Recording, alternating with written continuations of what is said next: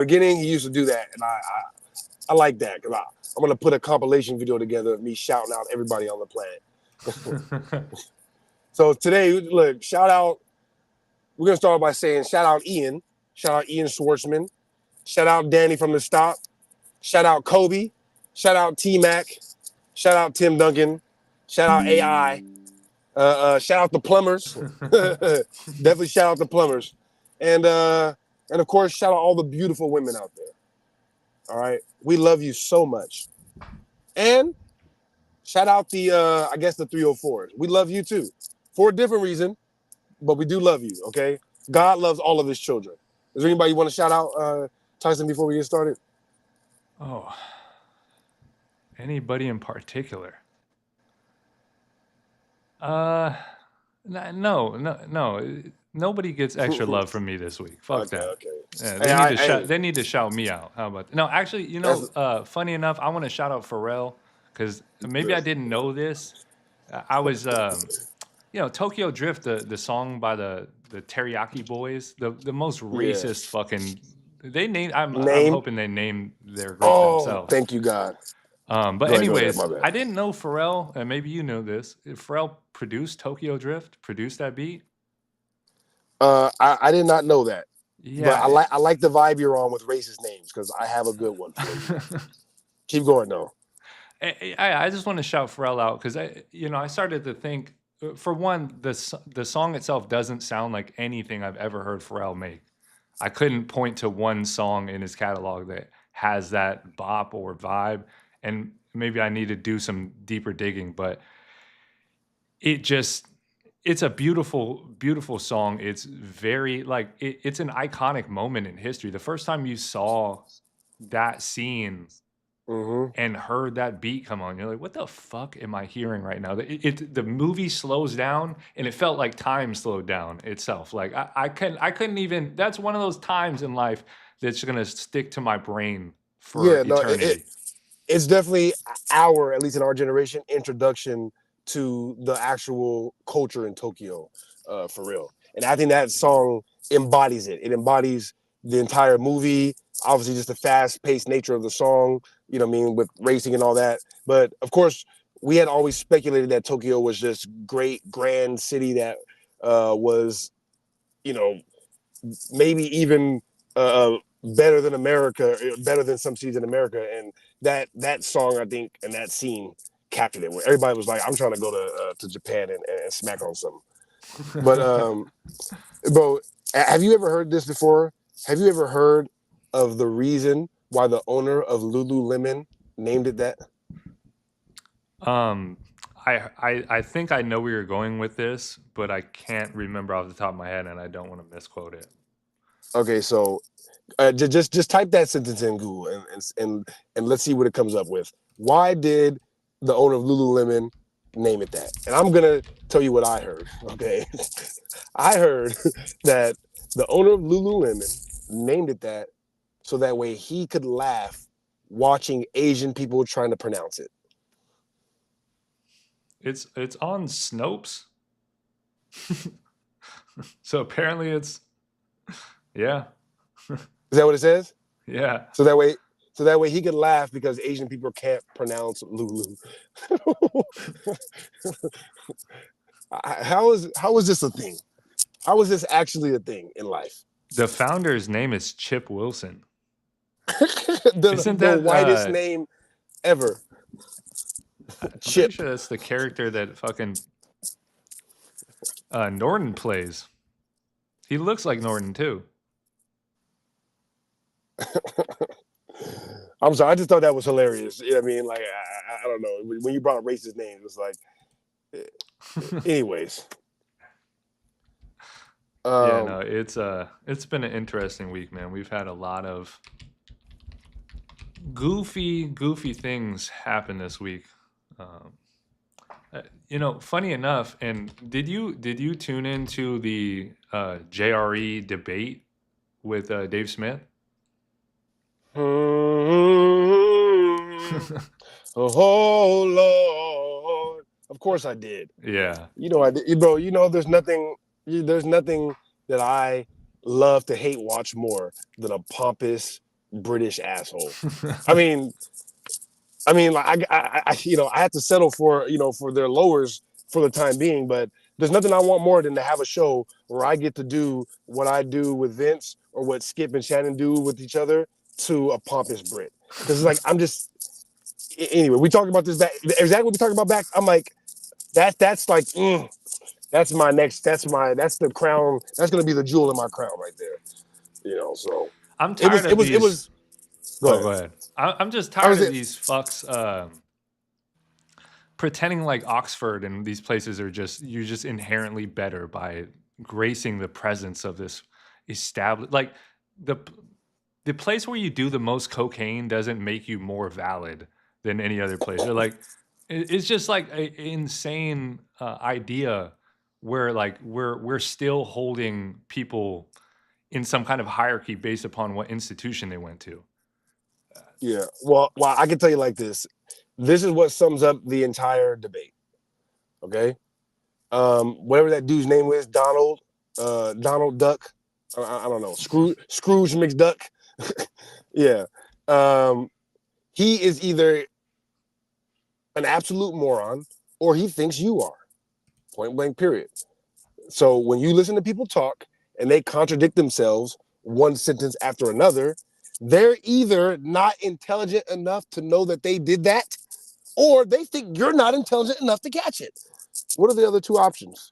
I'm going to be honest with you guys. There are none. All right. So make of that what you will. Is he just so dumb that he could say, like, no, I'm not appealing to authority, and then say, well, you guys aren't experts? Like you can't reason with people like this. You know what I mean? You can't. So you know what I do? The same thing SpongeBob does to Squidward. That's what I do to them. All right. I I eat their face off.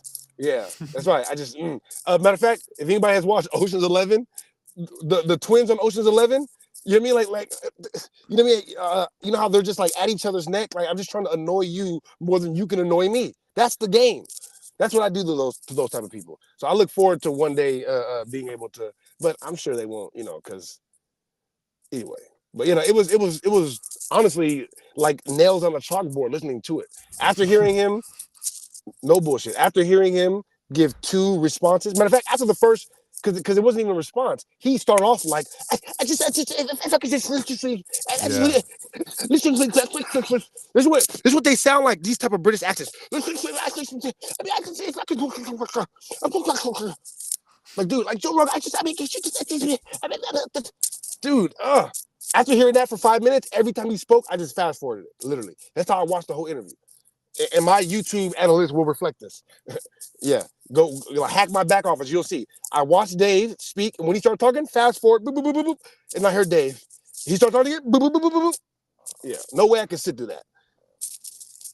Well, they needed somebody to replace Rabbi Shmuley. They can't have that guy being their fucking head of PR. You know, he's not the guy you want. So they brought Douglas Murray in, and he's just I thought the most interesting part about that was Trump randomly like I saw a tweet that he tweeted out his book. I'm like, what is?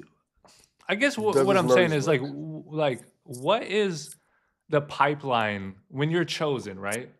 By Mm-hmm. whoever that may be, like the greater powers that be when you're chosen, and they turn the switch on. Like, how are you not completely just? How do you sign up for that? I guess is what I'm saying. Like the alternative, I guess, is you say no and you just fade into a obscurity. But the the Well, the ulterior right is like you say yes and now you're beholden to this regime, if you will. Like it just seems like right, right. whatever the idea of selling your soul to the devil is, it feels like that where it's like, okay, I have all this power behind me, but as soon as they don't like me, or as soon as my power with the people is gone, I'm essentially, irrelevant and or like discardable. Literally, yes, literally. That's literally what you're saying. And I just, if I could just, dude, how does like what's wrong with you guys? He actually at one point bragged about the fact that America doesn't produce the type of lords or governors that know how to go to places and colonize them properly. This is an actual sentence that came out of his mouth. And it took Joe a few minutes to be like, well, that's offensive. But Dave was like, okay, yeah, you guys are better at colonizing people. Like, what the hell? Dude, Yeah, no, I promise, I'm dude. Like, listen. I promise I am your worst nightmare. Okay. You know why? Because I am the people. I'm nobody. I'm just a regular guy on the street. And you cannot fool me. Like that video where Dr. Dr. Jab, I don't want to say his name, but the one that did all the oh vaccine, yeah. Yeah. remember when he was walking through the hood in the South trying to get black people to sign up for the thing? And he went across this one black dude, and it was like this nigga had a t-shirt on, like he didn't even shower that day, and he was cooking. He was cooking Doctor F, cooking. And he's like, yeah, but I mean, you guys only spent this amount of time developing, and the average is supposed to be at least this amount of time. He's like, well, yeah, but that's because I mean, blah blah blah blah. He's like, yeah, but I mean, the last time that they did that, I mean, these have been the results. He literally is sitting there cooking them, and they're like, okay, yeah, but then these amount of. He's like, yeah, but that's the number that you guys are giving. I'm supposed to just believe the number because I'm like, see, this is what y'all don't understand about us out here. All right, this is understand this very clear. Okay, America is not America today because of capitalism. Because guess what? Other countries have capitalism. You know why America is the way it is today? Because of niggas. All right, because of niggas. You know why? Because we run the culture out here. Because we keep everybody on edge. That's right. You got to be on edge mentally and physically. That's why it's the best of the best out here because of us. All right, you're welcome. And this is just an average. Like I'm nobody. You know what I mean? Come on now. I'm just I an think average guy. I think we're traveling into a familiar territory, if you will. This could be a theme, like a general theme in our show, where we broach the topic of who should be able to comment or whose opinion matters, like who should be able to voice their opinion, who's actually a valid resource in a given idea, right? And Right. this when you started talking about people just speaking out of their ass, it brought up like this idea in the back of my head, right? And Terrence Howard said something very poignant this week. And regardless of what you feel about his mathematics, which I'm very questionable about myself, um, he said something that I think we've lost in our society. And I'm never an advocate of violence. I'm actually the opposite. I feel like violence a lot of time detracts from the overall idea, but I do understand its carnal nature, and I understand its importance in human life. It's how we got here. It's why we're here today. It's why our ancestors survived. Violence is one of the most purest forms of communication, if you will. I don't even know how to describe it anyway. Either way, Terrence Howard had some things to say about people commenting on his theories. So I just want to play this because it's tantamount to exactly what we're talking about right now. I'm gonna play the short version because the My other bad. I'm trying version to is. position this shit. Have you seen this video? I have tried to stay away from everything Terrence Howard since anyways, I'm like listen, it's the same thing with the Kanye thing. You know what I mean? It was like whether I agree with him or not, I don't necessarily want to be the one that is constantly shitting on. You know what I mean? It's like, listen, man, he's not getting. Let the man get his money. You know what I mean? If this is how he gets, like, look, it's the Orlando Brown. Right? I'm not saying Terrence Howard is Orlando Brown. I'm just saying that if you're not intelligent enough to see what Orlando Brown is doing, then I'm sorry, I can't help you. You know what I mean? But Orlando Brown knows what he's doing, and he's not an idiot. All right, he's getting paper. We Orlando got to Brown is do getting like paper. some More money sort than of. you. More money than you. Whoever's listening to this. We got to do a court jester tier list where we just try to rate the king's fools with how much self awareness we think they have. And Dr. Umar, all of them, just put them on a list and see who's the most cognizant of what they actually are. Yeah, no, that would be a good segment. All right, I'm gonna play But this. we're going to do this respectfully, otherwise, we'll end in a duel. And I mean a duel, real life duel, where only one person No, walks I away. can't hear it. Oh fuck. Let me get real quick. That is odd.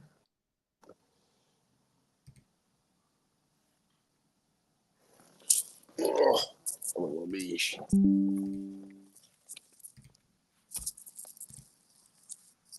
out to everybody out there watching so far. All the ghost watchers. Buenos dias. Okay, I can hear me now. I think we're good now.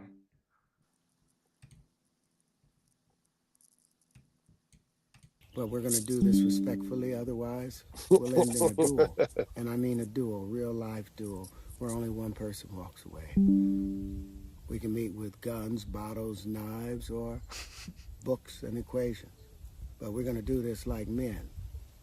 So, get ready. Oh, hey, But we're going to listen. do this respectfully. Sign me up now. Yeah, sign me up right now. I'm coming with books, though, Terrence. I'm coming with books. Don't you bring a knife. Don't you bring a gun. I can hear myself back. I don't know if that's if there's a way that you could. Oh, okay, hold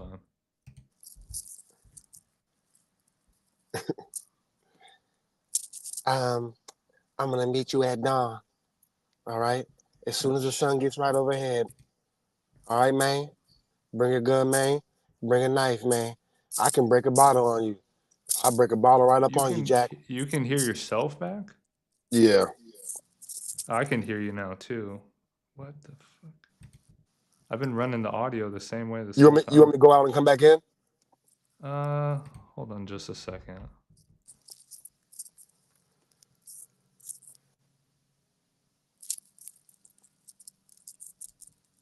If there's anything that you guys want us to cover, please post it in the chat.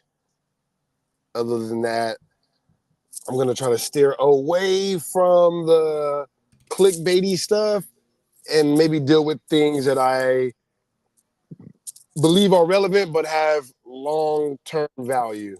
So if there's something that's clickbaity, I'm probably not gonna have it on my list. So if you guys want to hear us talk about it, you're gonna have to put it in Can the you hear chat. yourself now? No, that's better. Talk again? Buenos dias. So you hear Now I it can hear now. myself. Okay. Yeah. Interesting.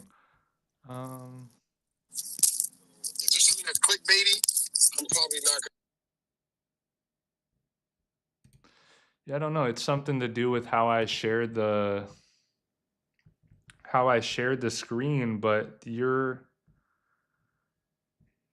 audio comes from the other side. I mean, it is what it is now. It's only select times where that needs to happen. So I don't know. It's something to do with how I shared All right. the screen. Oops, my bad. You're good. Technical difficulties, guys, but we'll be fine. Everything is. Hey man, if you got a problem with it, man, come see me at dawn, man. Bring a gun, man. You don't like my technical difficulties? Well, I will technically difficult my foot up in your ass, man. All right, this Terrence Howard, man, and I stamp it, man. How dare y'all talk about my math? You don't like it? What we gonna do? Pull a white glove out on your ass. Say I won't pull the white glove out. I'll white glove the shit out these niggas. Mm-hmm. But yeah, man, I guess that's what I was saying is like I'm fucking tired of going places and hearing people, or not even going places, just outright, but hearing people on the internet who are not willing to back up what they're talking about, vehemently defending some bullshit theory they have. It just bothers Yeah. the everlasting shit out of me. I don't know. Listen. I agree with you, and let's hear Terrence Howard's solution for that one more time. Go ahead. Otherwise, we'll end in a duel. And I mean a duel, real life duel, where only one person walks away. We can meet with guns, bottles, knives, or books and equations. But we're going to do this like men. So, get ready. But we're going to do this. You heard what I said, man.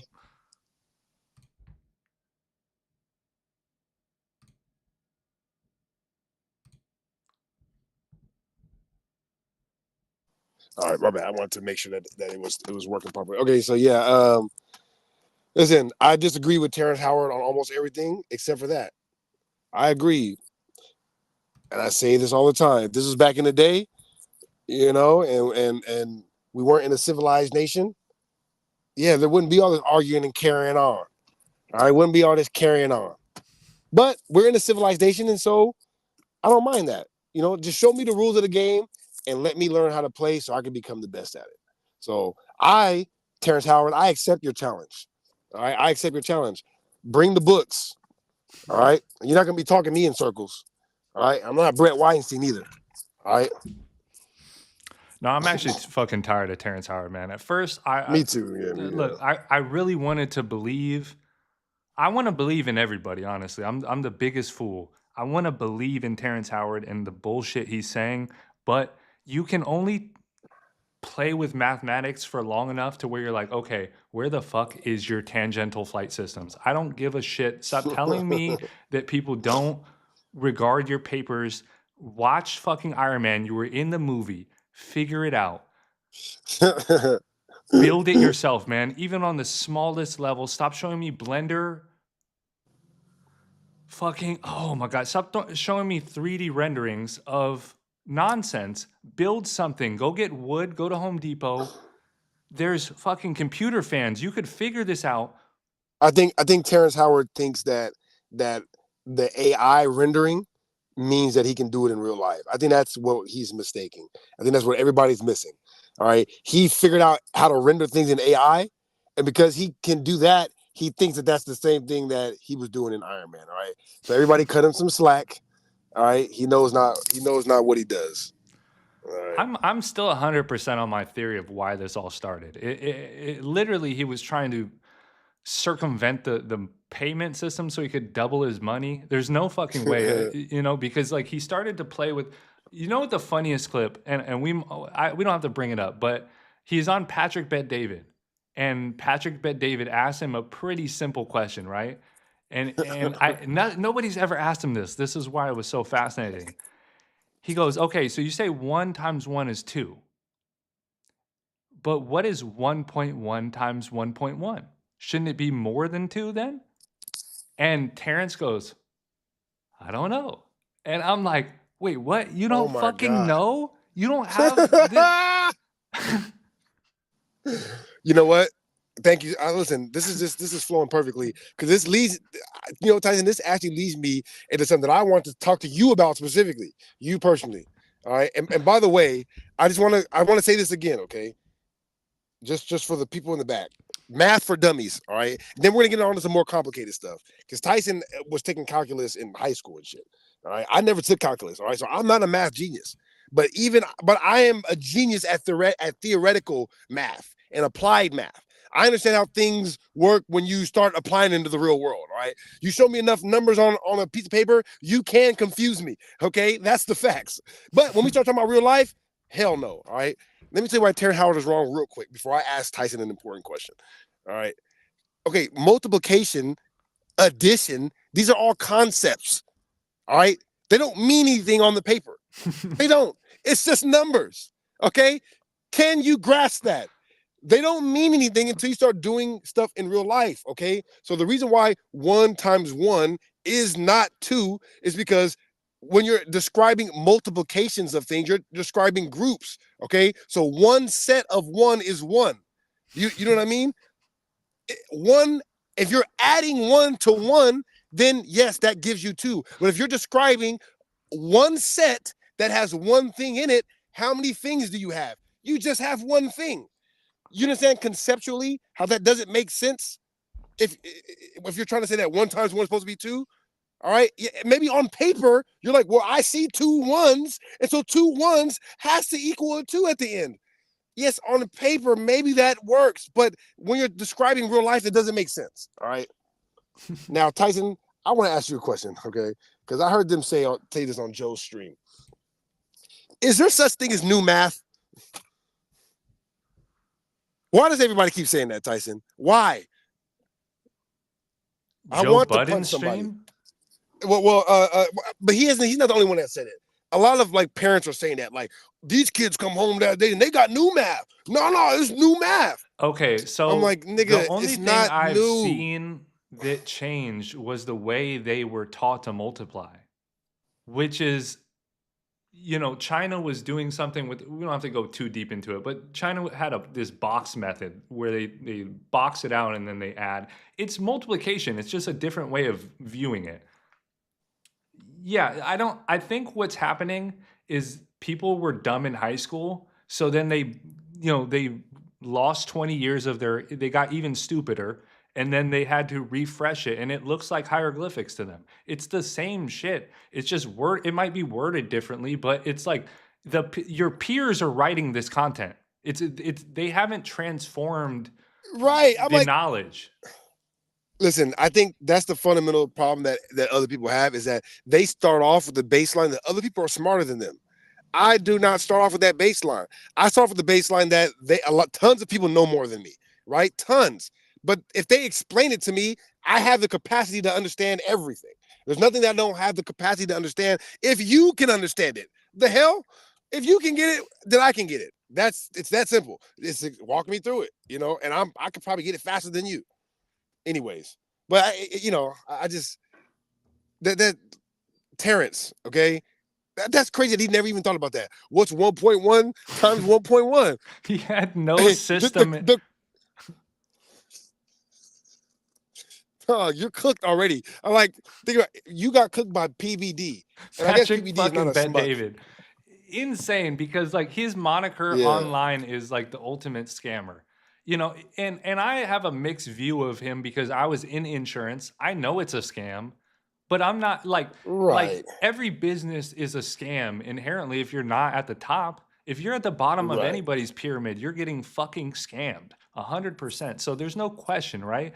I'm not mad at PBD for getting over on his constituents. That's the American dream. That's how we built America. Find a bunch of people that you can get over on in a way that seems feasible to them and let you cook. That's fucking America. What are we talking about?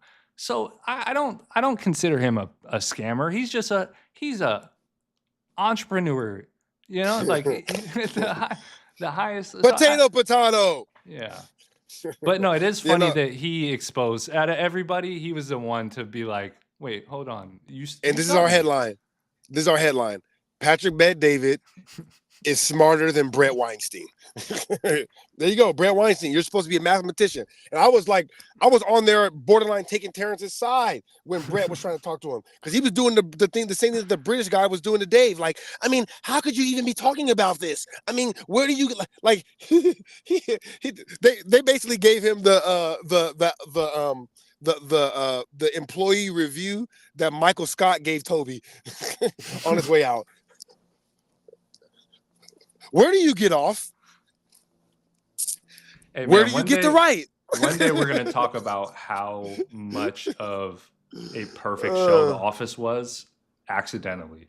The more I learn about that, on a side note, we'll get back to what we were talking about, but The Office, the more I learn about it and the more I hear about the writer's room and how things developed, and like even the character of Toby, how they just kind of like brought him from the writer's room, and like these were real people that they just kind of casted that were already like kind of funny, but I guess what I'm saying is like they took a generational talent like I want to call him Michael Scott, but Steve Carell. Yeah, they took Steve Carell and literally launched a show on the backs of like a bunch of nobodies. I just thought that's something to be said.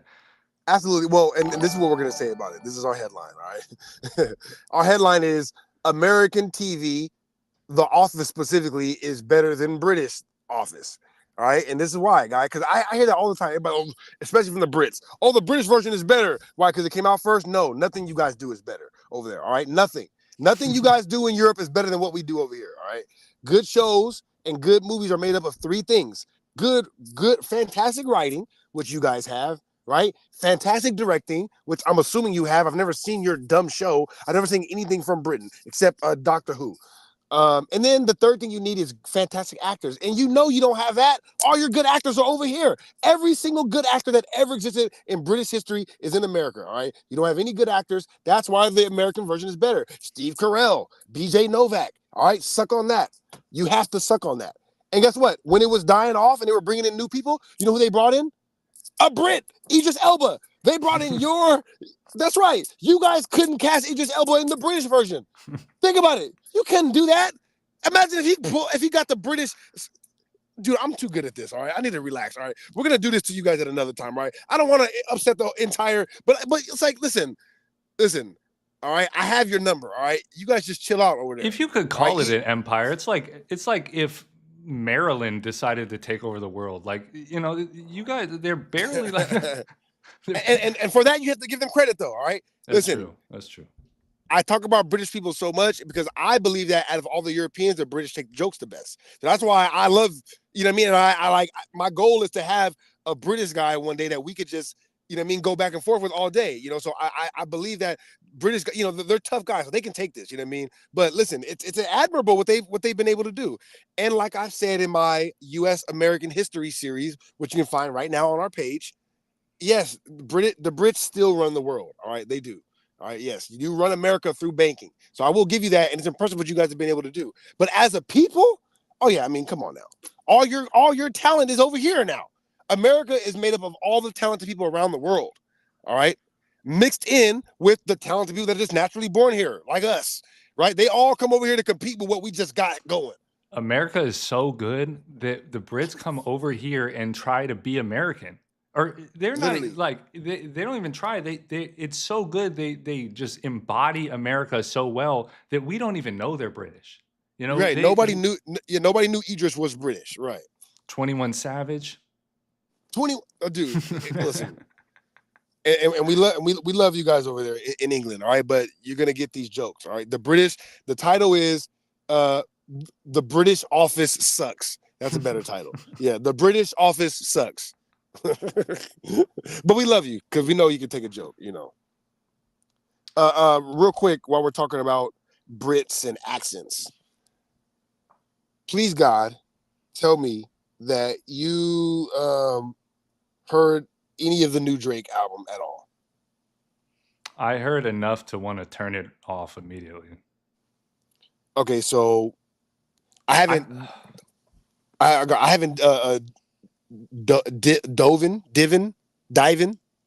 diving. I think it's dove. I haven't dove that deep into the album, and so I haven't broken down all the lyrics. But Drake decided to make a video out of one of the songs that has the most questionable Drake lyric to date in it. That's gonna be the title. That's gonna be the title of this segment. The most questionable Drake lyric to date, or of all time, or that we've ever heard. All right, so I'm gonna read the lyric to you. It's not a Nokia lyric. I think it's on Nokia. Okay. I think it's a Nokia lyric. Yeah. He should, bro. I 3 weeks ago I screenshotted Diplomatic Immunity, and I was like, this is one of his greatest songs he's ever made, and that's saying something. It's one of the greatest rap songs ever made. Diplomatic Immunity. It's bar for bar. It's unmatched. Absolutely. And I was sitting there like, and then I listened to Nokia. I'm like, how is this made by the same person? Yeah. Tyson, remember I brought that up? Tyson, remember I said, Tyson, when I see stuff like this, I'm like, I can't believe that this person is genius enough to write Diplomatic Immunity. I always use Diplomatic Immunity because it's a flawless rap song. And during the beef, when the beef first kicked off, I literally said, in order for Kendrick to win, Kendrick will have to make a big poppy song like Back to Back in order to beat Drake, which he did. I said, if Drake wants to beat Kendrick, he needs to go Diplomatic Immunity. He has to go like crazy, like he has to punch Kendrick's face off. And Diplomatic Immunity is like it's a beacon of rap genius, like that Detroit bar, right, where he's like tired of women that may tag me in pictures, airing my dirty laundry. But how did it start? Because it's like a whole scheme about Detroit and about like washing money and being. It's like a whole. It's like, dude, this is like cinematic genius in this lot, like Pusha T level, like Jay-Z level, the highest level of rap. So for him to do that and then put out some of the stuff that, like, I'm like, I completely believe the writing thing now. Completely believe it. No, it was so much more evident, and it makes me sad almost.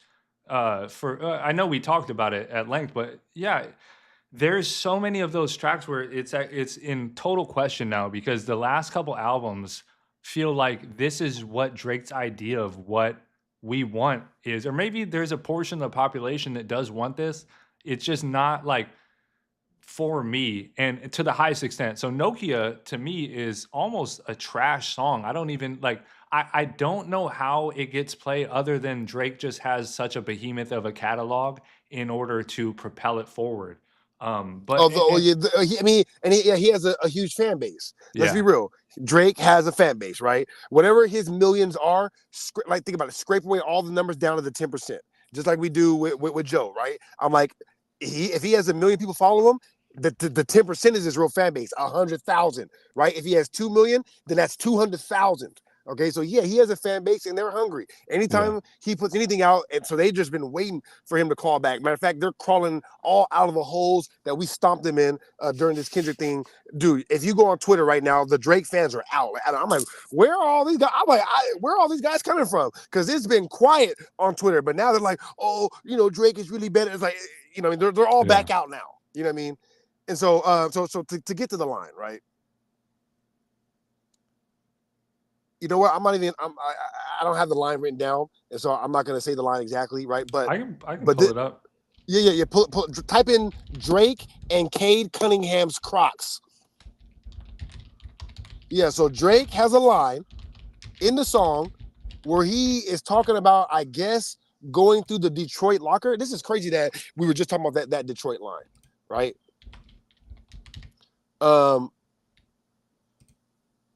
Drake has a line. This is insane. He said, read it, please. Read it, please. Sleeping in the Pistons locker room. I'm on another mission. Cade Cunningham left his Crocs. Yeah, I fucked you in them. Okay, so this is my question, Tyson. Who is he talking about having sex with? Because this is a male locker room. So did he have the male put on Cade's slippers so he could pretend like he was doing something to Cade Cunningham? I'm just trying to understand what Drake is saying here, Tyson. All right. Was there another male in the male locker room with him that he had sex with in Cade Cunningham's slippers? Did he have a female in there, right? And he put the slippers on the female because he wanted to feel like he was having sex with Cade Cunningham? Or did he put the slippers on himself because he wanted to feel like he was using Cade Cunningham's penis to have sex with the male and or female that he was having sex with in the male Pistons locker room, Tyson? Which one of those? He's a sick guy. He's a sick guy. I couldn't wrap my head around putting another man's Crocs on. Tyson, Crocs are bath shoes. What's up, Ashman? Yeah, what's up, Ashman? I see you, man. I didn't want to stop your rant earlier, but we did catch a subscriber in the middle. I have an alert that pops up. Okay. Shout out to you. Yeah. Shout him out. Shout him out. I totally blanked your name, so I'm gonna go back. We're gonna shout you out. We're doing shout outs now on the beginning of the episode. We got you next episode. I'm gonna make sure I got your name locked in. And Tyson said, "Have you seen the PBD being asked about Israel by Piers Morgan?" We'll check that out if we have time at the end of the show. Ashman, I appreciate you checking us out, man. But yeah, I forgot. So, sorry. Go ahead. Back to this comment. Side note. I have to remember who said it, but somebody put a bounty on Tim Pool, not his head specifically, but just to see what his scalp smells like, because they've never seen him without his beanie. I gotta figure out. Yeah. I gotta figure out I who haven't said seen some that of those shit. tweets. That's hilarious. But listen, if anybody has the answer, all right, I want to know, what does Drake mean by this super sus ass line? My bad. Got kind of hot in it. Scalp smells like shit. My bad. What does Drake mean by this super sus ass line? All right. Is he having sex with a woman and putting Cade Cunningham slippers on her so he can pretend like he's having sex with Cade? Or is he having sex with a man in the male locker room where, and this is so crazy. I'm like, Because if it's not a man, then he's snitching on the Pistons that they be having women in the male locker room. If he's not snitching, then it's a man. So who did you put the slippers on? And if you didn't put them on the man and or woman, and you put them on yourself, why did you put another man's bath shoes on? I do. Why would you put Crocs? Like, imagine another man taking his bath shoes off and you put your feet in them. That's gross. I want to try to shoot him some type of bail. It's like, are you clickbaiting us? Is that what you've resorted to, Drake? Are you clickbaiting us? I couldn't believe it. I still can't believe it. I'm like, this is, I hope this isn't a real story. I hope he just tried to come up with something and he failed. I hope he tried to come up with something and it just didn't work, because that's awful. That's awful. That's an awful visual. And the Crocs I envision are yellow. I don't know why, but as soon as you said I put his Crocs on, they're yellow. You have on yellow Crocs. I'm sorry, man. I'm sorry. Just make me Drake's you niggas just make me man. sick. You niggas just make me sick sometimes, dog. I swear to God. No, it's Canadians, man. It's definitely that Steve Carell scene from, I'm pretty sure it's 40-Year-Old Virgin. Oh no, fucking The Office. No, God! I can't hear it. I'm gonna mute myself so you can put your. No, you're good.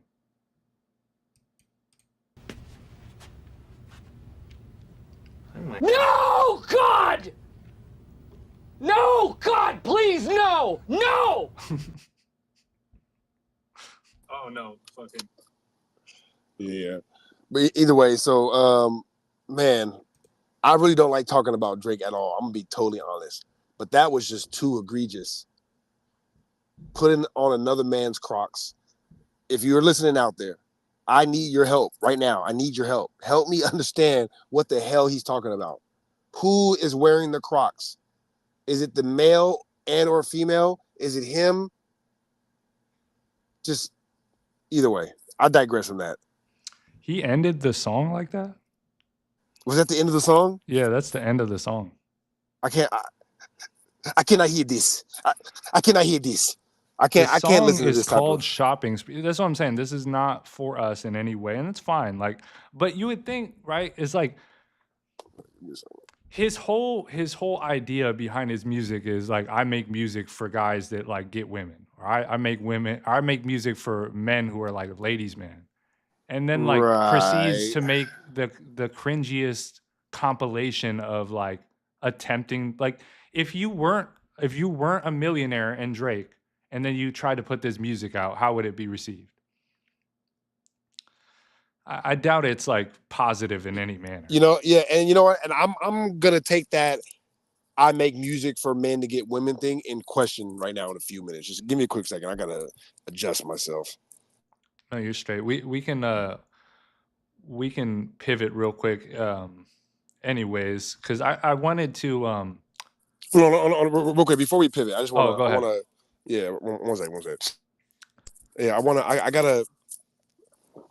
Cause I was thinking about this earlier too. Like, did these guys really get a lot of women before they got famous?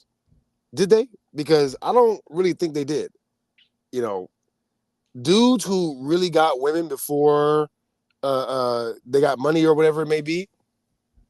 You know, and I like think about how many women these famous guys get now. There are guys who really get women like that without being famous, without having money. Trust me. All right. Like how many women came out when Tiger Woods got caught sleeping around? It was like over 100 or something like that, wasn't it? Yeah, it was some insane number of ladies. But any regular guy was like, yeah, that sounds about right.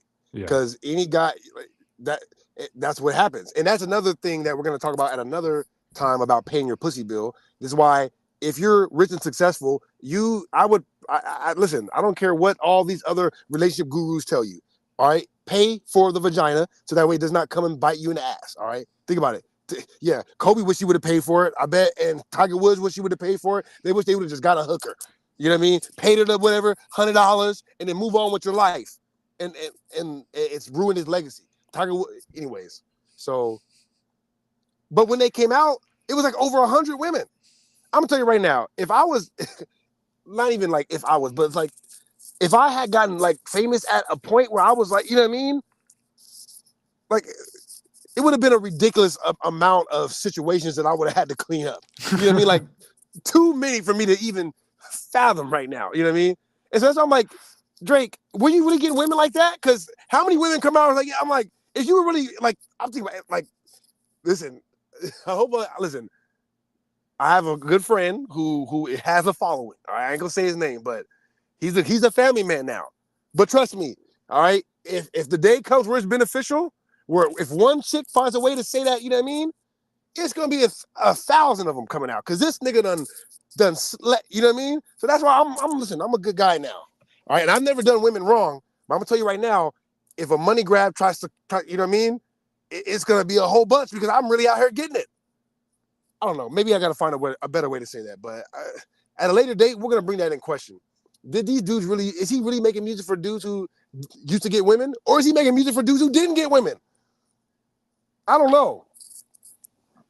I think he's making like music for an audience that doesn't live in America, but they want to live in America. I don't know how to describe that, but it's like, it's not for a real person with like a generalized base of like humanity underneath. It's like now he's gotten to the point where his success is so hyperbolic. He obviously can't relate to a normal person in any way. He's been rich and famous for so long. His mentor and the people above him are, you know, legends in the game. How do you have a base for like what reality is other than like you live in a Batman mansion? Right. There's no sense of like actual normal person left. I think that's a gracious way to put it. Like that dude he's moved past legendary stat. Like anytime you see Conor McGregor now, you're like, what's Conor McGregor up to? He's like on a boat, fucking speeding through the ocean, living life, looking like the complete thing you would expect somebody of his stature Right. to be. He's the biggest name in UFC history. It's like, what do you expect him to do? So in that regard, I understand like what Drake is doing. Like I'm not confused, but I am confused about how you build this legacy up. You build yourself to be the boogeyman to an extent. Like that's how he built himself for so long until these last couple, situations. He was the guy that nobody wanted to test, and rightfully so. He dominated for so long, right? So now we're watching somebody lose. It's like watching like a god become a mortal being. Like watching Zeus fall from the grace of Olympus. You're watching somebody literally lose every bit of what we thought this person was in real time at an exponential rate. Like nothing he's done in the last year or two has been beneficial in any way. I don't like. I don't know. Like the only people capping for him still is like his diehard fan base. Oh man, and dude, speaking of, I thought I saw Ack post a clip that said Drake finally posts academics on his page, which is hilarious because if that is true, the only reason why he's doing it now is because Kanye is starting to embrace academics so hard. Think about it. Kanye academics turned into Flacco when he was next to Kanye, and it's like Kanye he switched his hive from a Drake hive to a Kanye hive, and now oh my gosh. That is interesting. You said that. I think Wack brought that up on the Adam and Wack show when they were talking about the interview. They pointedly, pointed out that Ack was very subdued, and you didn't get the same. And rightfully so, right? You're around a polarizing presence, but you don't get the same level of veracity that he would if he was at No Jumper, is basically what they were saying. When Axe at No Exactly. Jumper, he's going to be screaming and yelling, pointing, calling people out on their bullshit. And they said he did none of that during the interview. And yeah, he's not Van Lathan. Like, think about it. Say what you want about Van Lathan. I don't like Van Lathan, but Van Lathan is a purebred American Negro. You know what I mean? He gonna say what he feel like saying, no matter who's there. He gonna tell Kanye, nope, nigga, I don't agree with that shit. And I disagree with Van Lathan, but Van Lathan didn't fold. He did not fold.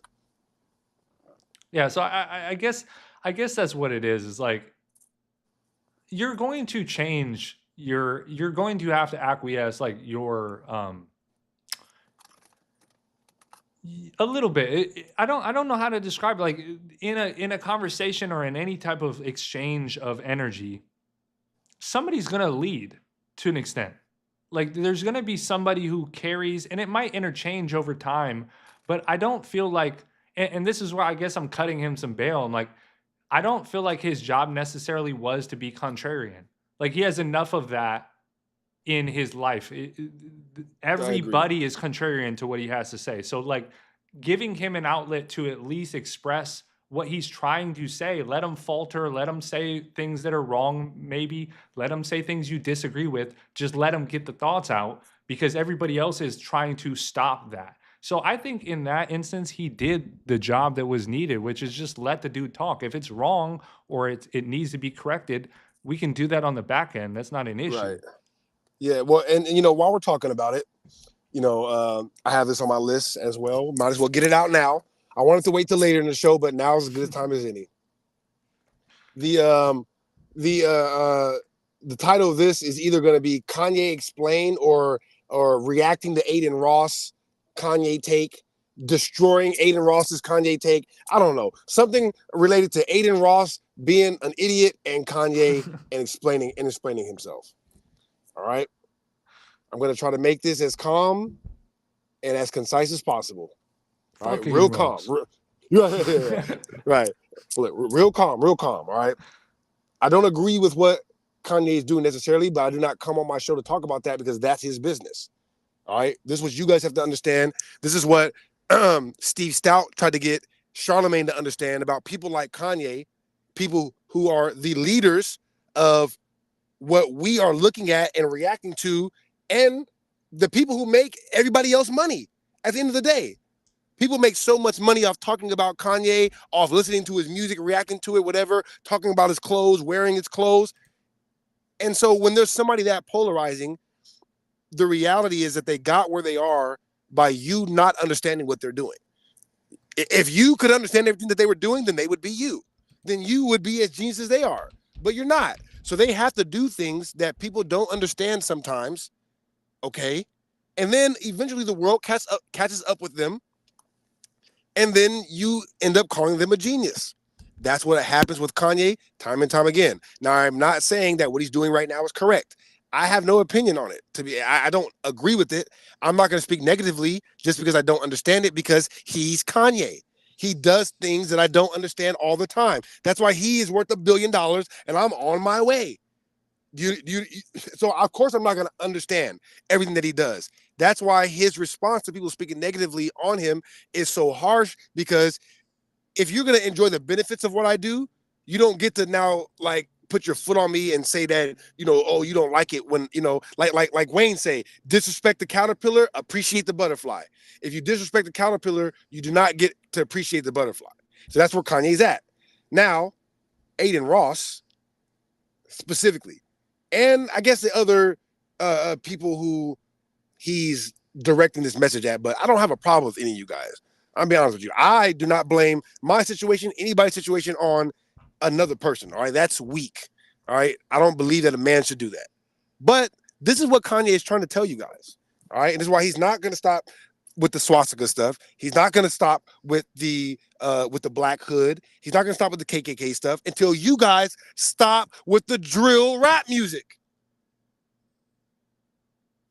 Oh, you don't get it now? You don't get it. You still don't get it after all this time? Oh, he's promoting people that kill Jewish people. Well, you're promoting people that kill black people. I don't get why. Is it really that hard for you to understand? All right, you want him to stop? You stop. Do I agree with the way he's doing it? No. Is it my place to tell him that? No. Let him go about his business the way he goes about it. Do I agree with reparations? No. Will I speak down on people trying to get reparations? No. Because I see what they're trying to do, and let them go about. If their way works, then hey, hopefully it works. He wants you to stop promoting black violence, period. He wants you to stop promoting black negativity, period. He wants you to stop promoting Sexy Red, period. Stop promoting Sexy Red. Stop promoting 21 Savage. Stop promoting people that promote killing, and then he'll stop with the swastika. It's really that simple. And matter of fact, and what you're doing is much worse because it has real world effects right now. All right, nobody is leaning toward putting Jewish people back in a gas chamber today. All right, blacks are actively being killed in the inner city. Okay, there's a lot of stuff going on that, like I said, I'm not a part of the party that is going to put blame on other people for what we do. I've already said that, but that's what his position is, though, and that's why he goes about it that way. So as long as you are going to keep promoting all these negative artists, negative stereotypes about black people, then he will continue to wear the Nazi sign. Aiden Ross, all right? So suck it. Oh, I want to so bad. But listen, Aiden, oh my God. People like you, listen, and I don't want to say I'm upset that you got the name Ross because that's why you're so successful. You're literally only successful because you have the name Ross attached to you. It's like there's an energy to the name Ross that just carries, you know what I mean? So, but Aiden, you have to relax, all right? I get it. You're getting a bunch of money and you have people coming in to tap dance for you. Listen, we are not them. We are not them. We are not them. All right? So Kanye or me or anybody else that you're talking to that is we don't give a shit about none of the shit you're talking about. All right, ever. And I will never put on a swat. I'll never do none of that. All right, but I will slap the dog shit out you talking crazy to me. You know what I mean? Kanye needs to do this. Don't comment on my mental health. Like I said, I don't agree with what Kanye does. I'm not gonna say, oh, he needs to be in a mental institution. Well, you're really gonna think look, all right. On this topic, this morning, I'm perusing Instagram and I come across a page and I wasn't sure exactly what I was watching at first. It's a dude, full red bandana shirt with the AR on the side, walking into somebody's driveway. And I'm like, okay, am I about to watch somebody die? Because that's normally how this ends up on the internet now, which is crazy in itself. You used to have to go do some shit to find these videos. Regardless, I get on there and exactly. Dude is walking up with the AR and he's like, where's old boy? You know, and I'm watching. He's obviously looking for somebody, right? Long story short, the guy he's looking for pops up. After everybody had been lying, he pops up and he basically asks him where his money was. And he's like, where's my money, bro? And I click on the page because I'm like, who the fuck is this, right? The video ends and I realize, oh, this dude is a comedian and this is a skit. And then I got fucking even more angry because, like, in my head, I was like, okay, for one, this is what this guy thinks that maybe his followers are into. Maybe he feels like this is what the culture needs. Regardless, I don't know his motive, I guess is what I'm saying. What I do know is it's perpetrating violence in a way that's acceptable. And in any other community, there's resolutions to resolve monetary disputes, especially small, like Judge Judy's been doing this for fucking 30 years. They can't figure out small claims. They can't, we have to shoot each other over $200 is insane. And I know it's just a skit, but then you watch Friday, you watch this iconic movie, and I was watching Cinema Sins break it down, right? And it was funny hearing this random white nasally dude describe this common hood occurrence of somebody owing.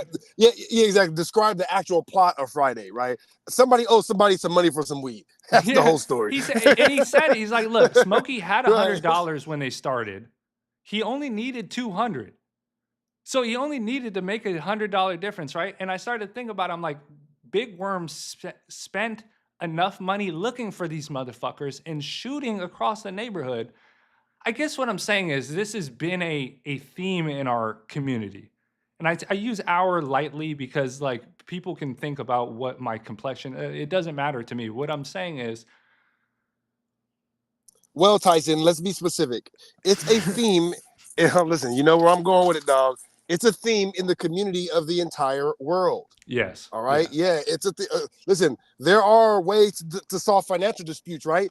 I mean, until you get to Ukraine, or until you get to Israel, or until you get to South America, right? Yeah. I mean, yeah, on a small level, sure. But these diplomats are sending large amounts of people into the fog of war.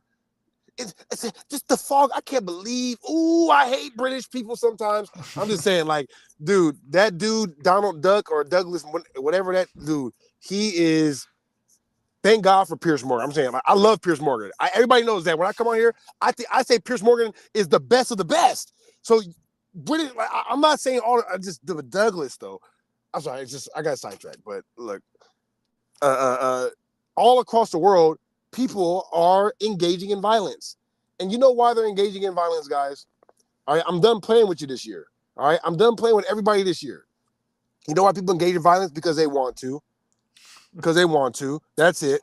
Because they want to do that. That's right. There are jarheads, people that are born like, you know what I mean? There's a joke from Entourage where it's like, is a dude he was a Harvey Weinstein type character, but his name was Harvey something.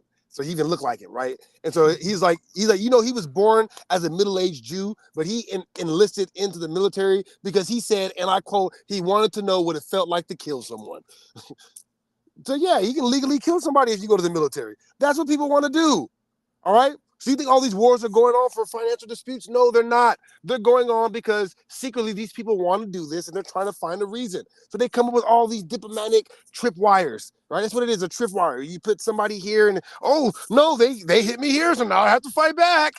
People want to, listen, people want to fight. People want conflict, all right? Such is life. And guess what? Some of us don't. And so we don't. But listen, that's all that's going on in the world. And the differences in the understanding of people's values is all that we see in the media and in politics. You know what I mean? I just broke down the entire flow and energy of the world in a few sentences. Like, yeah, everybody's doing what they want to do. Other people can't understand why other people don't want to do what they want to do. And so we talk about it. That's what's going on. Everybody's talking about what other people are doing, and they can't understand why they're not doing what they do. That's it. Nietzsche calls this the will to power. There you go. No. You're absolutely right. You're like in a way. I like to break things down to the simplest level, but that's what power is to me. Power is the lack of understanding of. I'm gonna stop right there. Lack of understanding. You know what I mean? We don't need to. Yeah, we'll leave that one right there. We don't need to dive too deep into that. But what were we just talking about? Because I felt like we were talking about the Kanye. Okay. Yeah. I think maybe I said everything already. All right. That's all that's going on with Kanye, guys. Oh, I don't understand what Kanye's crazy. He's tired. You know, when Kanye first came out, who was popular? 50 Cent, right? Ja Rule, even though Ja Rule was a sing-songy guy, it was rap was starting to go to a negative place from where it originally started from. Not even starting to, it basically was there. You know, it started off it's like a jungle sometimes I wonder how I keep from going under. Yeah, a child is born, no state of mind, blind to the ways of mankind. That's what rap is, telling you about what's actually going on. And it devolved into just focusing on the killing part. It was starting to get there, the gangsterism part, when Kanye came out. And Kanye made backpack rapping cool again. Kanye made non-gangster rap cool again. Do you understand? That this is Kanye's legacy. All right? Why isn't anybody else talking about this? All right? Like I said, this should be the most watched video on what Kanye is going through right now. Kanye explained 100%. He's not crazy. This is literally all he's saying. All right? His legacy to the rap game is that he made it cool to not be a gangster, to wear a pink polo, to not have a gun. He said I'm the first guy with a backpack and a pink polo in rap. I was there. I was in high school when this happened. And everybody was wearing big T-shirts, even me. Go look at my MySpace. All right? It was all Mac Dre. It was all on the West Coast. It was all gangsterism, big T-shirts and guns. Kanye said, no, we're going to wear regular clothes. I'm going to wear a suit Kanye would come out specifically in suits. He would wear suits in his videos. Go look at his old videos. He had suits on because he wanted to change the perception of the black man. This is what Kanye did. He came out with Jesus Walks. Right. You feel me? Hey, if I talk about God, my record won't get played. You feel me? That's what the song was about. They said if I made a song about Jesus, I can't make a hit song. Here I go. That's Kanye's first hit. So if you understand, I'm gonna try to keep it calm. If you understand his legacy, then you understand exactly what he's saying, exactly what he's doing. He changed the narrative about black people, that we're not all gangsters, that we have some sense, and that we make clothes, and that we wear collared shirts. And then what did you guys do? You destroyed his legacy, right? Where's rap at now? Guess who came right after Kanye? Drake, right? J. Cole, Kendrick. There was no place for Kendrick in rap, right? There was no Kendrick in rap. Talib Kweli, right? We had Talib Kweli. We had Mos Def. There was no place for them in rap until Kanye kicked the door open. We had Common, but Common wasn't big. You know who made it okay to do that? Kanye. So then after Kanye, now then the labels are forced, right, to stop promoting 50 Cent, to stop promoting gangsterism, to start promoting Drake, to start promoting Kendrick, to start promoting J. Cole. Kanye forced the labels to do that, right? They didn't give him the credit for it. And then now they're promoting again back to the gangsterism. So what is he doing? He's protesting. He's protesting the people who are doing it to him. And I literally said, the only thing I've said about it is I do not stand with the notion that all Jewish people are bad. That's the one thing. But guess what? His message isn't that all Jewish people are bad. His message is that you guys are promoting the people that do negative stuff in the black community. You're promoting people that do negative stuff in the black community. No offense to Young and Ace, but because I like Young and Ace's music, right? But I've already explained why I can't listen to a lot of it. But listen, you guys promote that. And so you promote the negative, you promote the black boogeyman. I'm gonna promote the Jewish boogeyman. It should be no problem, right? It's not illegal, right? That's what you guys tell me, right? It's not illegal. Oh, I can make money off it, right? Oh, I'm just making money. That's what you guys tell me, right? All right, so I'm just making money. I'm just selling swastika shirts. I'm just making money. What? Oh, why can't I do that? Oh, why? Because Hitler is such a bad guy to the Jewish community? Oh, so you're saying that we shouldn't promote? What he's doing makes perfect sense. Would I do it that way? No, but I'm not Kanye. All right, but that's what it is. You're destroying his legacy in music. So he's protesting you. And the people he happens to be protesting are Jewish people, so that's why he's narrowing in on that. But I want to make it clear that just like all black people are not negative, that's why he's doing this, though. I'm not saying that Kanye thinks all Jewish people are negative, all right? I never once said that. He's doing this because he knows all Jewish people aren't negative, and he's forcing the good Jewish people to stand up. Yeah. It's interesting. It's interesting you said it that way, because that's essentially what Charleston White has been doing as well. Forcing people's hand in order to, like, hey, do you stand by the fuckery? Right. And he's made it very clear. It's interesting to watch people's. I guess what I'm saying by this is this: like, you can see how much people have the ability to comprehend the general giant scope of things based upon their initial reaction to, like, a inflammatory situation, right? They're most people are caught up in the moment and not looking at the totality of what's actually happening, which is like, and to shoot Kanye some bail, I don't think we when he told Sway, you don't have the answers, right? And then he goes on to transform the fashion industry, right? And provides the answers. I guess what I'm saying is, I think he has some insider knowledge about things that the general populace doesn't have, in that, like, he's interfacing with these billionaires and interfacing with these giant companies and interfacing with the CEOs and the presidents, and how much of his rants are schemed by actual firsthand experience. Exactly. It's not like some unfathomable question where you're like, why is he pulling this? Well, he's interfacing with the fucking giants of tech, the giants of music, the giants of industry. How can he not at least have some knowledge that the general populace doesn't have in order to make a decision about how he's going to? So yeah, like you said, you can't really tell. Especially if he's proven it time and time again, like you said. It's like he was stuck at a place in the fashion and he broke through. He broke through in music. Like I said earlier, he redirected the direction that music was going from the 50 Cent, the negative stuff, to the Drake. He forced the industry to accept Drake and Kendrick and J. Cole. And you don't get the credit for that. All these guys do is attack him. Yeah. He is the truest example of that will to power, where it's like what he wants is going to happen. And like, even you said his emergence into the music industry, but even then he had to convince motherfuckers to mess with him. He was just the producer and he had to get people on his side to be like, no, I am also the artist. Watch this. No, it's the story that defines, I think, I don't want to say my life, but it's one of like, it was like hearing these stories about Kanye are the moments that helped me redirect who I was becoming. And like, all right, let me stop playing around, because they're like you said, these are famous stories. And I love this in the Netflix documentary because they have a whole episode about producers that became artists. And of course, Kanye's the biggest part of it.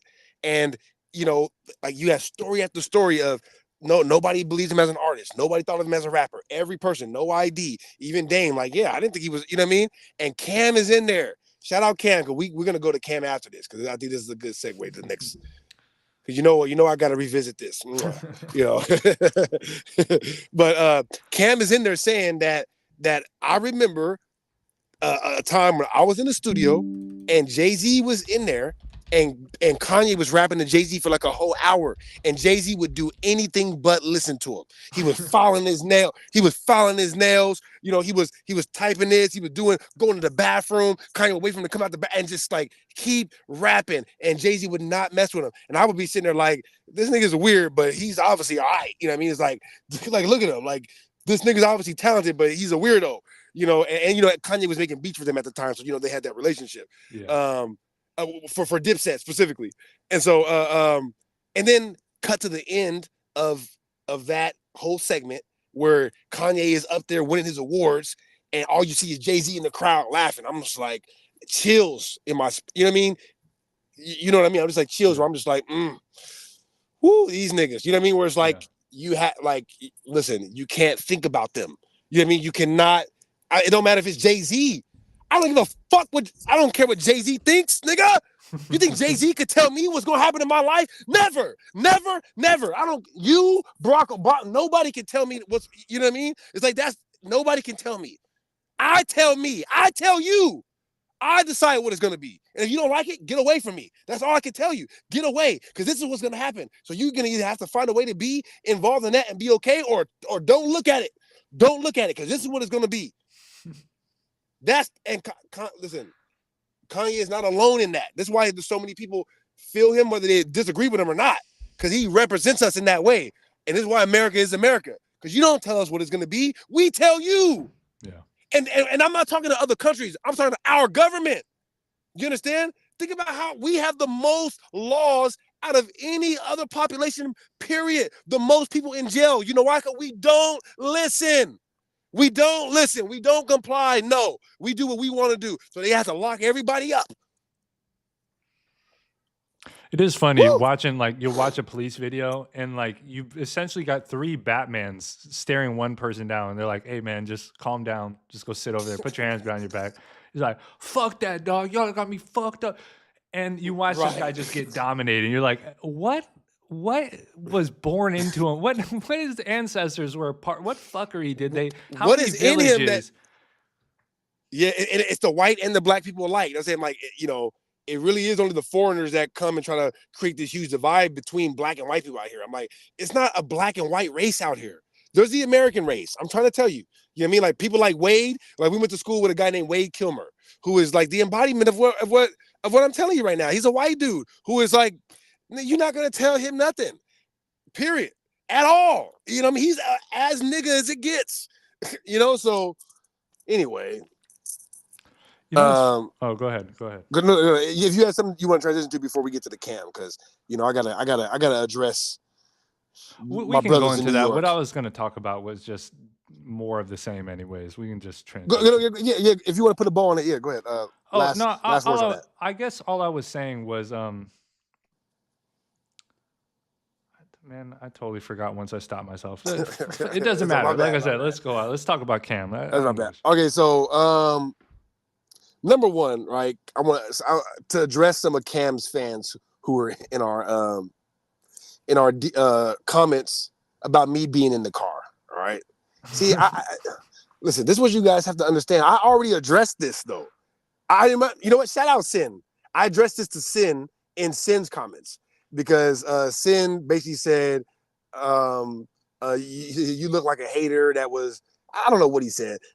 Something about not being in certain places, and I'm like, yeah, bro. I live in the part of the country that has the best weather on the planet year around, like in December. You know what I mean? I live in LA. And so, yeah, I've never been to New York. Oh, that's what he said. You never been to Harlem. He said, you never even been to Harlem. I'm like, you damn right I've never been to Harlem. And I'm never going to go. I don't want to leave LA if I don't have to. Everything I need is right. Like it is 65 degrees today. That's 65. I'm in shorts and a t-shirt outside. Of course I'm outside. You think I'm gonna be you think I'm gonna waste this inside at 8 a.m.? We hit the beach, motherfucker. I'm at the beach all day. That's what I do all day, guys. I go to the beach. All right. I work in the morning. You know what I mean? When to make me some money to spend at the casino later. All right. That's what I do. I work in the morning to make my money so I can go to the casino and take other people's money. And between that time, I'm at the beach, nigga. I'm at the beach right now. Nigga, it's 65 degrees. Why the fuck would I be inside? Yes, I'm in my car because it's goddamn noon on a Sunday. I'm outside at the beach. It's 65. So listen. You are like as many times as I can. That's why, listen, a lot of creators out here, you see them outside doing stuff. You know what I mean? Like, yeah. You know what I mean? That's what's popular out here is, and no offense to Kai don't do that. You know why? These niggas in New York. Why? Go outside where? Hell nah. It's fucking 30 degrees, nigga. New York is a PvP zone. There's no fucking way I'm going there without a sword and a shield.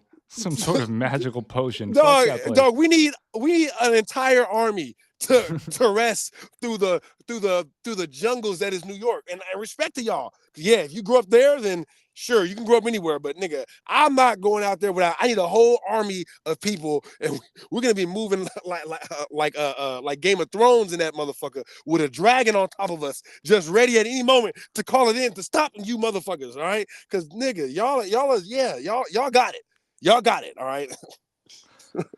Yeah, I don't want to go too hard on that place because I do want to, if I do ever have to show up in that place, I don't want to have to get jumped every fucking time I enter the city. But bro, and Cam takes stuff too seriously too, bro. And part of this, I think online is his strategy, which is what I want to focus on today, right? Because I went back and watched the clip of why him and Melissa Ford got into it when he started talking about her selling, vagina at the restaurant. You know what I mean? And I appreciate him for that. A legendary clip, another legendary moment. That's what I say. I'm like, Cam is a legend of all legends. And so, like, when I do talk about him just not, it's like it's a small little speck on the fact that he's the legend of all legends. He's the coolest dude of all time. You know what I mean? He can come out and be like, man, Melissa Ford used to sell pussy for $2,000, and that's like one of my favorite clips now. You know what I mean? Of all time. And so. It's the reason why I started noticing her mentioning all the dudes she slept with. Cause I'm like, oh, she used to sell. So that it makes sense. Quick question. Yeah. What's a respectable amount of money to sell your vagina for if you were going to say is there a low level where you go, hey, good job? Like Kim, people did it with Kim K. They go, hey. You did that shit. It was right. She sold it for an entire career, right? It was the biggest selling of all time. She auctioned it off like a virgin. You know what I mean? Like she is America's bride. Oh God, I hate us, dude. So listen, anybody who is in the streets will confirm this. Robert Kraft confirmed this. All right, when he got caught up. All right, this is universal. All right, at the basic level, if you are an average looking woman if you're not like a bad, like if you're not an 8 or a on a scale of 1 to 30, if you're not in the 20s, right? If on a scale of 1 to 30, if you're not in the 20s, and really 25 or above, if you're below 25 or anything below that, and if you're in the 10s or the 1s, you got to either be like the very top level. Like you got to be the baddest of the bad in that ugly category or in that medium category, right? Very few women have the ability to charge more than $140. All right. That is the going rate for vagina. I don't care what you say. And if you're a real nigga, you have negotiated. Listen, oh my God, dude, this is a golden thing that you're asking right now because on Story Wars, right? Last the other night, did you watch it yet or not yet? No, not yet. No. Okay. Keith Robinson is a legend. And I don't find him funny on stage, but he's a funny person. He's one of those people that's like, and you can tell that he's like from the Patrice friend group. So they have the same type of comedy where like they just make fun of people anyway. So Big J told a hilariously true story. The truest story ever told of Keith Robinson, right? Coming to Big J because they used to find rub and tugs together. And the places where, that had legal, women giving up the vagina, right? For, what the rate is. Like I said, this has always been the rate. But this was even confirmed last night on the show. And Robert Kraft, the billionaire, when he got caught up at that spot, that is Robert Kraft's rate. The billionaires pay this rate for the average to below average vagina, $140, right? And so 2 nights ago or whatever, when they dropped the show, Big J told a story about Keith Robinson showing him a rub and tug that, of course, they charge, $140. But if you show up with $75, they still give you the pussy.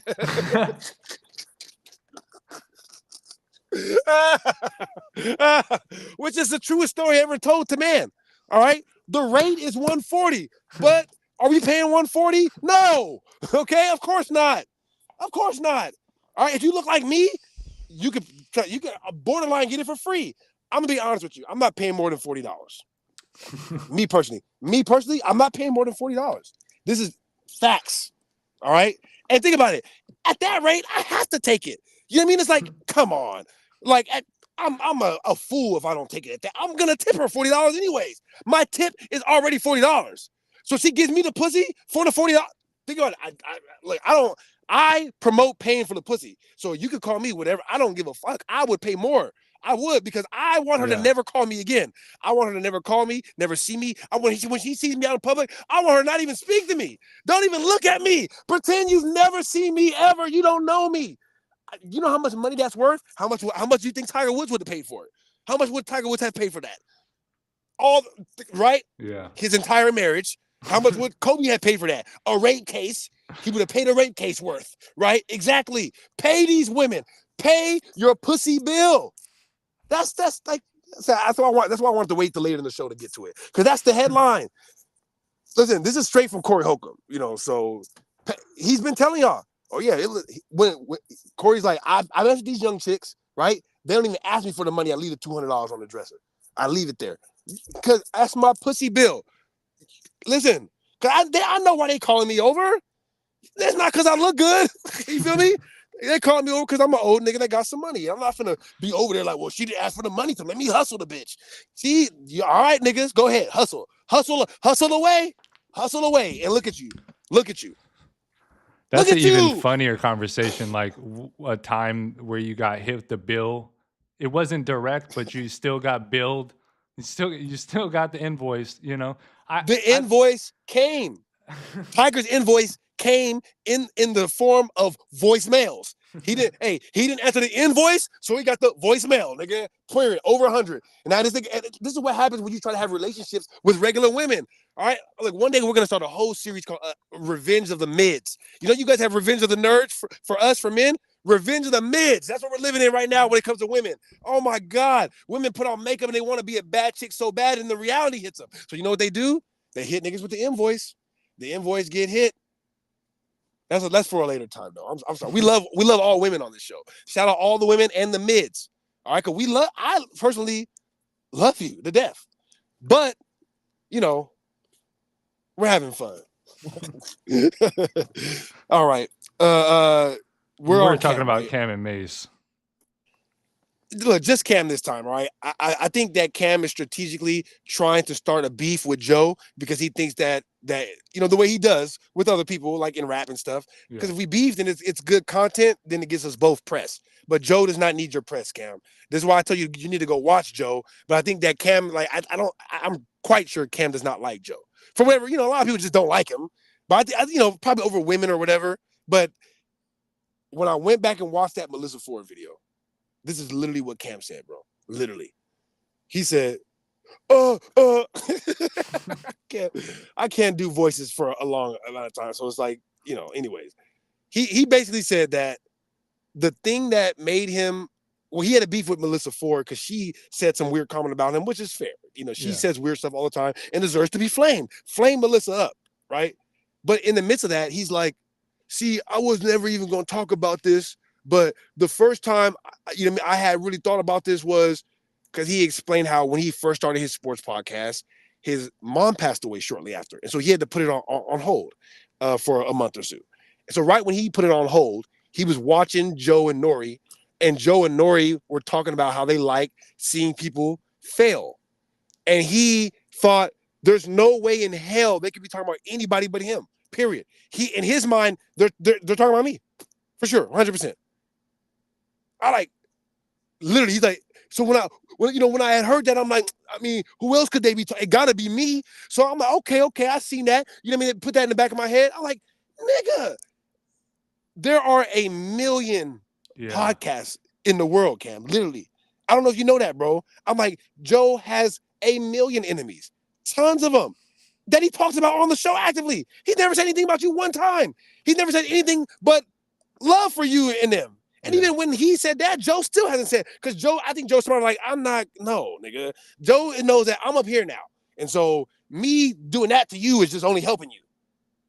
Anyways, that's really all I have to say about Cam for right now. I'm not, but I peeped that. I'm like, no way Cam is this sensitive. No way he saw that and was like, oh, they talking. No, that gotta be me. Like, no, nigga. I think he's just like, let me use this as an opportunity to start some podcast beat because then it'll get my shit lit, which I think is a smart business move. So I see what you're doing right there, Cam. You are sick, not slick.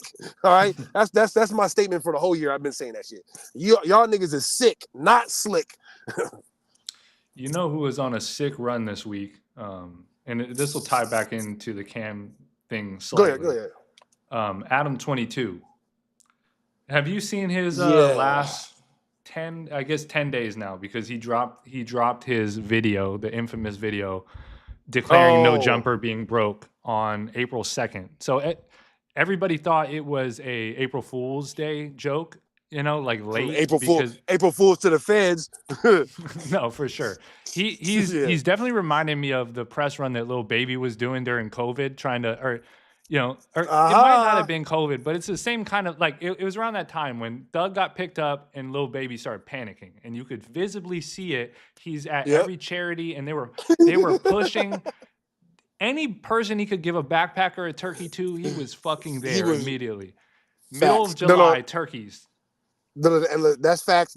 And what they're basically doing is what Kodak Black did in that very famous Instagram post where he's like, listen, man, all that money that y'all see me with, man, that be prop money, okay? I swear to God, that be prop money, all right? All the people calling me, I don't have nothing, okay? Listen, I'm broke than a joke, nigga. I'm broke as hell. I don't have no money, all right? None. Don't ask me for nothing. I don't have nothing. I don't want nothing, all right? I'm a poor bum living in my car. Donate to me. I need help. That's what they do. That's what Adam is doing. I'm a bum and living in my car. I need help. Donate to me. I'm feds. I gave all my last to these black jokers, these black gangsters. I gave my last to try to help a gangster. I'm just a poor man trying to give a gangster another chance. FBI, I don't have no involvement in this. I never bought a drug. I never sold a drug from none of these guys. I never asked him to do no work, to do nothing for me. I promise. I've never asked him. I don't even know these niggas.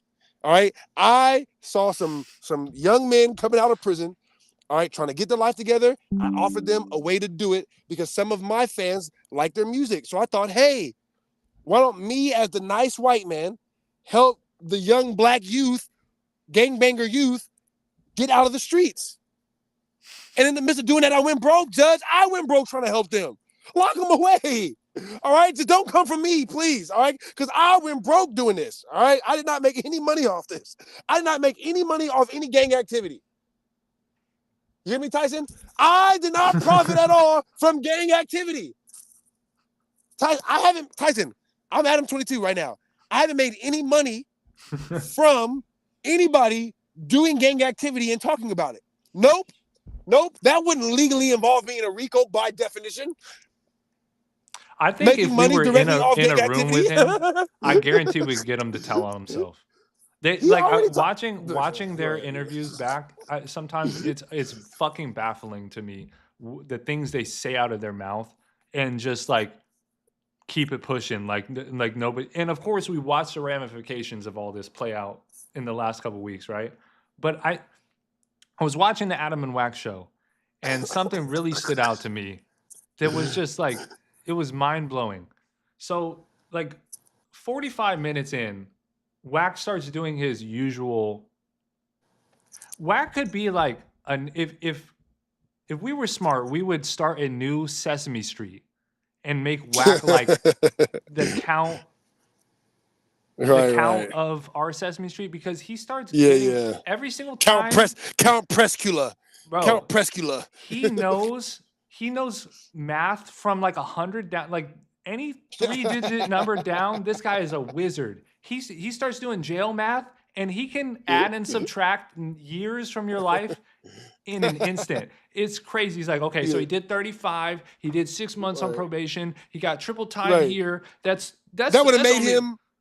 Right, that would have made him 47 in 3 days.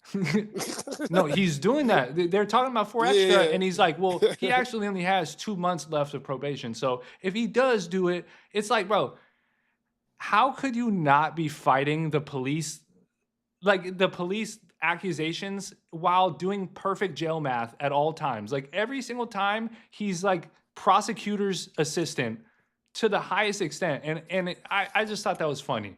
The even funnier part of that Adam and Wack show was an hour and a half in.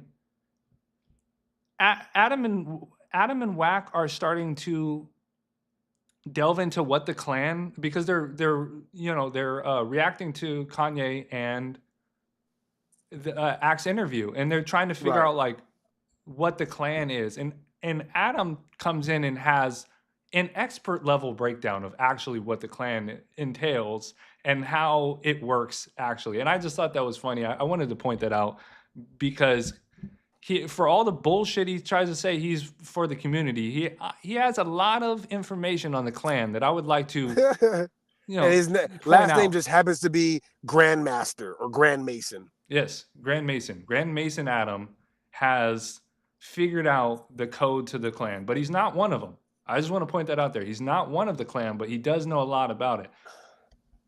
I thought of a funny ass skit because there are stories that we're not going to get into now of what the Klan originally was for. It didn't have anything to do with racism, but they basically, just like the Nazi thing, they basically took it and then they made it a racist symbol, right? Yeah. We're not going to get into it now, but just hearing that made me come up with a funny story, right? That like, you know, in the South or something, like two black people are walking and they're getting mugged, right? And then the Klan comes and saves them, right? And then, you know what I mean, just like, and they're so scared, and, you know what I mean, it's just like they're trying to do good the whole time, but every time they do good, it ends up being a negative thing. And so it gets printed in the newspaper that they did something bad, right? But it's like they didn't actually even do the bad thing, like Batman, right? That's an incredible skit, rebranding the Klan as Batman, right? I'm like think about in like a Batman way where they're like, you know, Batman is like he takes the negative, right? For the anyways. Hopefully, I didn't just give away my idea, but when I heard it in my head, I was like, oh yeah. I was like, yeah, that's a good one. Yeah, this is why we need a crew, because we could literally get on Craigslist, cast some little white girl to do Dateline, and we just sit in hoods real quick and answer questions for no. Yeah, like we're really trying to turn the Klan around. Yeah, well, a lot of people don't understand the Klan is actually a positive thing. They the reason why they wanted to stop black people from voting is because voting is what had them sign their rights away. You know what I mean? Like Don't they change signed the the rights away to outfit, their just land. like add a bow tie. Yeah, bro. Listen, we're giving away our genius Key and Peele ideas right now. That's all right. I'll That give should a have me. couple of them away. It's fine. We Listen, need to do some lost leaders. Right. Yeah, for real talk, I hope somebody out there actually makes it because I want to watch it. Because if I watched it, I would enjoy the laughter. You know what I mean? I want the gift of laughter from somebody actually making it. Oh my gosh, let's see. man. Yeah, I didn't really have too much else on the cam. Oh, okay. So while we're talking about skit ideas, right? Oh my God, this shit had me laughing so hard. I don't know why, but I'm always watching the old Joe Budden episodes that I missed, especially the Patreon ones, right? So I'm watching an older one where they're talking about one-hit wonder verses, right? Like who would win in the verses, but like just like the one song, who has the best one-hit wonder songs, right? So they're talking about who Joe could beat and who he couldn't beat.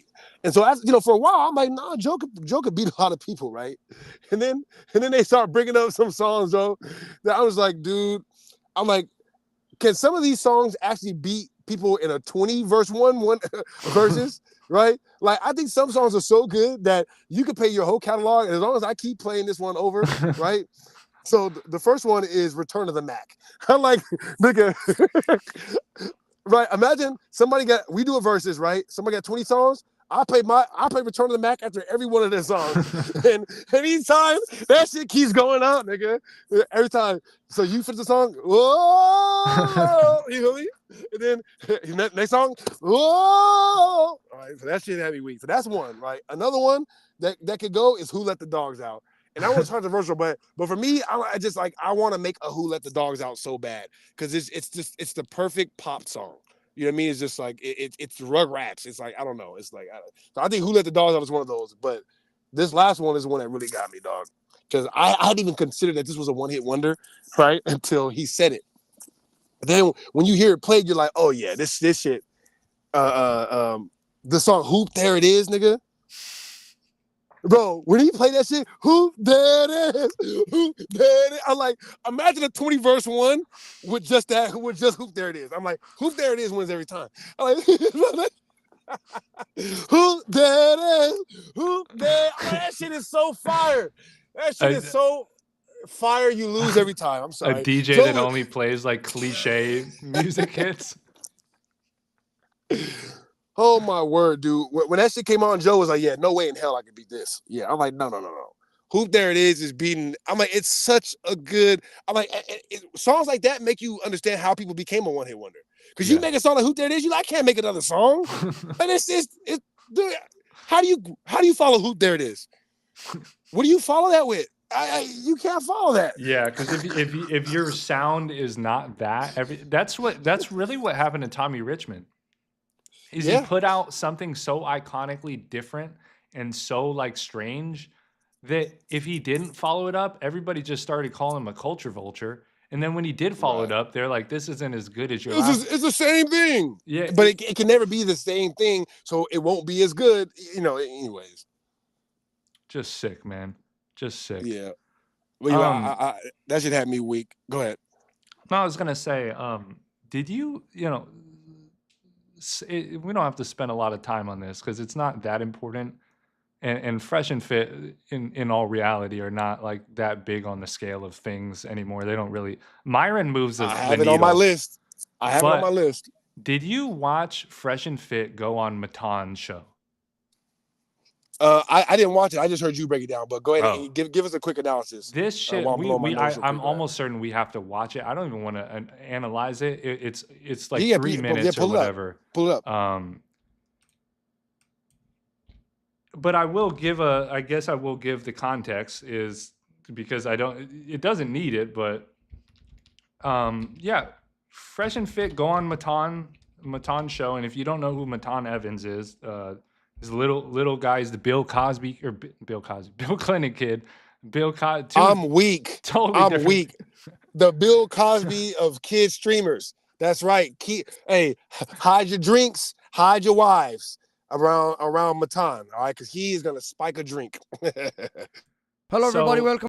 Matan is Hello, everybody. Welcome. deadpan.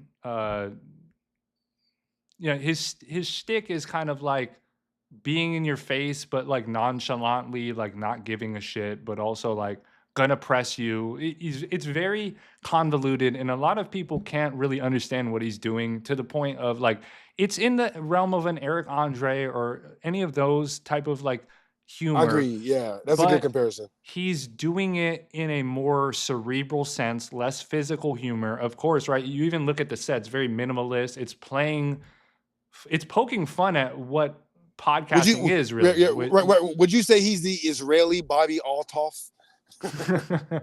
You know what's funny is I don't know his nationality, and every time somebody asks him if he's Jewish, he's so good at what he does. He's Israeli. Is he? He's okay. Israeli. Yes, yeah. Not just Jewish.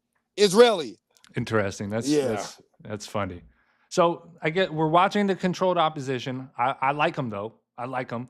I find him to be very endearing. Oh, I find him very entertaining. Yeah, I don't know why everybody can't figure out what he's doing, but I think that's part of the fun of it. So immediately Fresh and Fit walk in and he's just on the bullshit like he always is. But I think this was a little bit more real than it should have been, and a little bit more just heartbreaking to watch Fresh have to go through this. I don't think Fresh deserves this. I think as much bullshit as he gets, he's obviously a pivotal part in their success. Marketing wise, yeah. Fresh is a people. He knows how to market and make connections. Anybody that runs a business knows how important that is. Obviously, he can't fucking speak his way out of a paper bag, but that's not what we love Fresh for. He's just there. Listen, this is a good business note. My bad, I forgot my camera. This is a good business note. All right, in business, people like people that know how to listen, not people that know how to talk. Why is Fresh so good in business? Because he doesn't talk well. He knows how to listen. Exactly. So I'm gonna play this clip. I'm gonna unmute it for you, Ross. So you might start. I'm gonna mute myself. Okay.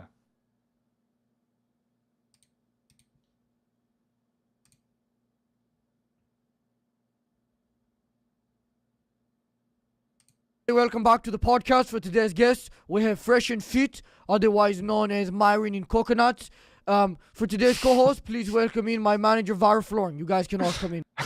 No, so already Myron and fucking Coconut called his ass Coconut, and I don't know why that was so funny to me, but it was so it knocked me off my senses. I don't know. He immediately, if I was Fresh, I immediately would have been like, what the fuck is going on? I'm not Coconut. And I think that's like the amount of level of processing he was having in this moment, because you watch him after and there's nothing going on in his brain. Come in now. What's up, man? Thanks for coming in.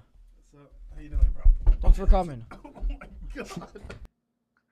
No, I'm sorry. I don't think you can see it on your screen because of how I have it framed. So hold on real quick. I'm gonna fix this for you because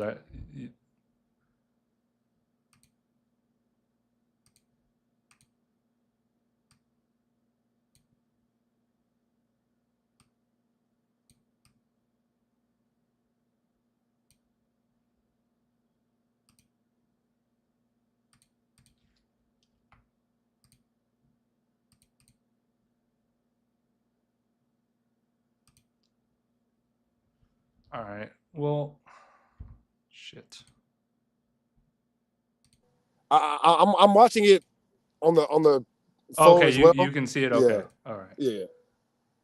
So I pulled it back just a tad because this point was interesting right here. He already calls him Coconut, but then watch how he shakes his fucking hand. Please welcome in my manager, Vara Florin, to come in now.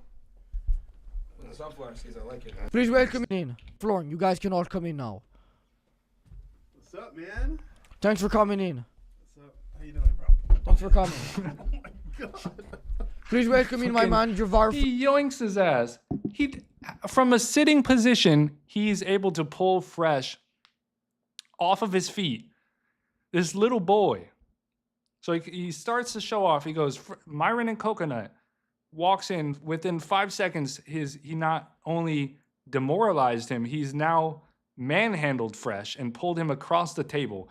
So he's just immediately just sunning Fresh for no reason. I don't know why. I don't know why. I guess is what I'm saying. Our flooring to come in now. The sunflower seeds, I like it. Listen, man. You know, I'll wait till after. My bad. I'll wait till after. Keep going. You feeling in nice here? Yeah, it's kind of cramped. What's up with this nigga, bro? All right, let me see here. All right, squeeze in. Can I get some sunflower seeds? You share? Come on, man. What does he talk? Who? You got some of that, bro. The guy in the red, he's my manager. I can't talk on his behalf. Okay, let's start. Just in case anybody doesn't know. So I guess we don't need to watch any more of this, but this is this is essentially what happens. He walks in, calls him Coconut, yanks his fucking wrist, and then doesn't give him a mic. So the whole podcast is Fresh sitting there in the background, Myron and Matan having a conversation, and you know, Fresh being essentially an accessory to the crime. You know. Yeah. You mind changing the settings? Yeah, I got you. Real quick. I Yeah. got you.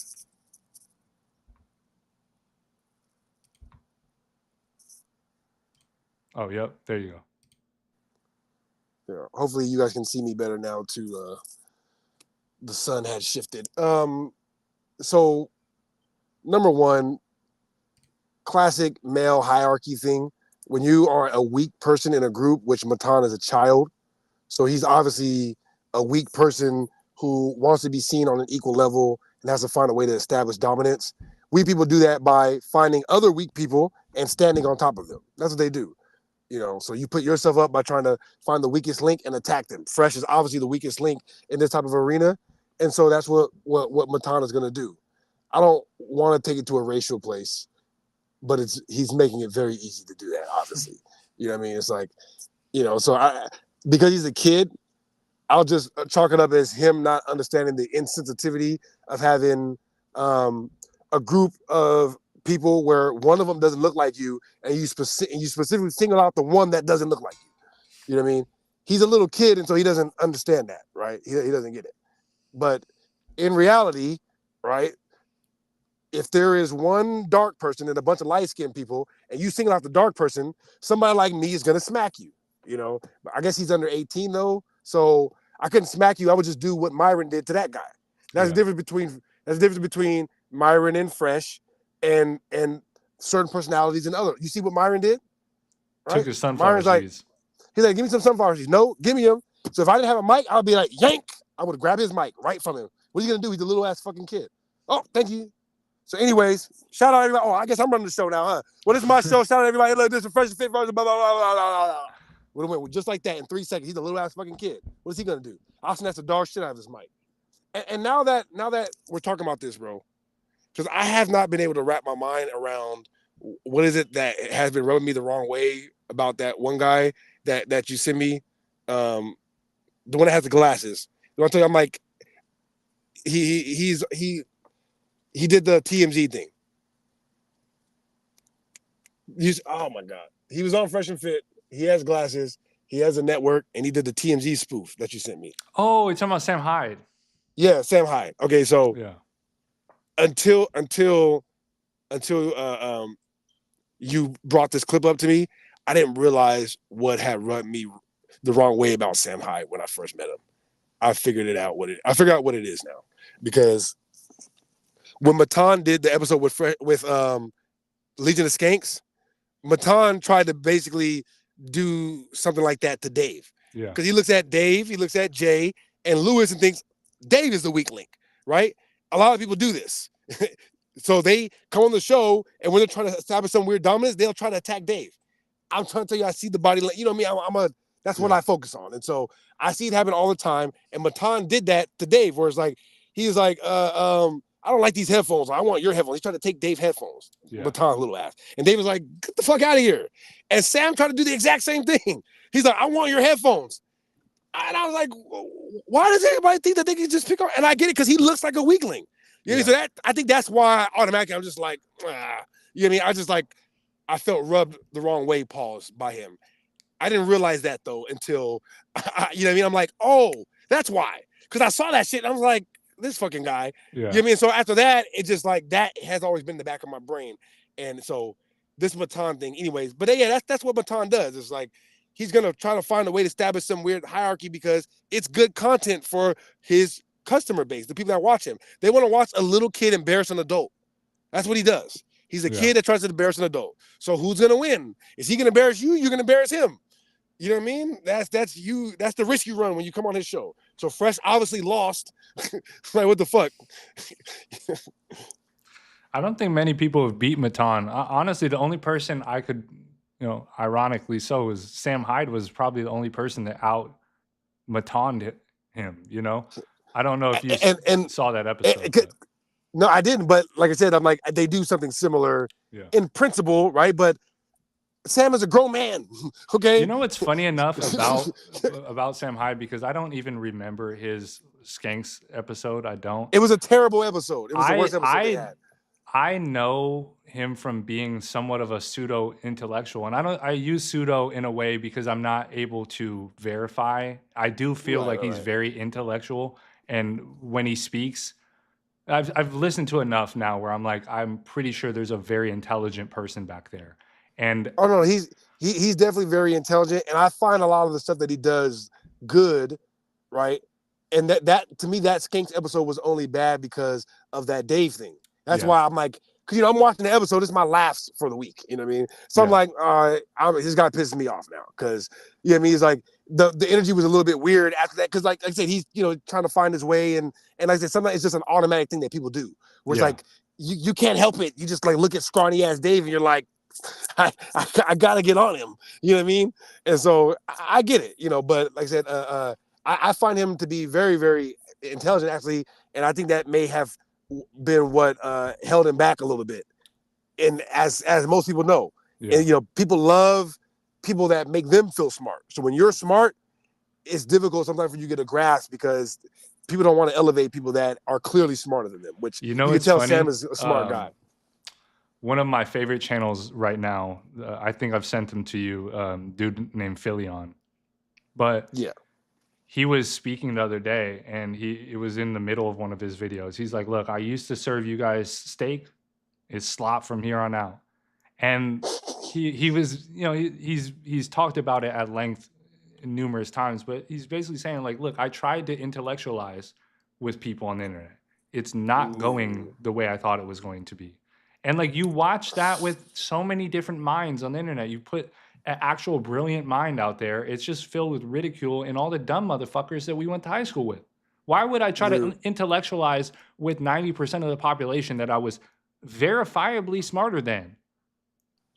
Listen, man, and this leads me into a conversation that we need to have. It's going to be a difficult one for us. All right, we're going to be a little bit elitist for a moment, guys. If you don't like elitism talk, log off right now because I'm about to get very honest. First of all, the headline for this is Elon Musk's dad is the GOAT or is a I don't know, something like that. But before we get to that, when Elon Musk's dad describes Elon's childhood, dude, it's exactly what you think it is. You know what I mean? It's like, like they had to move schools a lot. Elon got beat up a lot because he was very much smarter than everybody else and was not hiding it. You know what I mean? And I'm like, listen, I've almost never related to anything more in my life. You know what I mean? It was like, he's like, this nigga Elon will just be like telling teachers are stupid all the time. You know what I mean? Telling me like mom is stupid, grandma's stupid, constantly telling people that they're stupid all the time at 12 and 13. Because he learned how to program at that age, which is like, it's not far-fetched because I learned how to build a computer and program software at 12. I just didn't do anything with it after that. I became a nigga kid. You know what I mean? But literally, like at 11 and 12, I could build an entire computer by myself, screw in all the pieces and download the software and code a little bit. You know what I mean? Like I learned all that at 11, 12. So that's like part of like why I had such a difficult time going through life, communicating with people where it's like people always think I'm talking down on them. That's my thing is people's like, it always seems like I'm talking down on people. Always. And I constantly struggle with it all the time. And I try very much not to. I have to drink and smoke a lot to have conversations with people on a normal level, or I don't feel where I feel like I have the patience to talk at a level that I'm able to get my goals accomplished, which my goals are to communicate something. And so me being smarter than somebody's inconsequential, you know? But this is the thing. Anyway, so when he was describing that in Elon, I'm like, yeah, like it's not anywhere near far-fetched that Elon is where he's at today, you know? He's a kid that learned computer programming very young, and that's what he did all the way until the point where he's at now, where he's, you know, a businessman who has intimate knowledge of the business that he runs, and he's the best at it in the world. He's the richest man in the world. He was always destined to be that because as a kid, rightfully so, he looked at everybody and was like, everybody is dumb. They're all dumb. Why would I have any sort of reverence or be scared or be nervous? Like, I don't look at anybody as competition. And listen, you should look at it like that. If you're under the sound of my voice, if you have these thoughts in your head, all right, look at it like that. Don't be jaded and don't be dulled by the ignorance of the world to where you feel like in order, just because you have to communicate on an average level, that doesn't mean that you have to become an average person. It doesn't mean that you are wrong for being above average or different. By definition, all right, if you are above average or you are superior, you're going to not be able to relate to the average, which is the middle number, the masses. All right, so that's back to the Kanye thing again, full circle. Right? If Kanye is operating at an above average level and you're an average person, you're not going to get it. That's part of the game. And eventually, maybe the average will raise to his above average level. Then he will be at a new level. All right? Last thing I'm going to say on this, and I saved it for the end because I don't want you guys to get your feelings hurt. All right? People like Mark, even people like Witsit, anybody who's ever debated on modern day debate. Okay, the reason why you guys will never, ever beat me, never, ever know as much as me, be as smart as me, you can maybe know more than me about one thing, but you never know as much as me about everything. You know why? Because right now, you guys don't know nearly as much as me, not even just about rhetoric. You guys don't understand just even like the psychology of rhetoric and content the way that I do. And by the time you catch up to that, I'll have learned so much more, infinitely more than that. You'll never catch up. That's where Elon Musk is. It was like by the time you figure out where he's at, he's gonna have learned, you know what I mean? And there's some of us out there, we can't stop. I cannot stop learning. I cannot, like I told Tyson behind the camera before we got on, when Tyson tells me about a show or something, I have to watch every episode 5 times. I want to know why it's good. Yeah, because I'm that obsessive with knowledge and information and just knowing shit. So, you know, that's why I take the stance that I do. Why Elon takes, like, you talk to somebody and they have no patience for you. They have no patience for what you say. It's because they don't drink and smoke. That's right. The only reason why I have patience for people is because I drink and I smoke. I'm like, all right, go ahead, get it off now. Yeah, no, keep going. Because every time motherfuckers start talking, I'm like, shut up, shut up, shut up, shut up. I'm just like, it's like knives in my fucking brain. I think everybody's dumb for the most part. There's a, you know what I mean? But listen, it's painful. It's really painful. It is. You have no idea how tough. Like, can you even imagine? Like, some people can. That's who I'm talking to right now. Can you imagine, like, actually, like, living in idiocracy? Actually, like the scene in Rick and Morty. This is. I think this is probably the episode that grabbed me from Rick and Morty. Rick Potion number 9. I think it might be episode 8 of the first season. But you know, when they switch dimensions, right? They Cronenberg the world. And it's like, all right, no going back. So we got to go to a new dimension. So him and Morty hop to a new dimension, and they're the only ones that know. So Morty has to sit there and eat his dinner with a completely new family. Like, and just like as if everything is okay. That's how we feel every day. That's how we feel every day, walking around. Like, look at these niggas. They have no idea. And then the episode, season, I think 4, episode 4 of Rick, the dragon episode, where Jerry gets swindled by the cat, and at the end they find out what's in the cat's brain, and it's so disgusting that Jerry has to throw up, and Rick is like, you know, he's like, somebody has to remember. Rick is like, somebody will. That's why people who watch Rick and Morty so much relate to the character of Rick so much, because he represents the people that know what's going on. But it makes no difference for us to get out here and start talking about it. It makes no difference. Matter of fact, it's only going to be negative. So we have to eat it. We just have to eat it and keep moving. We have to walk around as Rick, being the most intelligent person in the world, being able to change nothing. That's the point of Rick and Morty. He's the most intelligent person in the world. Nobody cares. As a matter of fact, they all hate him. Everybody hates him for that. That's the point of the show. I had the same exact thought this morning in relation to COVID. Because that is the most baffling thing to me of all time, was the fact that they were able to gaslight. I think this is the one time using the word gaslighting doesn't make me cringe, and it's actually like valid, where they literally made everybody think they were crazy. Yep. Like, it came out of a lab. Why would you think Right, that? What kind of... We had to walk around, right, for 2 years, pretending like everybody wasn't insane. Like, not even just metaphorically living in zombie land. We were physically living in zombie land, Tyson. We experienced it. We lived through it. And you guys have been cured now. You're all cured now, right? Kind of. From that specific strain. But the zombie gene is in you, though. It's in you. Think about how quickly that you guys can just... They're fucking broken. These are broken people. And the fact, like you're describing, like we have to just eat it. I'm like, there's a large majority of the population that are literally walking around, and sheep would be a graceful way to put it. That would be giving light to what they actually are mentally. Killer zombie sheep that are trying to kill the shepherd. Yes. Right. If you were just sheep, we could just lead you along, that'd be one thing. But no, you're like manic feral sheep. Yeah, you're feral attacking zombified sheep, pet cemetery sheep. Yeah, so I don't know. That just the hypocrisy, the ability to get everybody to turn against one another and then act like it was normal. It's just bewildering. Right. The ability to say one thing is truth, is science, and then 2 years later retroactively go, you know what? We never said that. We were wrong, or yeah, we didn't even say that. Just before we get too far off on that, though, right? I just want to say, back on the Elon topic, right? If Elon had even a quarter as much of the charisma that his dad had, Elon, I think he would be an evil genius, because it would be too much, dude. Yeah. It would be too much. I recommend every single person watch that interview. You'll see why Elon became a genius, because his dad is that nigga.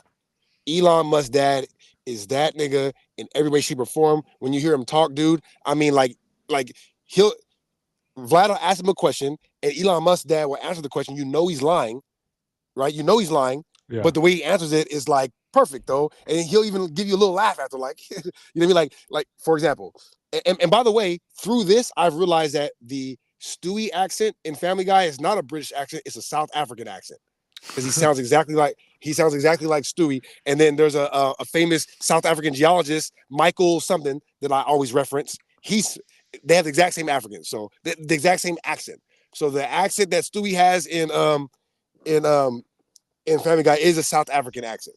So Elon Musk's dad, who sounds exactly like Stewie, right?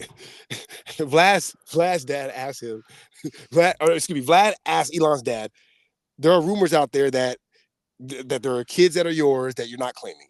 And he goes into this whole, like, I mean, listen, if anybody has ever, you know what I mean, said that I've had a kid, I will embrace that and have embraced the kid. I will embrace any kid that ever come my way with the utmost love. Think about what I'm telling you right now. That good. He's that good. Like, you're like, oh my God, is he trying to sleep with me? I mean, like, you're like, why is he bullshitting this hard? But it's such good. You're like, that is the answer you're supposed to give. Like, whether he's lying or not, you know what I mean? And so he's everything Elon is not. Yeah. Now, let me tell you the greatest story on the planet. Let me tell you what makes Elon's dad the greatest nigga of all time. All right, so on top of him having the son who's the richest man of all time, that's alone, right? Yeah. Alone, right? It should be enough. But he's rich in his own right. You know, he has different diamond mines, and like Vlad trying to press him about being a predatory diamond, and bro, he went in. I'm gonna tell you, no. I mean, one time I sold a jewel, I only made $800 off of it. Think about it, he's a top level player. You know what I mean? And so he's I want to say, let's say 3 or 4 different wives, right? So one of Elon's, I guess, stepmoms, but not really stepmom because she's probably the same age as him. But one of his later wives, right? He had a later wife that he married twice. She had 3 kids when they got married, right? So they got married, and the way he describes it is like never says anything negative about her, but he alludes to the fact that she's a loose woman. That's it. That's it. She's a loose woman, but he never said that. But I can just say because he's brilliant. He's a brilliant orator. You know what I mean? Top level. He's a real businessman. You can tell. Yeah. He's not like he's an engineer, yes, but he wasn't like a computer coder. He was an engineer / businessman. So he's a genius, but it's also knows great people skills. So he's describing like what went wrong in the relationship, right? And so he's like, yeah. So we broke away, right? And then when we broke away, she married a police officer, and he's like, and I'm sure he was a fine police officer, but police officers don't make that much money, so she lost her kids to foster care in South Africa. This is a crazy story, right? Like yeah, it doesn't think about it. He's like, and I'm sure he's the finest police officer, you know, but they don't make as much money, and so kids are in foster care. So she got back with me, and I helped her get the kids out of foster care. You see, like, think about it. You see what he's saying without having to say it. You know what I mean? And so they got married, and I want to say he has 1 kid by her, a daughter by her. He has 1 daughter by her, but she had 3 kids before. 20 years later, yes, I'm going where you guys think I'm going. The older daughter, right? His ex-wife's daughter, right? Had 2 kids herself, had fallen on hard times, and needed help. You know what I mean? And so he's sending her money. Like that. They're not meeting, they don't, nothing like that. But she's asking him for money, and he's helping her pay her bills. You know what I mean? No questions asked. Because, for the obvious reasons. And so her kids end up going into foster care, and she ends up in an abusive relationship. He ends up having to get a place for her, move her in.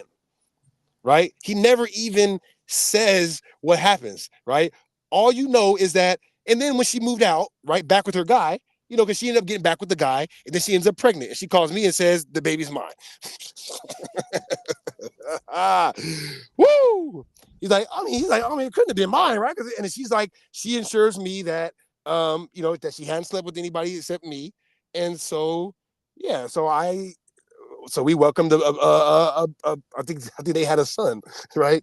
And so, just to recap, so Elon Musk's dad, right, marries a woman who is probably a looser woman, kind of using him for his money a little bit, right? They're together, not together. He helps her get her kids out of foster care. The very same girl that he helped get out of foster care, she needs help 20 years down the line, and he's helping her. No questions asked. She's in an abusive relationship. She moves in. He ends up having a kid with her, right? Now they have 3 kids together.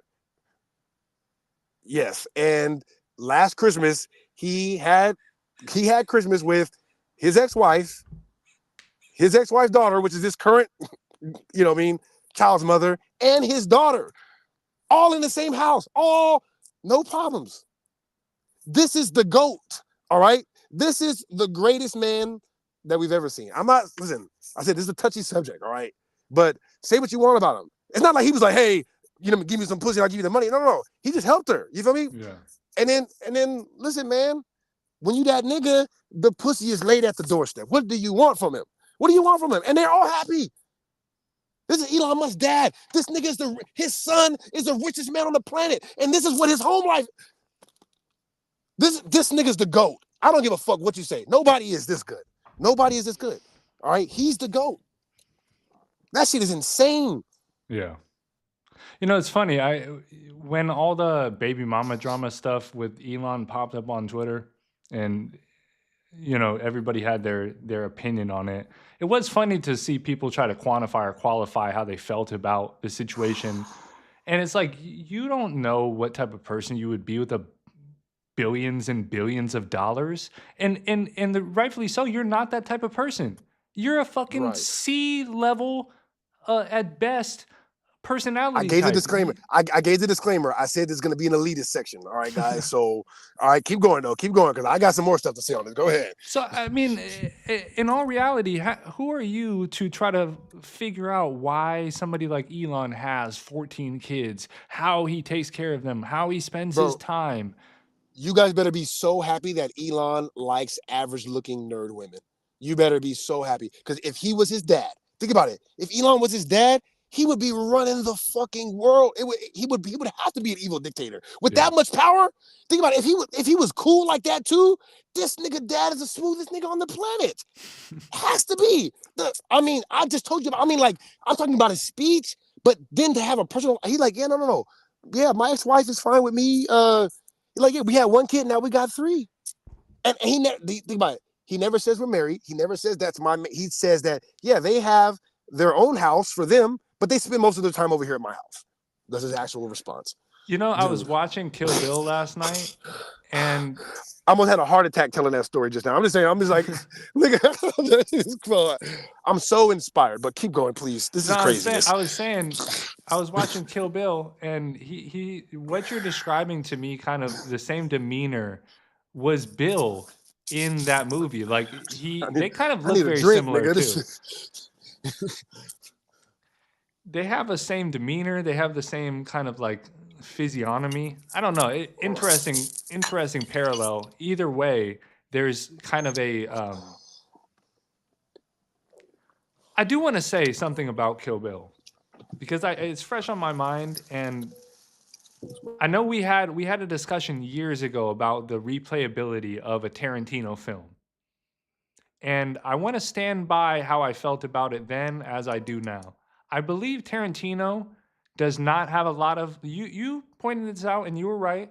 I don't think he has a lot of films that have a lot of replayability, but that Kill Bill and Kill Bill Volume 2 are some of the greatest films to just sit back and fucking watch some nonsense occur in front of you. Because I started watching it. I watched movies as a child my whole life, and then I start watching it as an adult, doing what you did, and just start questioning things about the film. And I don't want to get too logical about a movie, but you have to start breaking things down. Especially not a Tarantino one, because that is a thread you do not want to pull.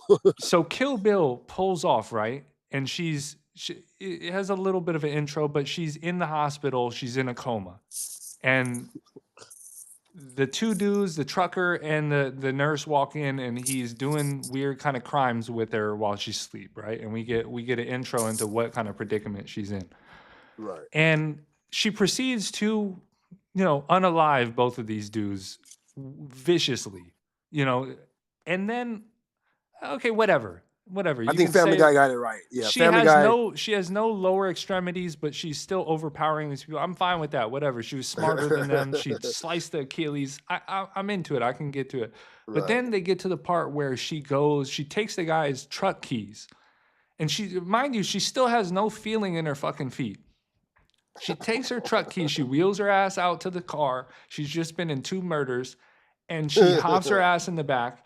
And just called a double bod. Bro, she sits in the victim's vehicle and proceeds to teach herself how to walk again. Think about how fucking long that would take and what would happen in that hospital after they found the 2 bodies. Because I was watching it and I'm like, this is a movie. I'm not trying to take it too literal, but I'm watching. I'm like, this is a serious plot hole because she would have been fucking arrested. I don't care what kind of assassin she is. She has no fucking way to move, and there's 2 dead people. She didn't hide the bodies. She's not fucking Hitman. Like, I don't know. A little bit of a tangent. I just was watching the movie, and it just blew my mind that as much as I love the film, because then you get into Volume 2 and there's like 4 minutes of anime. They're really doing some fun artistic choices with the film, like where I really love it.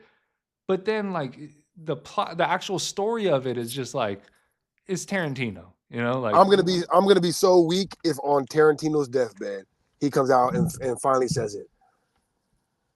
My movies were made to not make sense on purpose, just so everybody could talk about it.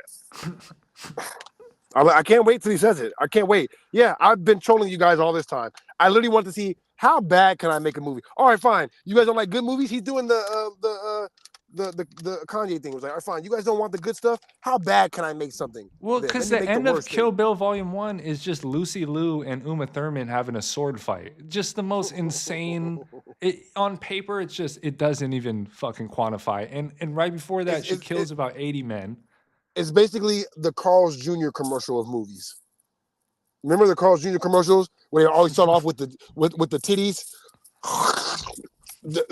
dripping on the titty? You know what I mean? It's like, it's a Carl's Jr. commercial. Like, all right, listen, let's get a bad Asian and a sexy white lady to have a sword fight and blood everywhere and guts and we're gonna kill yellow. the black lady in the first 3 minutes. Fuck you, Vivica A. Fox. You're gone. Oh, but you know what she did to get that part. I love you, Vivica. All right, but we're maintaining that you didn't want to stand behind Taraji when she came out talking about how much she gets paid for a very specific reason. We know what that reason is. Okay? You know, it's funny. Even her lines in the movie are applicable to her real life. She's like, I know I made some mistakes in the past. I was just laughing. I'm like, bro, this is great. Does anybody remember Vivica Fox in the Batman movie with Mr. Freeze and Arnold Schwarzenegger? Does anybody remember? Do you remember her in that movie? No, what's it called? Please just put Batman. It's not Batman Forever. Maybe Batman. No. Just type in Batman, Mr. Freeze, Vivica A. Fox. Oh shit! Wow. Pull it up. Look at what she did in the movie. Look at what she did. She was trying to get Arnold Schwarzenegger to sleep with her, and cheat on his wife when she was frozen. That was her job. Come in and try to convince him to sleep with you, and he's gonna say no. That's it. Bro, that's her scene in the movie. Vivica, why do you think I should think that they casted you like that? Why did they cast Denzel in the movies he's casted in? Because he fits the role. Okay? He fits the role. People get casted in the roles that fit them. Likewise, I love you, Vivica. I love you. I love all women. I do. I promise. Vivica, I would pay your bills if I had it. I promise. I'm consider me, you know what I mean? Listen, I'm one of those guys, right? I'm the nice guy. I'm like, and just to put a bow on the Elon Musk thing, right? They asked Elon's dad, because I know you're rich and Elon's rich, like who pays for the family and who pays the the bills and all that kind of stuff. This nigga said that we have a trust that anybody who's related to us at all, if they're related to us in any way, shape, or form, they get this amount of money. If they're a woman and they're not married, they get this amount. If they're married, they get this amount every month. That's right. Just a trust that just pays everybody.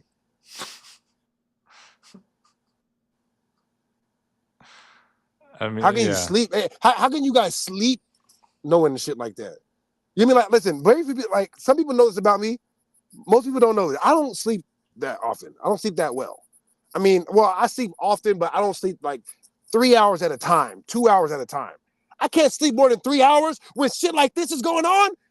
This nigga said everybody who even has the name Musk, or if you're married, right, your husband should be able to handle some of your bills, so you only get this amount.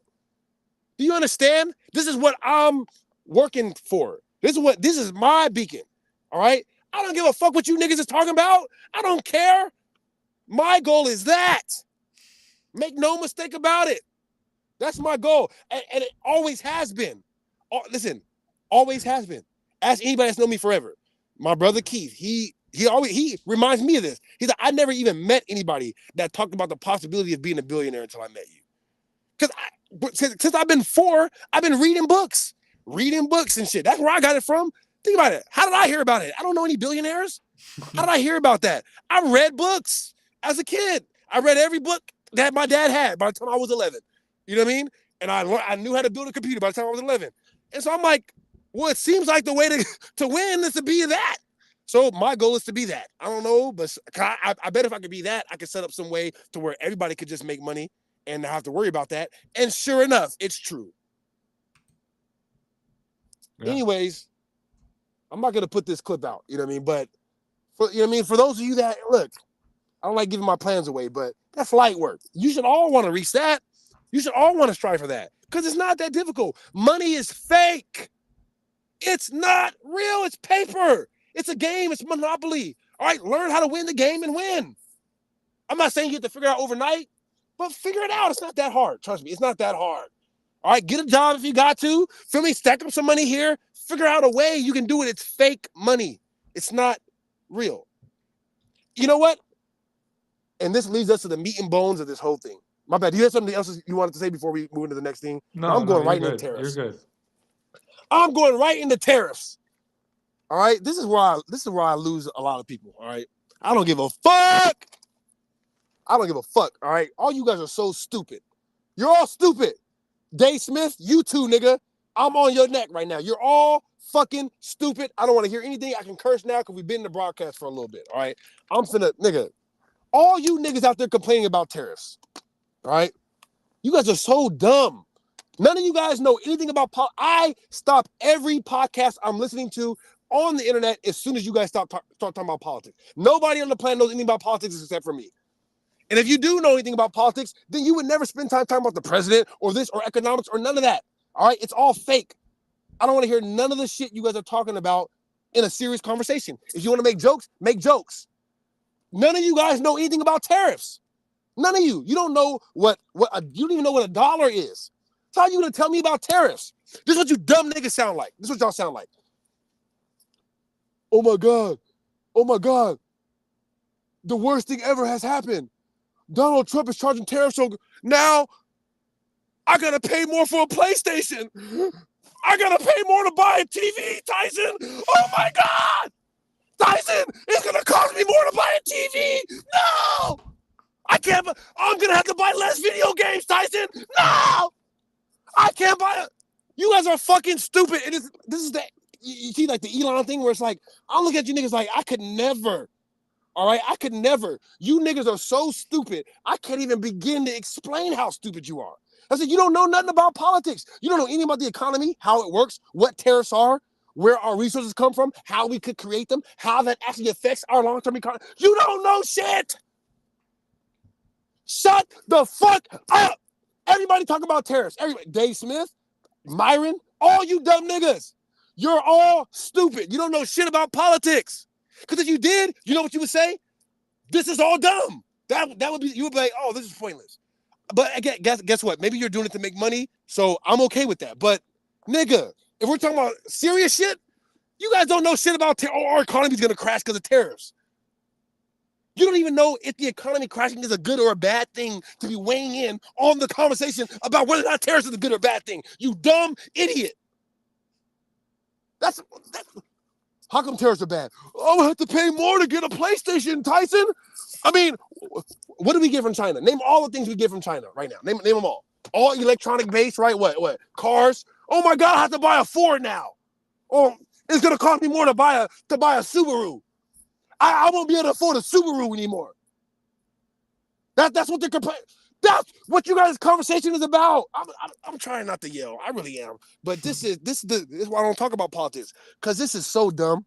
Your guys' is a retort to him creating tariffs on all these companies that, for whatever your idea of the relationship is, he views as a negative relationship with America, right?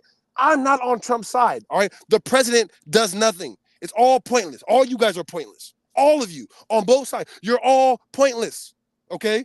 But while we're talking about it, this is your argument. This is what you say. Oh, well, he's going to charge them to sell goods to us, so now I can't buy the new iPhone. Oh, no. Or I might have to fucking read a book or something. I might have to, for you dumb niggas that don't know, right? Your essential goods in America, your food and shit, comes from California. You're welcome. Did you know that? You know 90% of all the vegetation around America come from California. So guess what? If we shut off all trade, what if we said no trade with China? What if we said, all right, 100% tariff? I mean, you can't even sell nothing, right? What if we said that? What would happen tomorrow? Nothing, except you dumb niggas would have to get off the phone and fucking read a book. That's the only thing that would happen. Shut the fuck up, you idiots. Hopefully that's all the yelling you guys are gonna get from me this episode. But I'm just saying that y'all the stupidest niggas on the planet. All right, especially when it comes to politics. Oh my, like they say, even Dave. Oh, listen, but if they're giving us cheaper goods, that's a good thing, right? That's the depth of the conversation. I need a cheaper iPhone. I need cheaper T-shirts. What if I can't buy cheap T-shirts, Tyson? This is supposed to be a serious conversation about politics and the economy? Cheap T-shirts? Nobody has any. You guys don't know anything about the economy, how it works, what money is, what trade is, how trade should be facilitated. I'm not saying I agree with tariffs.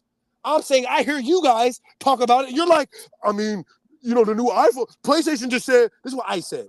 Shout out Ice. But he got me blocked anyway, so that's why I'm not, like, there's no point in talking about it if I can't tag him in it. You know what I mean? This nigga Ice gonna say, Sony, they was gonna drop the new PlayStation 6 this week. They took it down. Yeah, I can't buy a PlayStation. Fucking idiots, nigga. This is why Elon Musk used to get beat up in all throughout school. One time he got beat up so bad he got thrown down a stairs, beat up by 10 people in the hospital because you know why? Because he looked out at the infestation that is the human race and it was disgusted, nigga, at the things coming out of your mouth. He's disgusted at what's in your mind. You know how I know what's in your mind? Because I hear what you say. And if what you say is any reflection of what's in your mouth, in your mind, I just know you're an idiot. And you disgust me. I'm sorry. Go ahead, Tyson. I told you, I'm not playing with you niggas now. Like, this is it. All right? This is it. Kanye put the black hood on. All right, that's it. We here now. All right, we here, nigga. It's the black KKK. I'm wearing black all year. Yeah, I think your idea of like people not having an idea of what actually money is the root of the issue, right? Is like people only see money as like cash in their hand or numbers in their bank account, or not what it actually represents, which is like an allocation of resources and labor over time. Yeah, it's like a promise to give resources. That's what it's Yes. supposed to be. My bad. Go ahead. But like you're so right on right now. It's like that's what it is. It's resources and labor over time. It's a measure of that in totality, really. It's like any service or good you're trying to provide or establish is how much labor and how much time it took to get those goods or services out. If I sell at the basis of the level, if I mine coal and push it to the consumer, how many people did I have to pay and how long of a time period did that take to get? And then that estimation gets converted, if you will. There's a general consensus. Everybody agrees. Like before, we talked about the price of paying for a lady of the night. It's like 120, 140. People have agreed upon that range or whatever, right? The same is said about every facet of our economy. And then I had this same kind of conversation, not as elevated, but it basically was like, look, what do you think is happening right now with the economy? Because there's a lot of people and a lot of speculation going, well, the market's going down. That must mean everything's bad, right? What is the market? Right? Like, what is the market? You know what I mean? I get what you're saying. You're like be specific. What do you actually think is physically going on in the economy? What is the economy? Yeah. What does it make up? What does it comprise? Like, these are questions that, like, we don't have to get too deep into it now, but it's like the average person and everybody talking about this, you haven't even scratched the surface of what's going on to be commenting like you're a genius on whether or not we need tariffs. Yeah. And I believe that Dave knows this, but I think that he just does what he does a lot of times for money and for his audience. I have to go on record saying that because you can't know everything about politics and still push the presidential race, nigga. You know that none of that shit matters. And yes, they literally have done a bang-up job with their propaganda this last time, trying to make it seem like, oh, because Trump is in office, everything is different. So whoever the president is does matter. Is it actually different, Tyson? No. We're still, Israel is it's still the same. The Russia-Ukraine is still the same. That shit got stronger.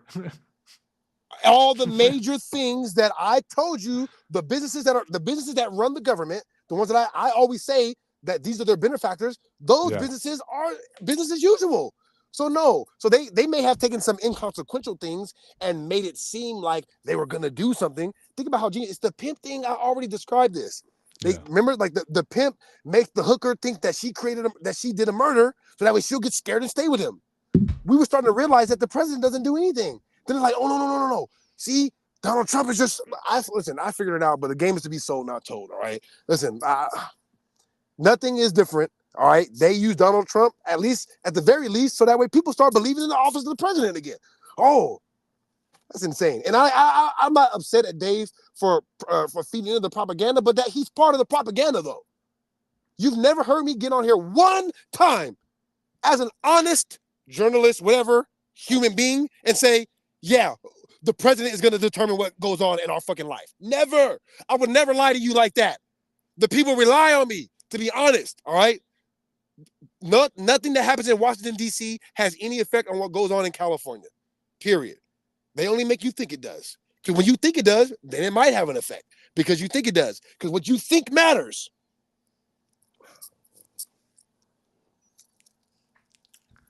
No, it's fucking crazy, man. Yeah, no, the whole idea of people having the ability, I guess we've been dancing around it this whole time, is like, but the advent of I sometimes, and a lot of times nowadays, you have to turn your brain off to social media, right? Because like, we're not engineered to take in as many thoughts from as many random outside sources, right?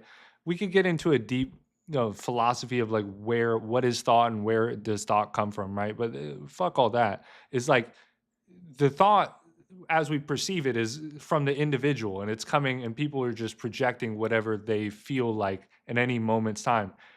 And knowing that the majority of the people out there have no fucking clue and idea what they're talking about, i.e. tariffs or trade, or the idea of what we're doing here right now, which is like what is happening in the scheme of politics, which is, it seems to be a dance. It's a in all sense of the word, right? So when somebody's performing a dance, there's a and if you have a partner, there's a give and take, right? There's a flow of like, I'm providing my body and they're receiving it, etc. And then you also have an audience who's perceiving if the dance is valid. Like, dance is something that's perceived and interpreted as like good or not, right?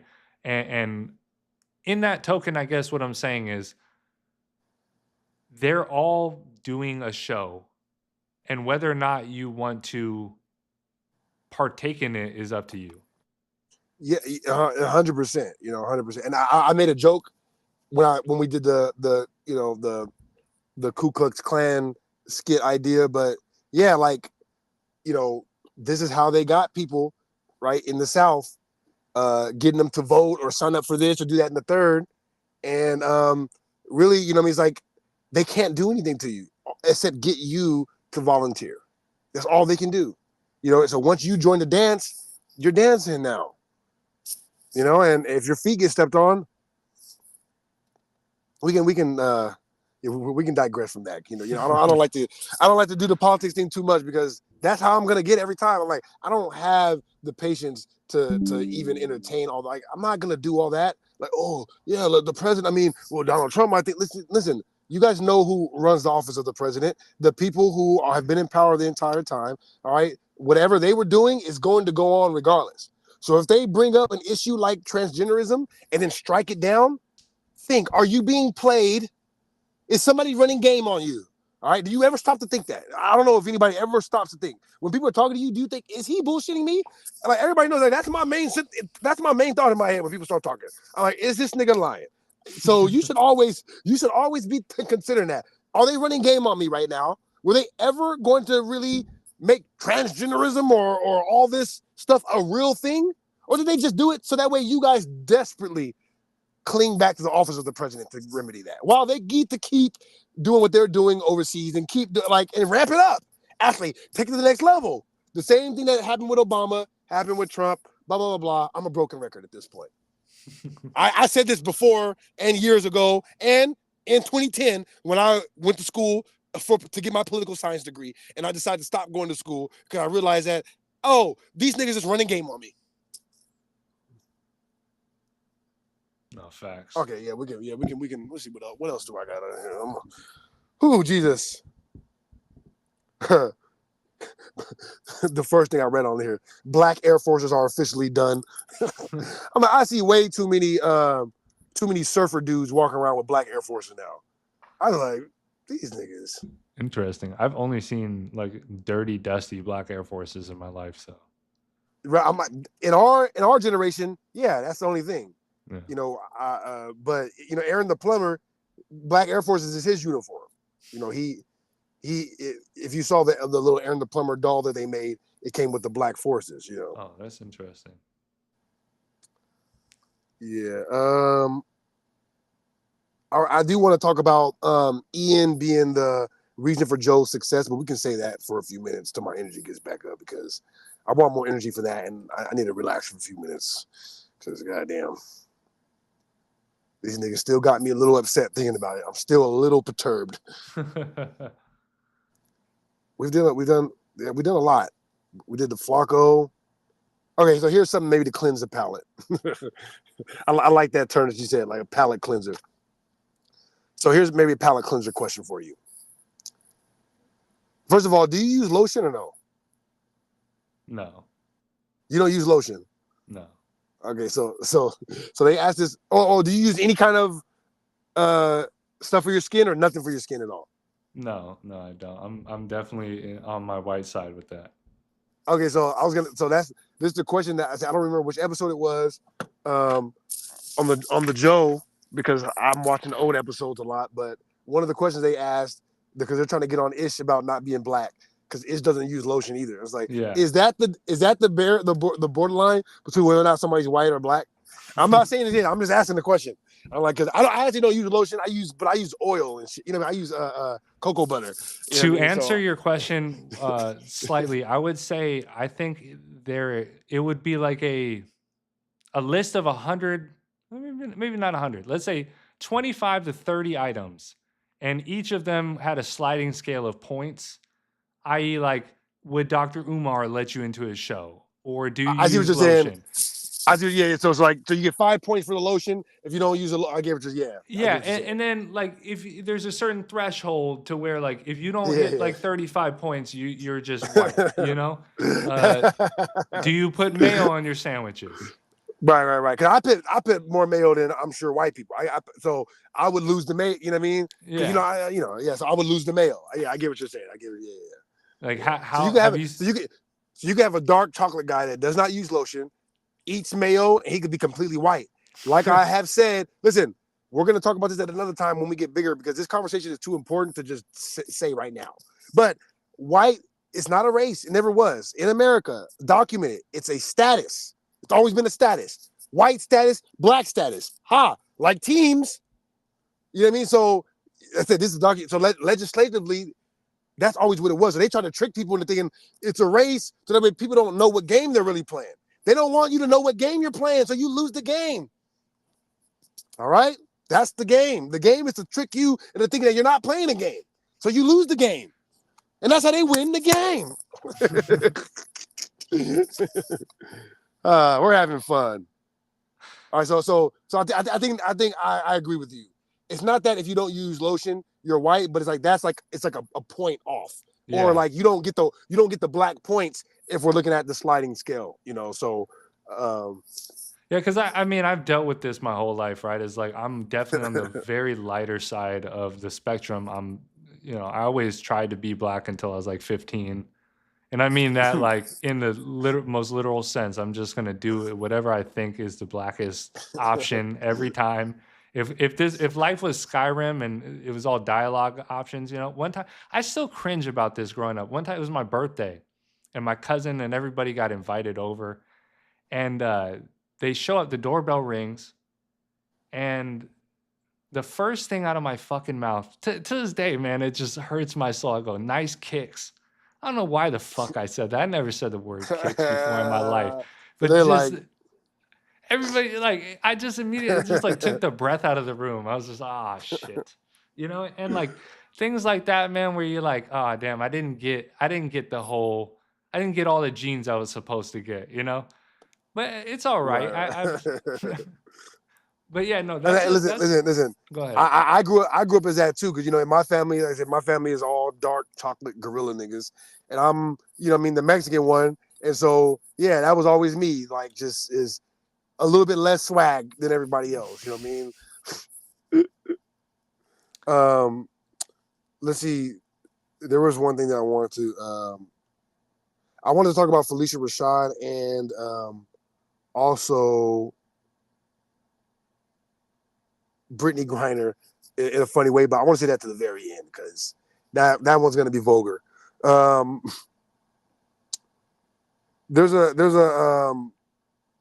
something that made me laugh in the oh, hold on, did we ever really go in on the Myron thing? I felt like we only touched on it. We didn't like. Was there anything else because I did have something written down about Myron too. No, we just briefly talked about we more so focused on Fresh. Right. We're focusing on Fresh. Yeah, Myron didn't really get talked about at all. Well, I mean, have you noticed Myron didn't accept DDG's boxing challenge, did he? Right? Because I know DDG has said something like that, we can box or whatever, because DDG is allegedly a boxer. I'm trying to I'm trying to remember back in my head if he did respond, because I've seen a lot of clips back and forth, and I'm not certain if he ever did. Well, I just wanted to say that that would be hilarious if Myron fought DDG and then got knocked out because DDG got knocked out by OT Genesis. Did you ever hear that story? About him getting knocked out by OT? Yeah, I think you told me it. Right. Oh yeah, I might have told you. Yeah, this was way before he was in his prime or what he is today. He was walking around LA thinking that he was hot shit, and yeah. Anyways, but I was like, that would be funny if DDG knocks out Myron and then OT Genesis just has the I've knocked out DDG thing. I'm just like, this nigga OT really is the last of the RNs. You know what I mean? Where it's like he never wears anything but a black or white t-shirt ever. Anyways, yeah, I guess there's not really much more in there, but we can move on from that. If you wouldn't mind pulling up, are you still good on time? By the way, I didn't ask. I don't know. I'm straight. All right, for sure. So YSL Woody and Aaron the Plumber, they were together on a Pop the Balloon, and I wanted to inquire about something that I'm starting to call long knee syndrome. Have they done more than one together or just one? Was it a Pop the Balloon or a 20v1? 20v1. Okay. My bad. They've done a couple. In today's bro. I think it's not the LA. There's this guy La Mike, and then there's not him. No Love him. Mar. That guy, No Love Mar. So go to the 35-minute mark. 35 minutes. What's going on, you? So there's something that, let me see if this is the right thing, because I have never ever seen this before until this nigga Woody pointed this shit out. And by the way, I know we talked about this behind the scenes. I'm sold on Woody now. I'm starting to understand what he's doing. And think about it, he's the only one out of Young Thug's entire crew that's been able to capitalize. What's up, Rel? He's the only one that's been able to capitalize and so okay, so play it a little bit. You're at 35. There should be a chick right there with a black dress. Doing too much. Yeah, you know I'm saying? He talked too much. Is it black dress? It's orange. Oh, it's a dress though, right? Yeah. My bad. I'm a little behind on the thing. That's why I can't see it. But so go back a little bit, maybe before that, and let's play what he's saying, because we're going to call this segment long knee. What is long knee syndrome? What is it? Who is he? I have no idea what this is, but when he pointed it out, it just go ahead, play this shit. Yeah, it's definitely this. I'm gonna mute myself. So you can put the audio on. I got you. So just yeah, thank you. So yeah, go back a little bit further so we can see the setup, and then I'll then after it, then pause it, and then we'll come back on so that way you can change the settings again. Gotcha. I appreciate that, man. I got a business. Yeah, they named me. The second person I seen Like, Dusty gonna get a 3rd-degree battle wound. You know what I'm saying?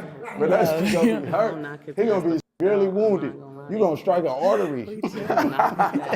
Baby, I'm gonna just disqualify her just because you let your homegirl come out the house like that. this is crazy. I got Okay, so look. at first I was gonna let him have it and I'm just gonna stay here.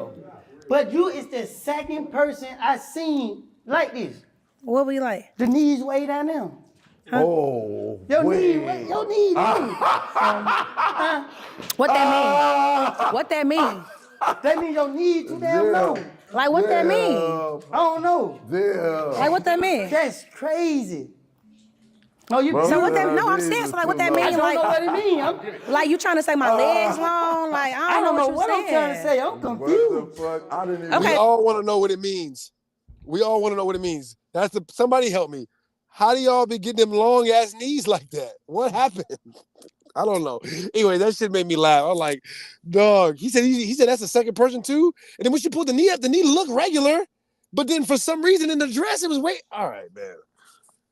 Are y'all have to be witches? All right, somebody like nigga.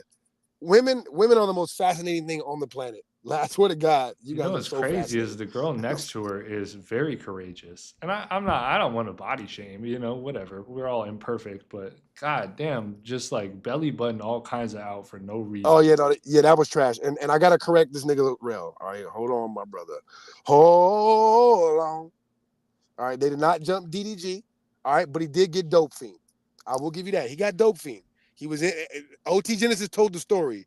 All right, it might still be on No Jumper because that was on AD's show. Go look up the clip where OT Genesis told the, we don't have to go into it, but that nigga OT did Dope Fiend him, but he didn't get jumped. And OT said he stopped his boys from running his pockets. So he knocked them out, stopped his boys from jumping him and running his pockets, woke him up, gave him his shit, and said, bro, you gotta go. So real West Coast respect. I definitely watched this video. Yeah, and Rel also said that Pop the Balloon is on Netflix now, which is crazy. We should talk about that. Like, okay, nigga. that is funny that you brought that up because immediately on Twitter, this just everything always ties into our theme of the day, right?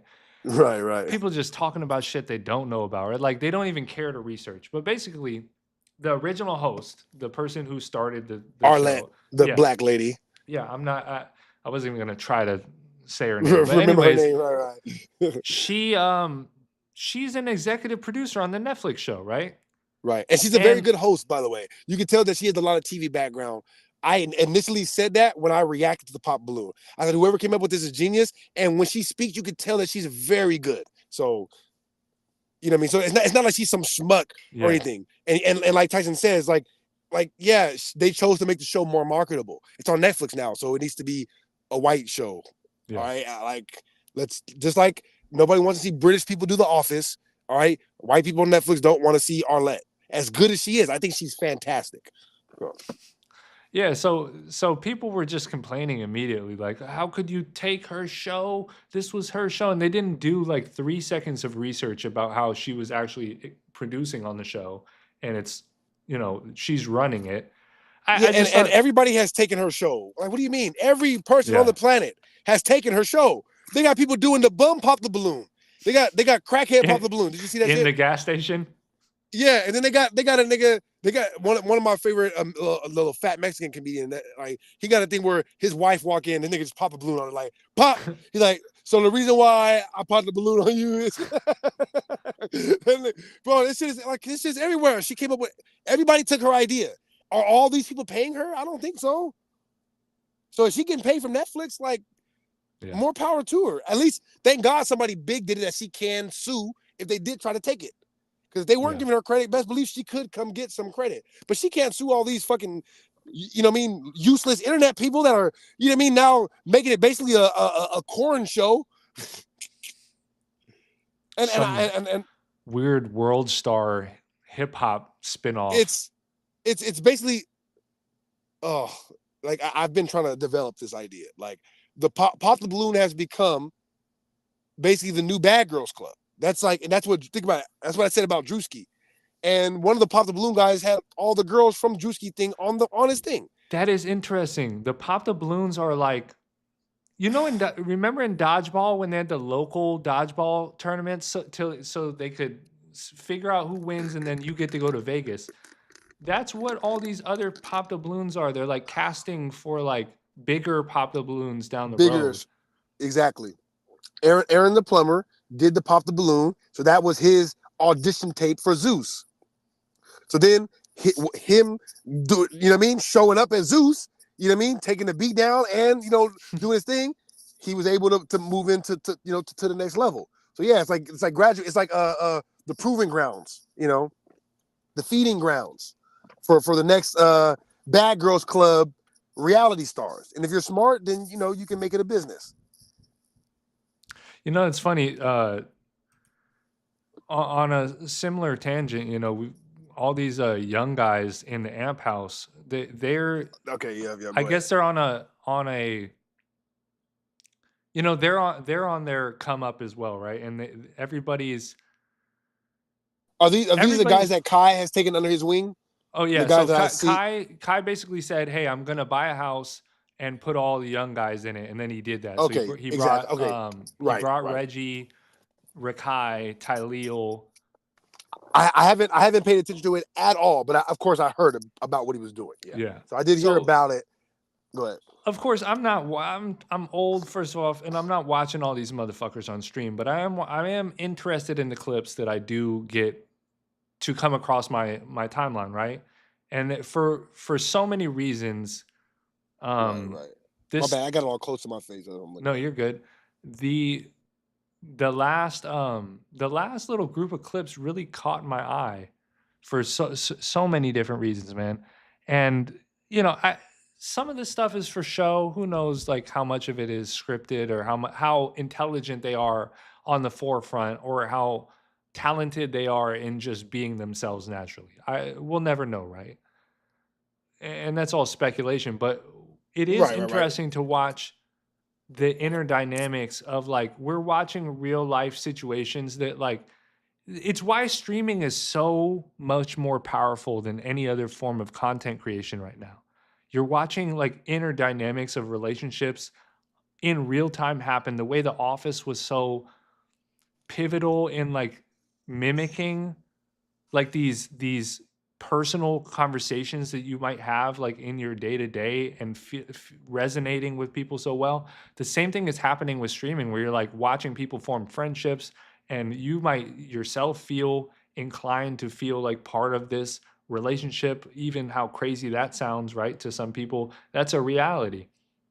And I watched this clip the other day that just, of course it caught everybody's eye because it was like, it went viral immediately and then it's like midstream they're clipping it. But Zoe Spencer and it was Reggie's birthday. And Reggie is this like up and coming creator, young guy, and he seems young, but he's got a lot of talent, I'd say. He's very, very, very quick with it, like really gives me like a Martin, Kevin Hart type of vibe. Anyways, it's his birthday, they're celebrating, and she stumbles in the room, and he perceives her to be drunk right away. Mm-hmm. He's like, yo, get the fuck out of my room. And he didn't say it that brutal, but he did say that. He goes, hey, like, you need to leave. And it leads to, like, it has an amicable ending, but it got me thinking about my time as a youth a little bit, where I'm like, how many times have you been in a situation where you were around a group of girls, you're around like you and your friends are with some girls or like, and like one person can just fuck the mood up for everybody. Right. It's like we were going to have a good time and the one person just kept it real too much. And now everybody's gotta suffer. Yeah, regrettably, that has been me more times than I'm happy to admit. And we've had this discussion a couple times about like talking yourself out of a good time, but this is essentially like you get to see the ebb and flow of this happened in real time. I guess it was very alarming to watch it happen, I guess. Let me pull it up. My bad. Here it is. Yeah, go ahead. I guess I gotta switch the settings around real quick so you can hear me. I mean, I'm gonna put me on mute.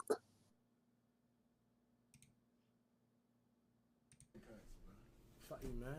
Happy birthday, bro. Not you, bro. You gotta put you on blind date.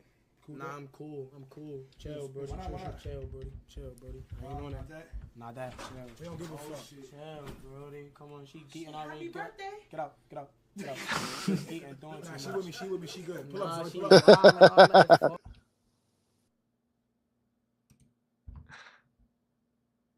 So, you know, immediately that's like, I started having flashbacks, bro. I got like right. little bit too excited because I'm like, oh, I guess my question is, did he handle it properly? Even though he was a little abrasive, if a stumbling drunk lady enters your room, right? Should you allow her to walk, even if there's a bunch of people in there? It's like, I don't think that's the best place for for the person of the opposite sex to be.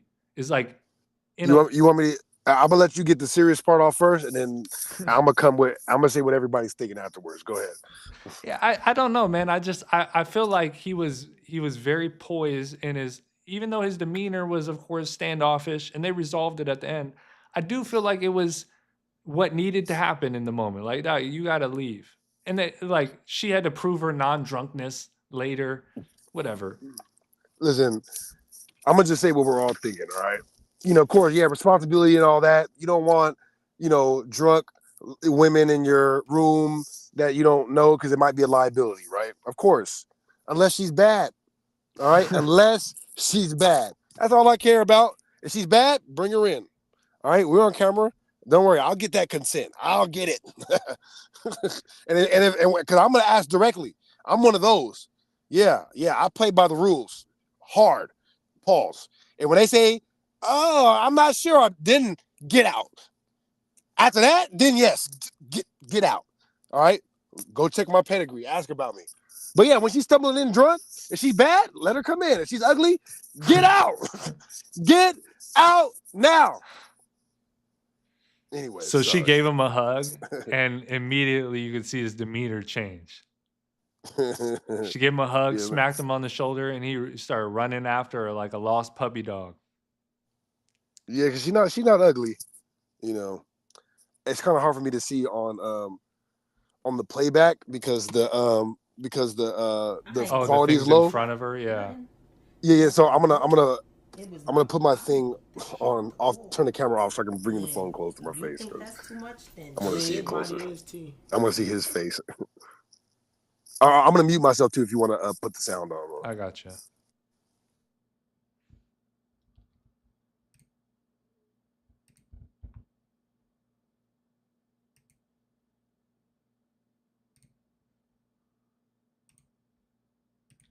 Got up and win. I want to have, because I don't care about it no more. It's fine. You already here. It's good. I didn't mean nothing. Like, I didn't even mean nothing by for it. I did want you to get out, but it was just like something like regular shit. I thought that was normal to be able to tell people to like get out your room. No. I feel like if roles was reversed and you'd have told me get out, I wouldn't have felt no way. I would have got out and went. I wouldn't have, because I know who you are. I wouldn't have said, yo, get out. I also wouldn't have came in falling. But I was happy to meet you, and it was your birthday, so I didn't fall. It would have been a different story if I would have fell. I went on a wall, like I ain't dropped nothing broke. It was my body that hit the wall, and you think that's too much? Then I mean, your body is T. So shit might hit the wall. You heard me. So it starts like that, and this is oh she had to get a donut.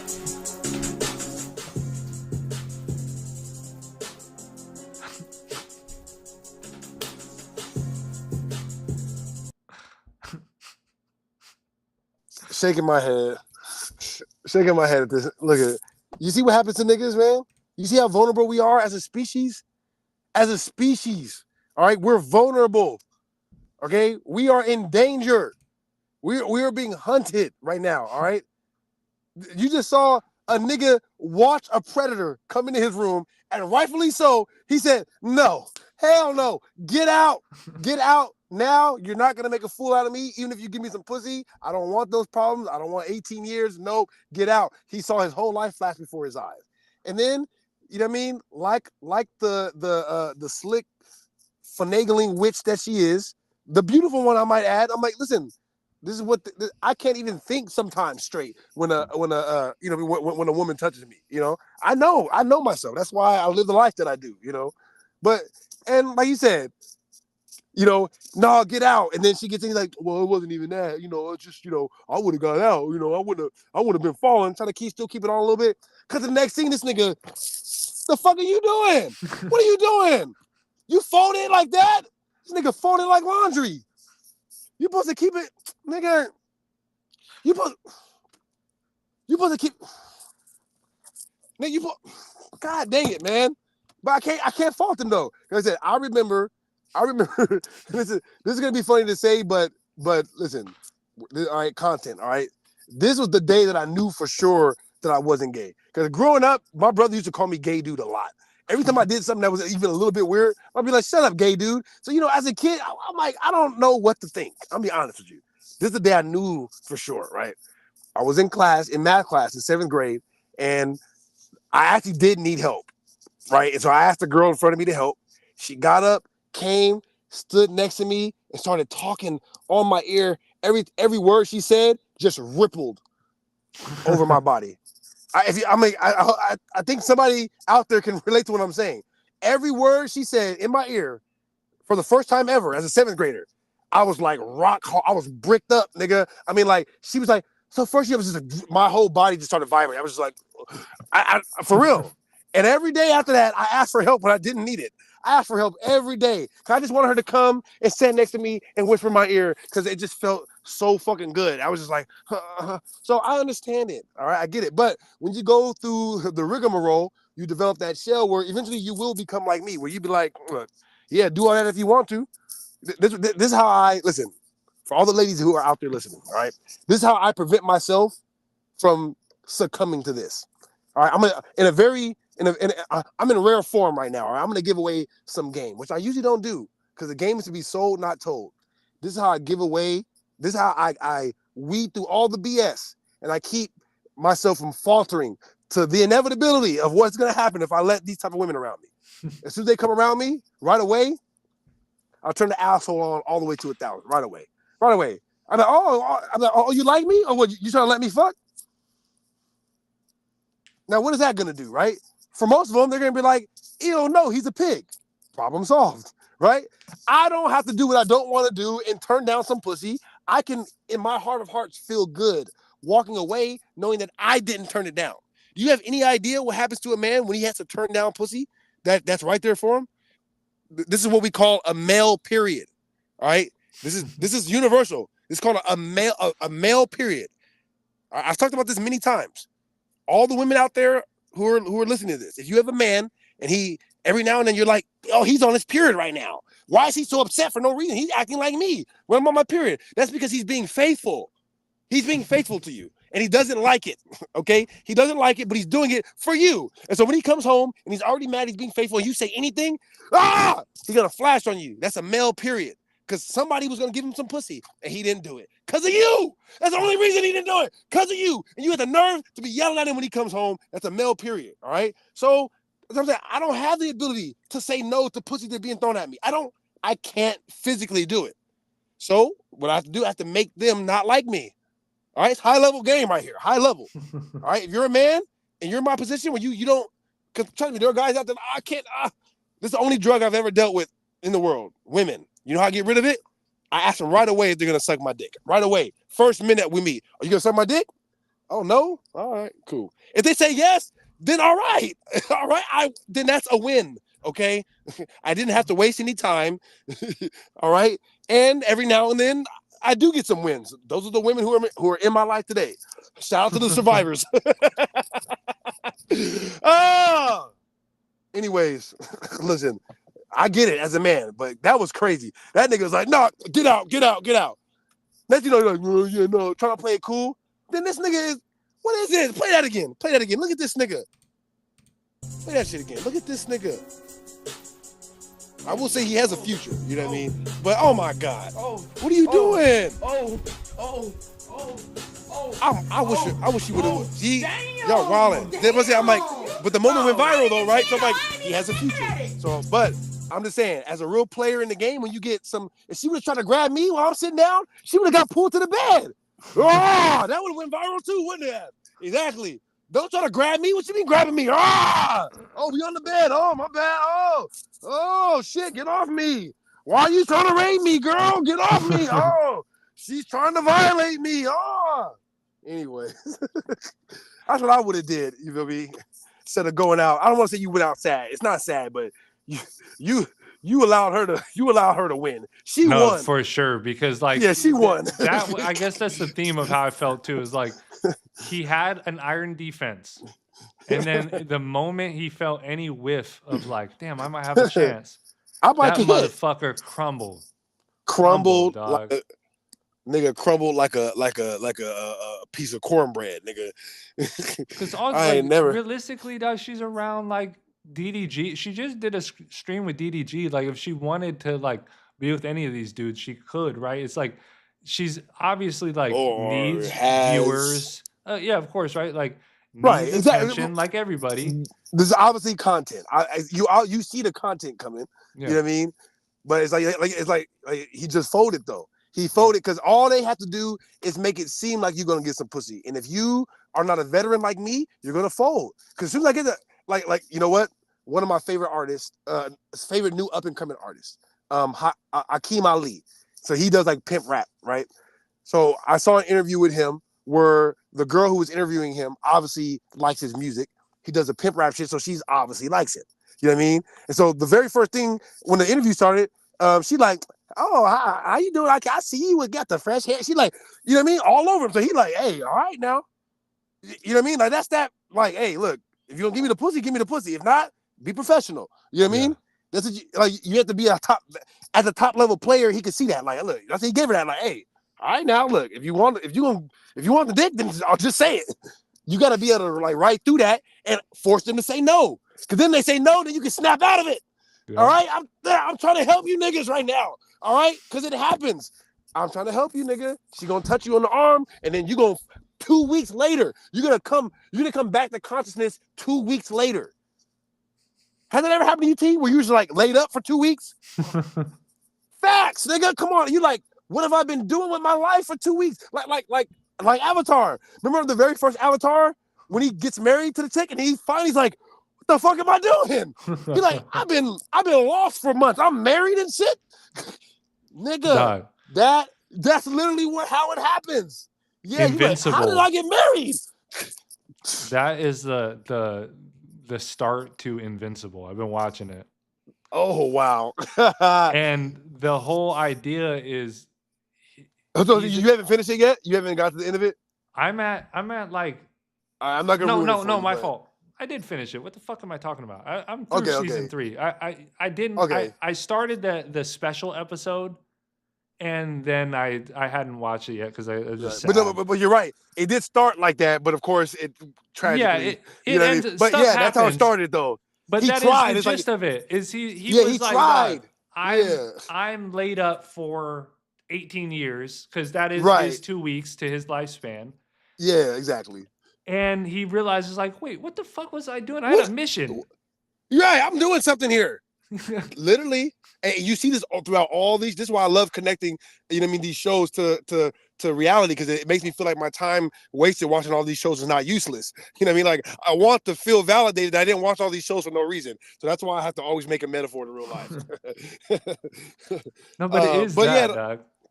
Yeah, and I mean, I guess just to bring it back in, because I did want to say this about streaming in general. You know, the psychology of the watcher and the viewer is somebody searching for validation, which if you dive deep into what we watch, we do the same thing. we watch people. We want to see if other people have the same thought we had. Yeah. Are they thinking this? And so, that's almost too much game to get out right now. But I did want to mention that is, the viewer.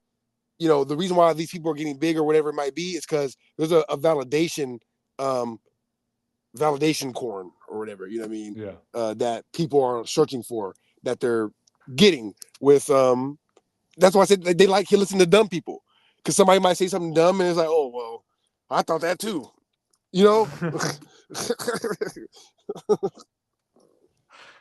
Man, on that topic, because we you asked me like earlier, we were talking about, and shout out to Rel, he said he loves Invincible. It's a great show, and it is great. Like I said, when I first watched the first episode, I thought it was maybe like a little bit like over the top, but then when I got through it, obviously, like I started to see the genius of it. But like the person who told me to watch it, I was watching The Boys, and they're like, "Well, if you like The Boys, you'll definitely like Invincible." And so I put it on with that, like, it's just like, you know what I mean? I'm like, no, two different mindsets. They're not the same. Two different mindsets completely. And so it took me a while, you know what I mean? But once I got into it, I'm like, oh yeah. I see what they're doing. This is one of the, you could say it's the best newer of the newer comics easily. It's easily, you know what I mean? The Boys is corporate America and the military and like politics. It's metaphors about America, really. Invincible is like watching The Sims or something. It's like very like, it's like watching your friend group grow through superhero dumb. It's like very teen. Right. It's teetering on the line of a teen show. It's very close to like being adult. It's adult, but it is odd tangent. The fuck was I? Because there was something I was. Yeah, we were I was talking about validation, and then we were talking about Invincible, streaming, why people are getting big. You said shout out Rel. Yeah, I fucked myself up with that one.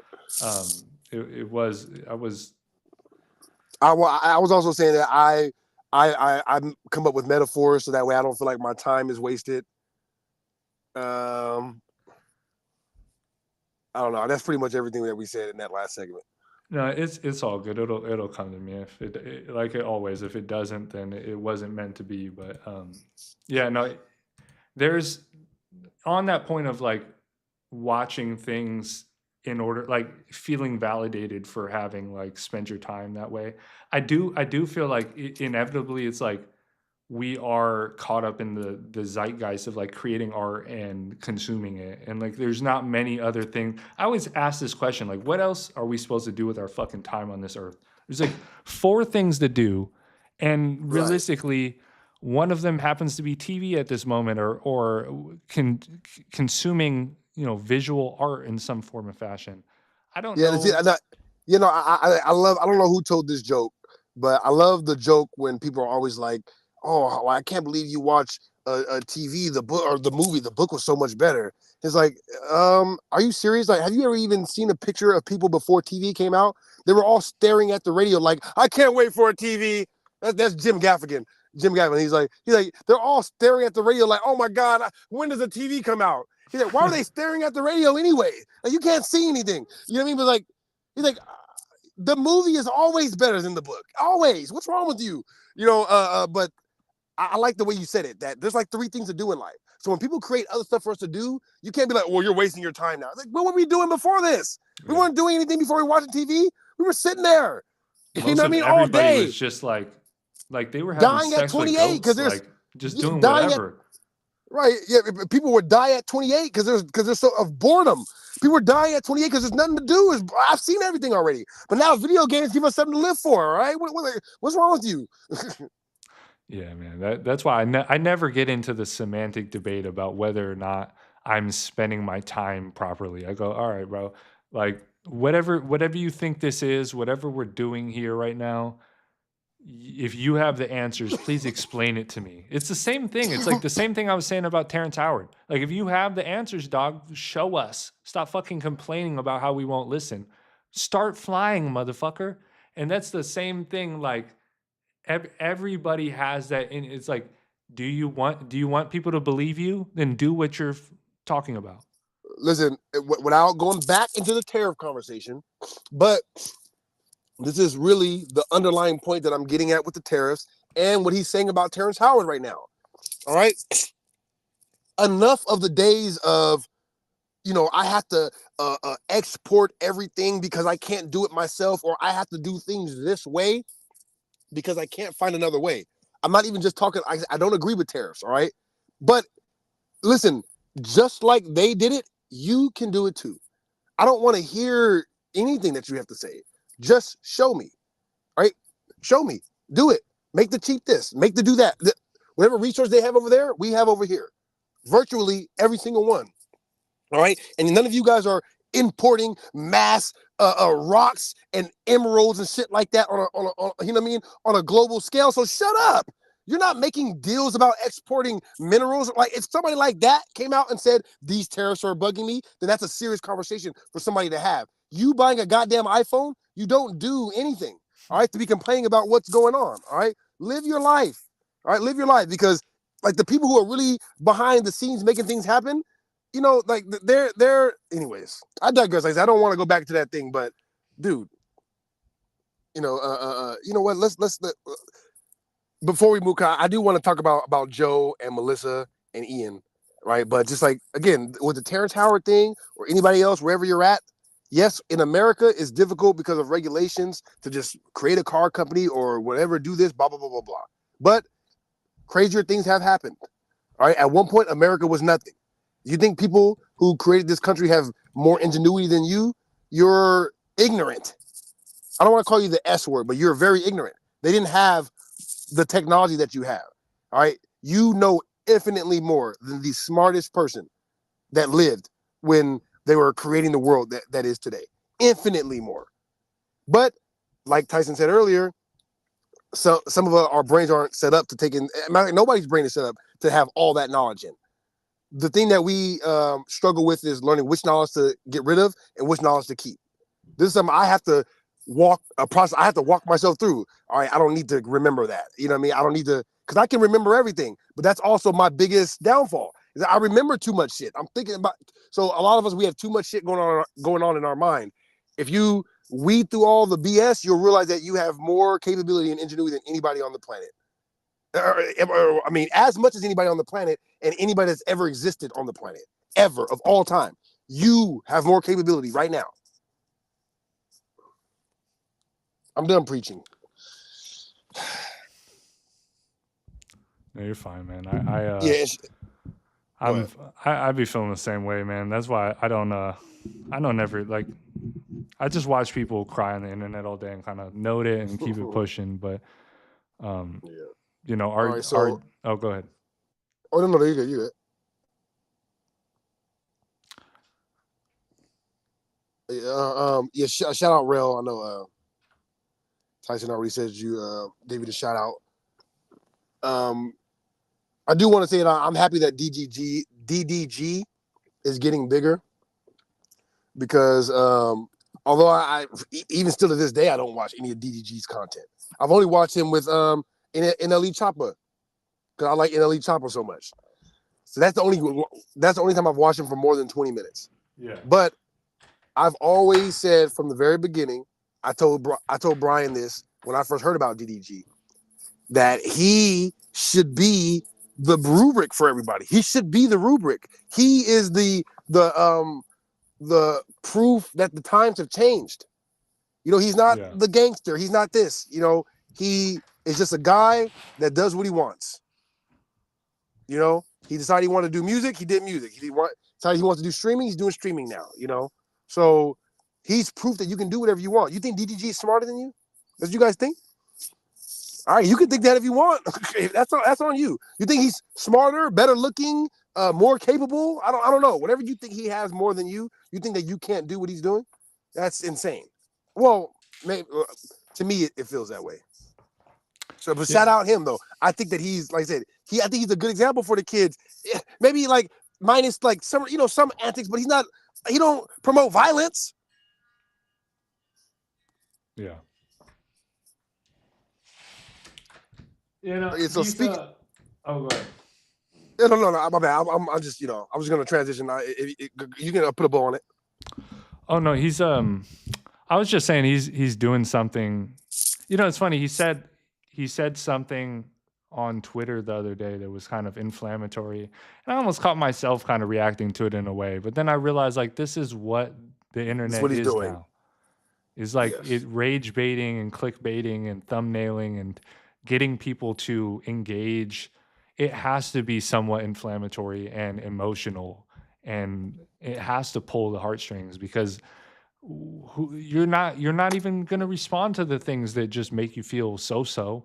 And if it makes you feel real good, you might put like a heart emoji, but like what makes you comment? Yes, it's like, dog, you're an idiot, or like whatever Right. that feeling is of pure passion is like, man, that what you just said was like mind blowing, or whatever, is like you Right. Yeah. have to push the boundaries. You have to elicit that emotion some way, somehow. Yeah. And he did that. He was saying that him, Kai Cenat, and somebody else was like the most pivotal streamers. And I was like, realistically, like, bro, you're just coattailing Kai and Blackboy Max and doing what they Streaming did. wise, yes. You know, and you just happen to have a following behind you, and you had like you have an established core fan base already, but realistically, you're not doing anything special. So I almost reacted, but then I realized, like, oh yeah, like you can just say things, and sometimes they just become reality. Like maybe he will become pivotal at some point, and he kind of is. Is he operating on that level? T, you feel me? No, he is because he's right. What getting the level is he rappers operating now. on? He's Yeah. you know, people are coming to his stream just the way, and he's kind of co-opted the way like a whatever podcast showed up and just did Fresh and Fit. What? Right. He did like a nicer version of what Max is doing, like a less autistic, streamer wars. The same thing that we're gonna do with Story Wars. But so we're gonna move on. I don't. This might be my last topic because this is gonna be. We're talking about Ian, Joe, and Melissa.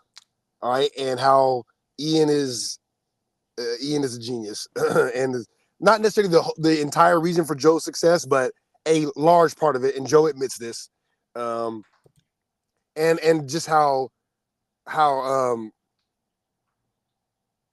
much Melissa Ford should thank Ian for being as great as he is. I just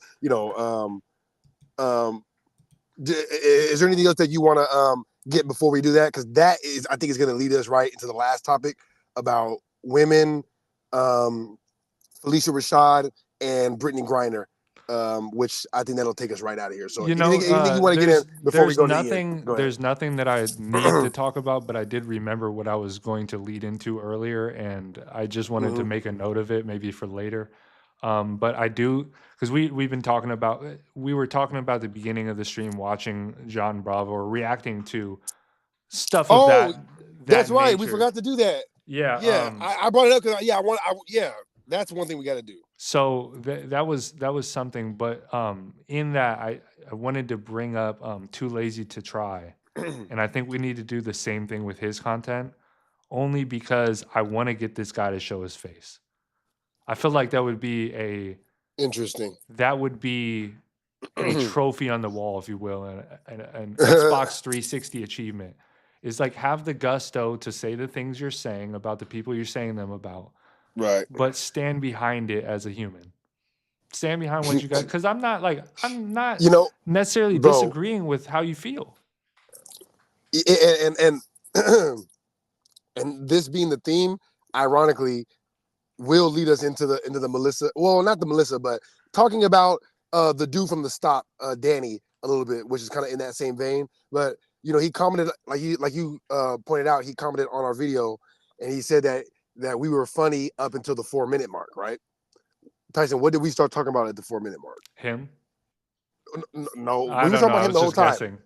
No, we were the subject we're talking about now. How these guys don't like showing their face. That was the subject, literally. These So when you started going in on that real the part that you know what I mean? Like not just he's, but when you're like, see these guys, they always struggle with because that's their thing is they're so insecure about the way they look. And as soon as that conversation came up, that was the 4-minute mark. And he's like, I don't like this anymore. See, no more validation. No more validation for him. Understandably. No, that's what it is, man. It's just I really want to, because you see what John Bravo's doing is like he's doing things, but he's like, yo, this is me, and this is what I think, and there's something valid. Like you don't have to agree, but there's something strong in that. It's what a man would do. It's like I don't have to sit behind a comment. I don't have to sit behind a false, moniker and make fun of people for being themselves. That is bullying. And as much as I like to joke on people, it's like I'm not really a fan of just piling on to people that don't deserve it. Like that's not fun to me. Like kicking an animal that can't defend itself, or like beating on a person who has no physical attribute. There's no valor in that. People that are born with real power do not find valor in that. And I guess even though it may not be the exact same thing, think about it. That's my pushback to what we talked about with the Meitan thing. Yeah. Even when I talked about him and was it them trying to bully Dave? Yeah. Think about it, it's like that's the push. That's the thing that goes off in me when I see that. I'm just like, I don't like that. You know what I mean? Like, I don't like, you know what I mean? Like, because you think he's soft, you're trying to bully him, which he's not. Like, Dave is the one that, like I said, neither of them succeeded in bullying Dave. You know what I mean? They were like, give me your headphones. They were like, bitch, no. So, but I said, even though it wasn't necessarily that, I think that part of it is what rubs me the wrong way. It's like, because I can joke on people with the best of them, but not to the bully. You know what I mean? Not to the point where somebody is not fighting back, or they're just, they don't deserve it. If they're not fighting back or they don't deserve it, then, you know what I mean? What are you doing? I think, I hate to keep bringing this back to our boy T. Howard, but I think if we give him the green light and we build a Coliseum and we just I don't know the name, we got to work on the name still, but we just let people duke it out, their ideas. Like, if you can't talk it out, we just put a glass bottle in the middle of you guys, so you better fucking that would be a much better, like, fuck Judge Judy, just 2 podiums in this middle of a room, a sword in the middle. If they can't talk it out, whoever gets the sword first is the winner. Listen, all jokes aside, this is a great idea, and I'm gonna put it out in the world since you brought it up, right? Because this is one of my, every now and then I ask myself, what is an idea that you think is too much for you to accomplish? What's something that like scares you? Because I feel like I've accomplished almost all my goals already, almost all of them. And that's one of the things that I think about. I'm like, I would love to get the world to a point where people are intelligent enough to understand that we can still get the same effect that we have with war if we just like do paintball. You know what I mean? Like we really can. You're like, I know you want to kill me, but guess what? Beating me up, like let's just fight for real. You know what I mean? So that way, if you lose, you can go train and come back and beat me. You can get better and better and then eventually beat me. You know what I mean? But if we fight and you lose, then you're gone. There's no value in that. And again, as I always point out, the people going to war have no problem with each other, right? The actual soldiers don't have issues with each other. So it makes no sense that them fighting for an imaginary cause would not be able to use imaginary bullets. It makes no sense. So I do, like we said earlier, with young T, I'm with T, all right? Come together, discuss ideas. If you can't come to an agreement, duke it out. But in a safe way, please. All right? Because this is the beginning of gang violence. No teams. Anyway, no teams. No, yeah. All right, no teams and no murder, please. So you're saying something about Melissa and Ian. And yes. So first of all, I'll start off with the shout out Ian again. Everybody on that show needs to thank Joe and Ian. Joe needs to thank Ian, which he does. I think that their theme song, the JBP, Where would you be without the JBP? I actually think that song is a message to the other host. I think that's Ian's message to the other hosts on the show, so that way they don't end up like Rory and Mal. I think that's what he's trying to tell them. Like, think about it. Where would you be without the JBP? Think about it. I'm not sure yet, but I think that's, because gosh dang, Melissa. It's like, and I give credit to her too for being the legend, I guess, that she is in her own right, a video legend. Because right when it looks like she's about to get fired, boy, like inches, like everybody knew she was fired. Everybody knew. And here comes Drake saving another woman. That is interesting. That is interesting because half the sentiment on Twitter and their community is like, just get rid of her. But you can't now. Not when Drake is making music about her. Yeah, she got the Drake bump. We don't have to ask her to come in. She's right here. It's so hilarious. I'm not like too deep into their community, and I know you kind of broke down that you've been following it quite a bit. But well, I would love. Go ahead. Yeah, it's just interesting. Like, there's a growing sentiment that she is a traitor for that whole endeavor, right?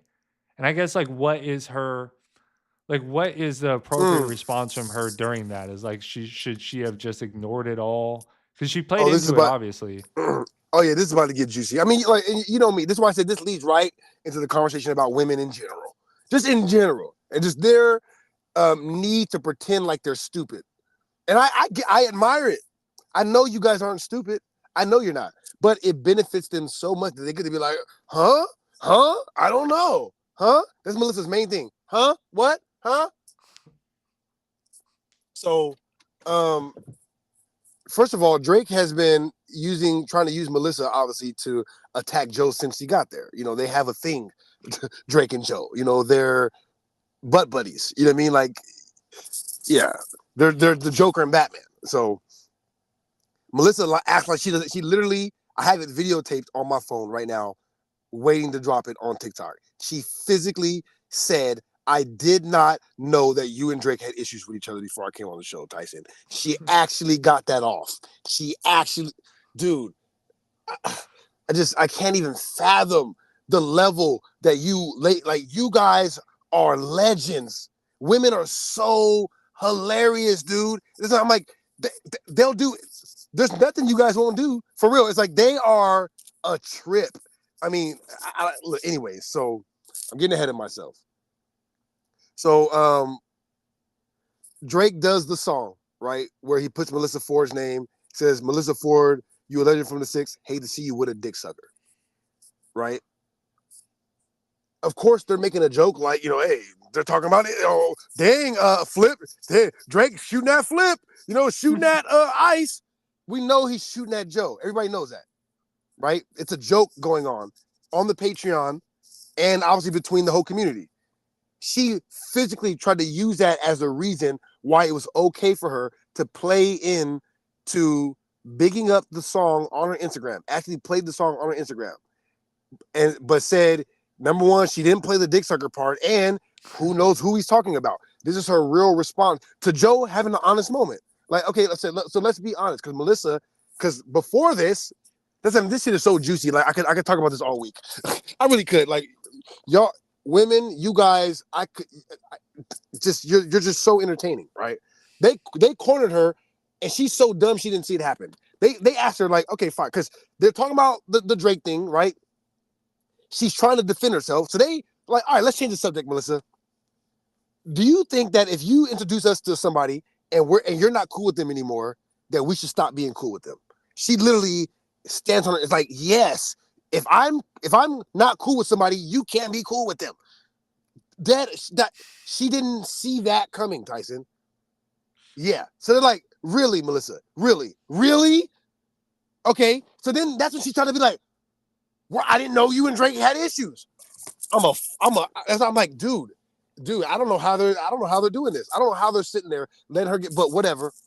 Right. So that's her stance, is that I didn't know you guys had issues. And so, like I said in the beginning, right when you think she's about to get fired, Drake saves her job again and drops the hoodie. Drops a hoodie with her face on it. She goes viral. Just women, how can you ever pretend like your life is harder than a man's? How? This bitch went viral for being an old hoe.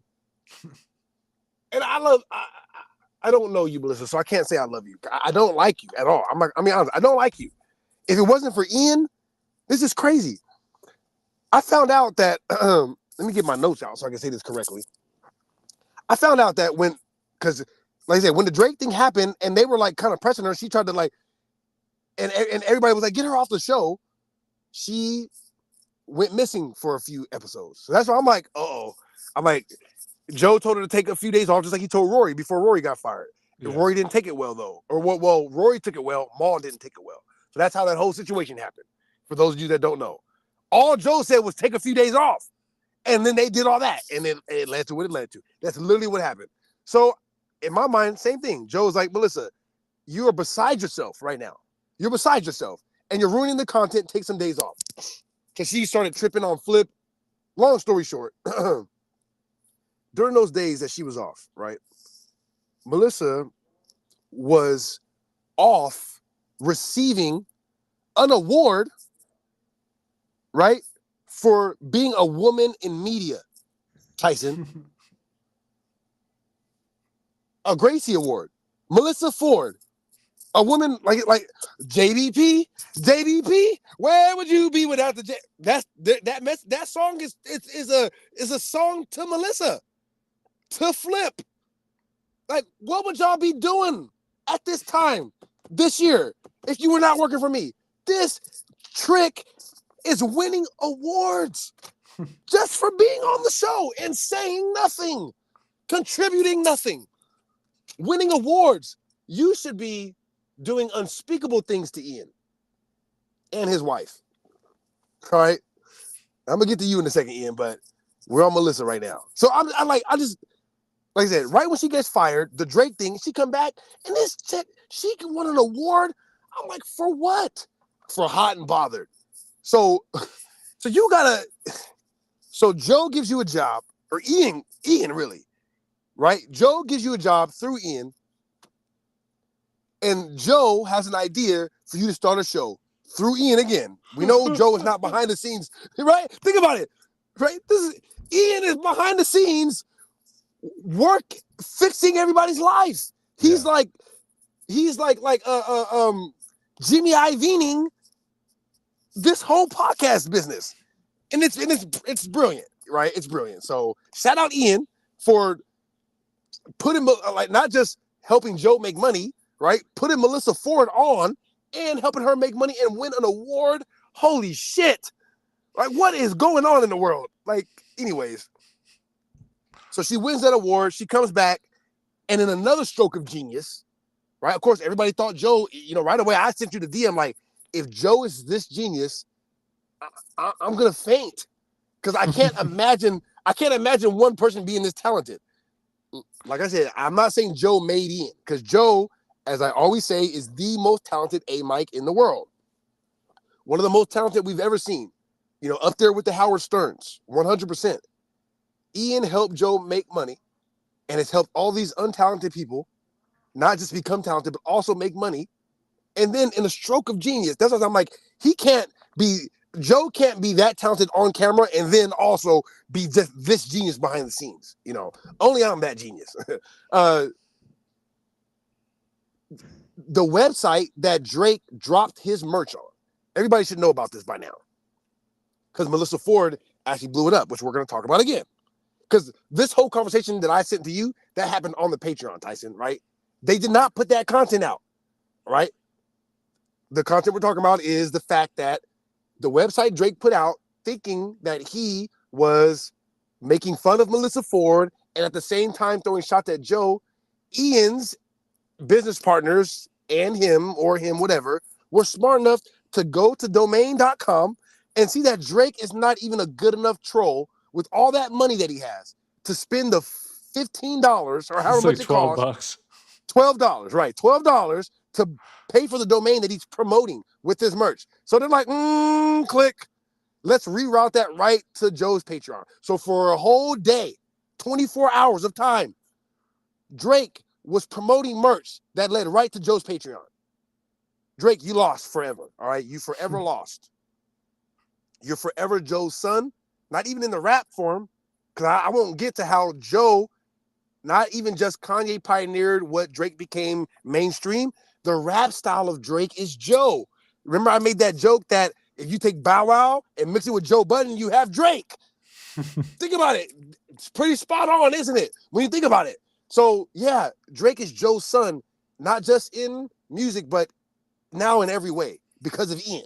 So, but Joe gives Ian that credit. He does. He says, I was broke doing this shit for the love if it was not for Ian. I looked at Corey. I said, Corey, how long am I supposed to do this shit for free? Corey's like, I don't know. And then he called Ian. It's an exact quote. And hopefully I'm not saying something that's on the Patreon, but I don't care that much. I don't work for you guys. So I get to talk about what's on the Patreon. Melissa Ford does not. And she does not understand that. And Joe almost flipped on her on the last Patreon because she didn't get it. Joe has a policy, even with Flip. He's like, Flip, if you're going to do an interview or whatever, you're not going to get clout off my name. You work here. All right? You don't get to... Anybody can understand that, right? Yeah. If you don't work here, then yeah, you do the tabloid shit. But I pay you. So you don't get to go and do interviews about what, you know what I mean? So this is a huge point of contention between Flip and Joe. Right? Here comes a press release, right? No, think about it. The only people that physically heard Ian say what he said about the Patreon thing is the people that watched it. But a random press release comes out. Melissa Ford makes a statement about the Drake thing. I'm reading that shit like Joe is losing his mind right now. When I'm reading it, I'm like, Joe wants to kill Melissa. Because she's like, I want to promote feminism and my platform that I work on is helping me do that. Oh, yes. Like, bro, that type, like, just a hatchet job. The type of shit that you can just see it on Joe. Joe put two pairs of shades on. Like, girl, he literally said it like, when these camera turns off, I'm finna let you have it. Straight up. He like, listen, we do it, but I'm finna curse you, you out your fucking mind. Oh, yeah, shout out Joe, like, bitch, how dare you?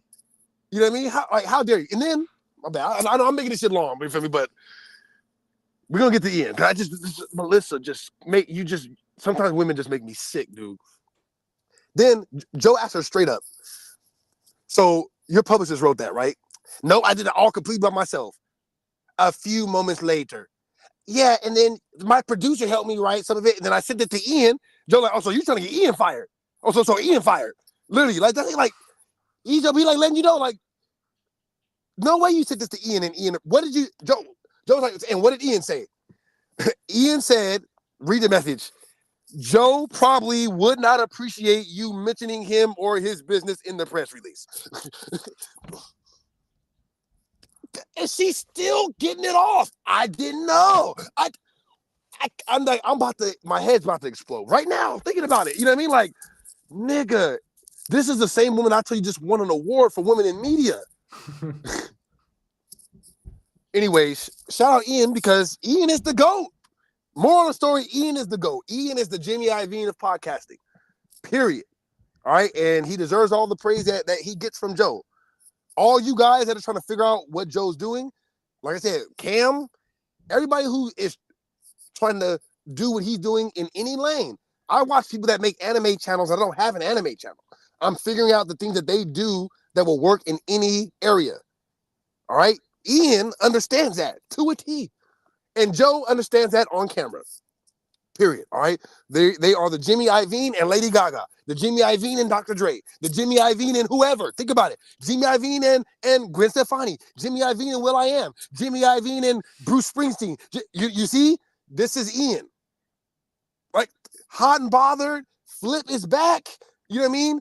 Ish is a whole person. Think about it. Ish is a Ian makes stars.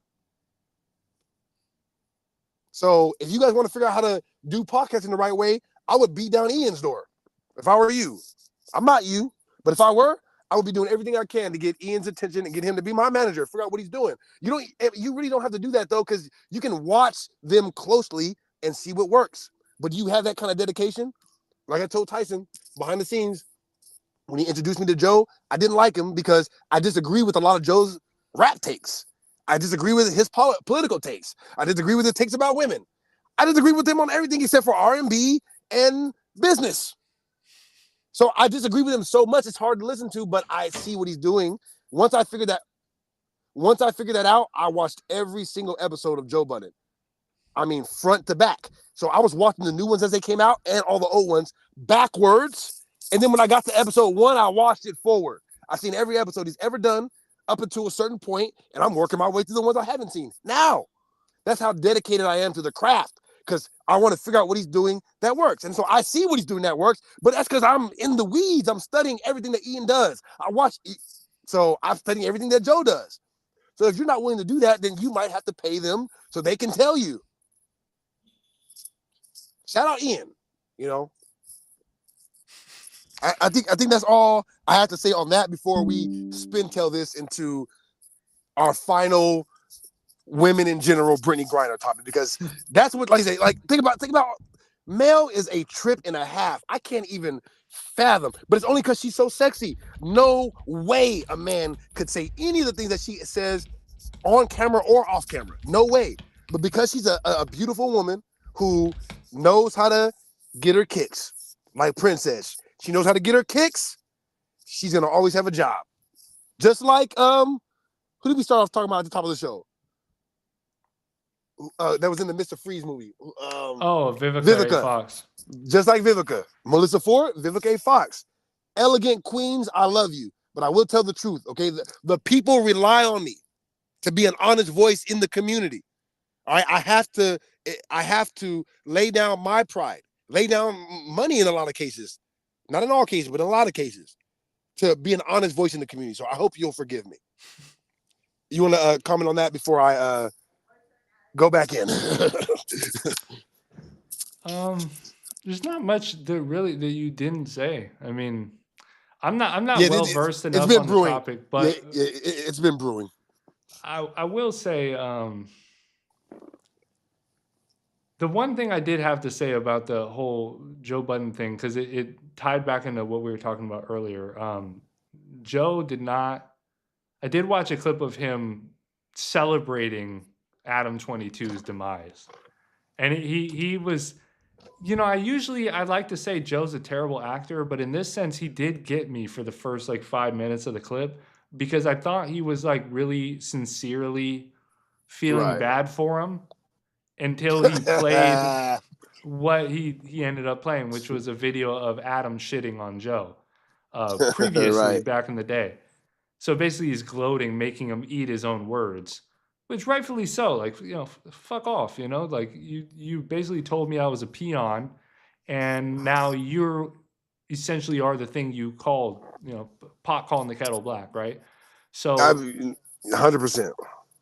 I guess it just ties in right there, where it's like Joe is leading the charge in knowing, and maybe Ian as well, because he's back there, pulling the strings, and we're seeing more of his influence over time. But the Ian show is getting more interesting because of Mark Lamont Hill. And I have a whole thing to do on Mark Lamont Hill, but Mark is a bigger fish, you know what I mean? So we can save him for later. I'm going to debate Mark Lamont Hill in person, you know what I mean, at a certain point. I've been wanting to comment on his thing he's got going on, but like you said, I think more research has to be done, because I seen a clip of him talking with Patrice on CNN. Mark, that's what I'm saying. He goes that far back, and that's why. And Mark's rate is like $1,500 and shit. It's probably up now. You know what I mean? Like maybe $10,000, but for $10,000 we can book Mark.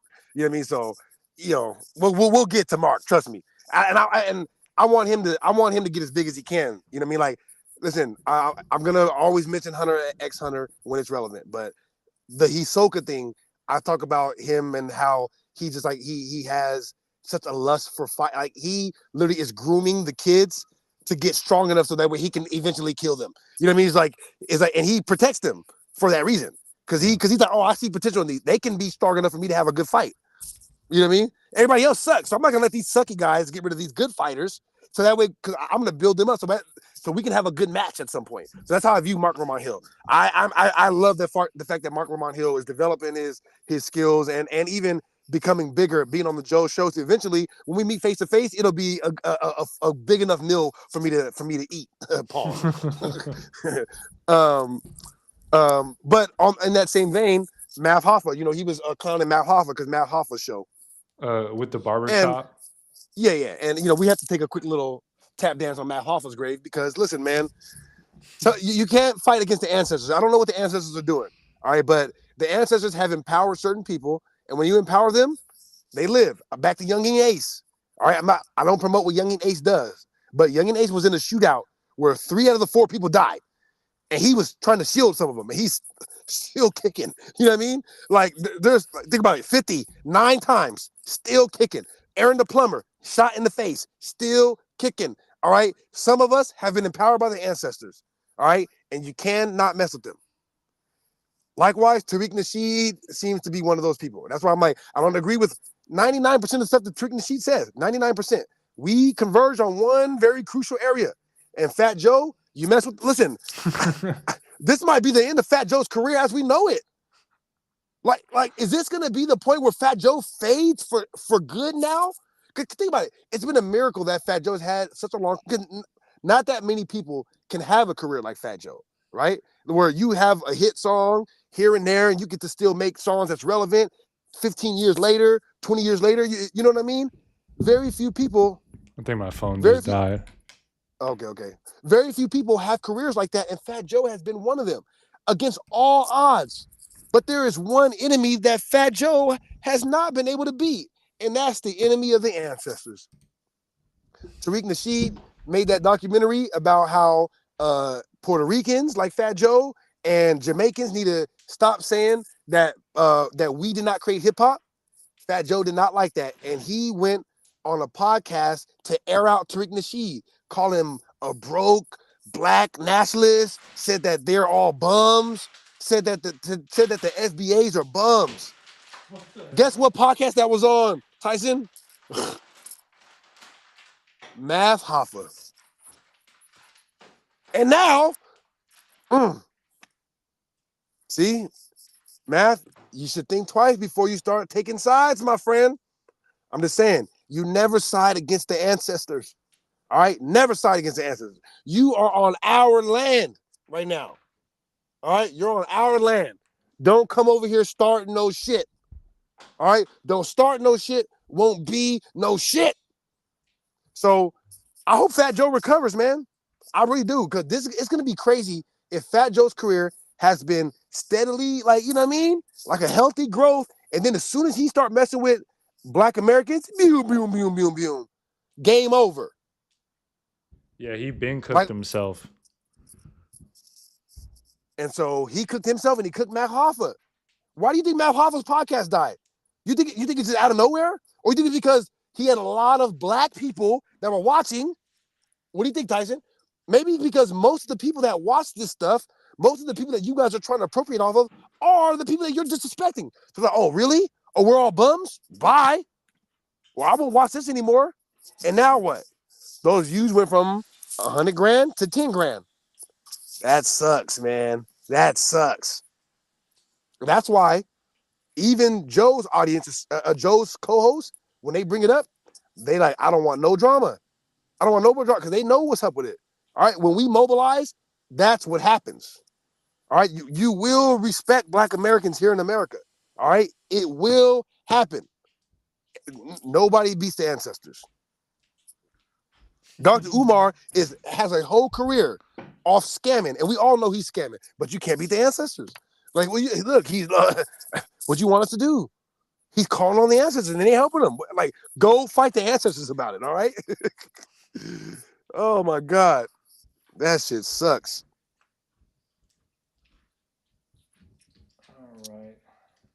All right, and so, no, you're good. So the last thing that we're going to discuss, like I said, if anybody else has something they want us to look at, last chance to put it in the comments. Ashman said the PBD being asked about Israel by Piers Morgan. Let me touch on that real quick. I did see that, yes.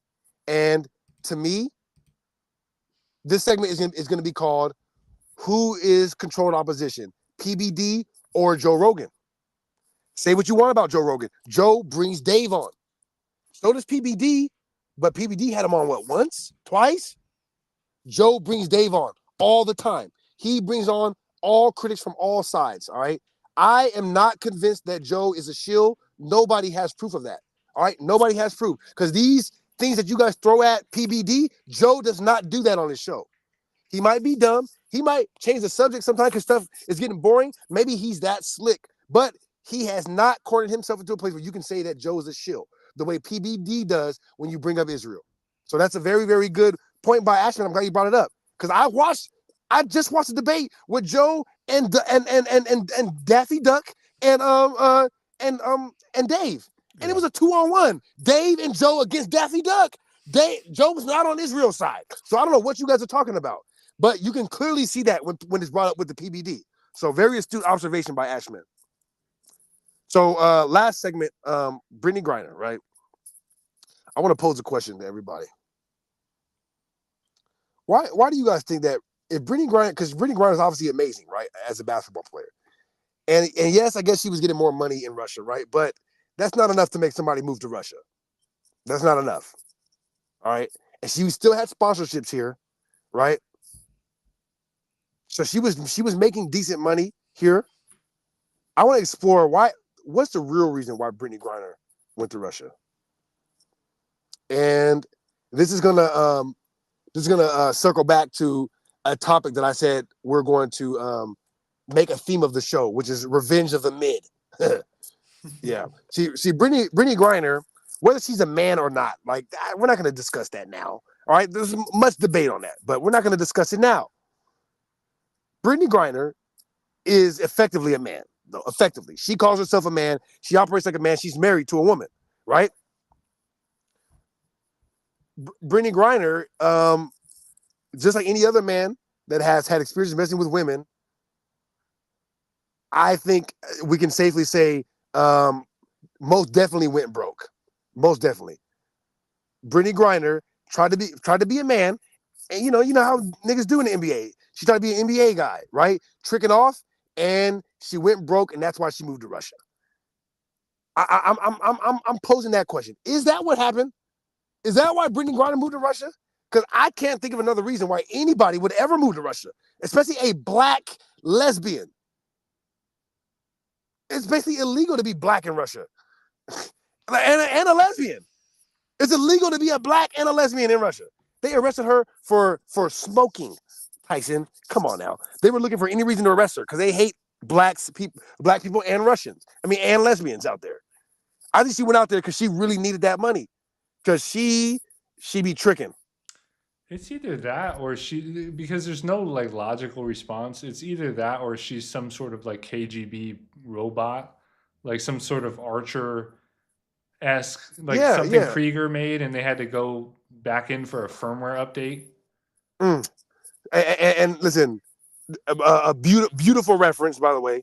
And I know very few people get it, but Archer is like arguably my favorite show ever. But that's such a perfect reference. What he just did right there. Right, the Krieger Archer reference, that's literally the only option. There's a character, right? The whole character is designed off him making a perpetual endless cycle of robots and then eventually just becoming a robot himself. And that's the only reason why his actions don't make sense. That's the whole character. Krieger is like, nothing he does makes sense except for he's a weird KGB robot. And so he's making, so yeah. Like dead on.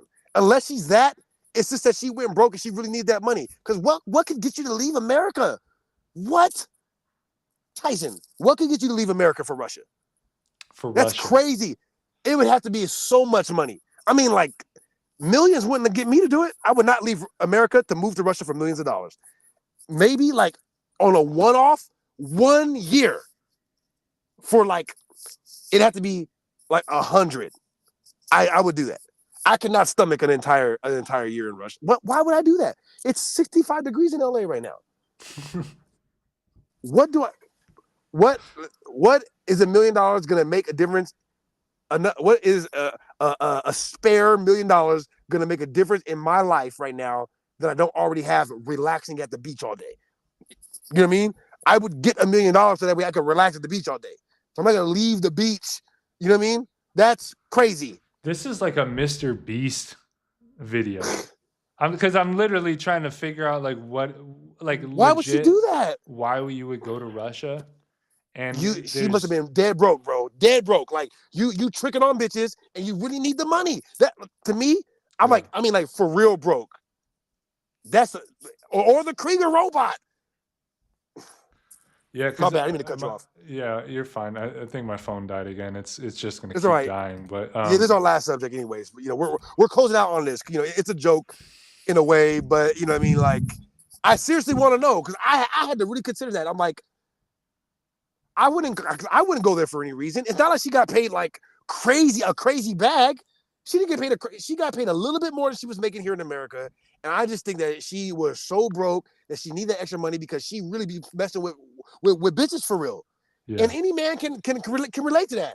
She be messing with bitches for real, and she be tricking off because the NBA players trick hard. That's what they do. That's why Drake made that joke about being in the Detroit locker room. I do believe it was a woman in there. Everybody knows that the NBA players, because they don't want no scandals, what do? Like smart men, they pay every chick they have sex with, period. Every chick. And if they don't do it, look at Anthony Edwards. Look at Anthony Edwards. I bet he would have got a hooker, right?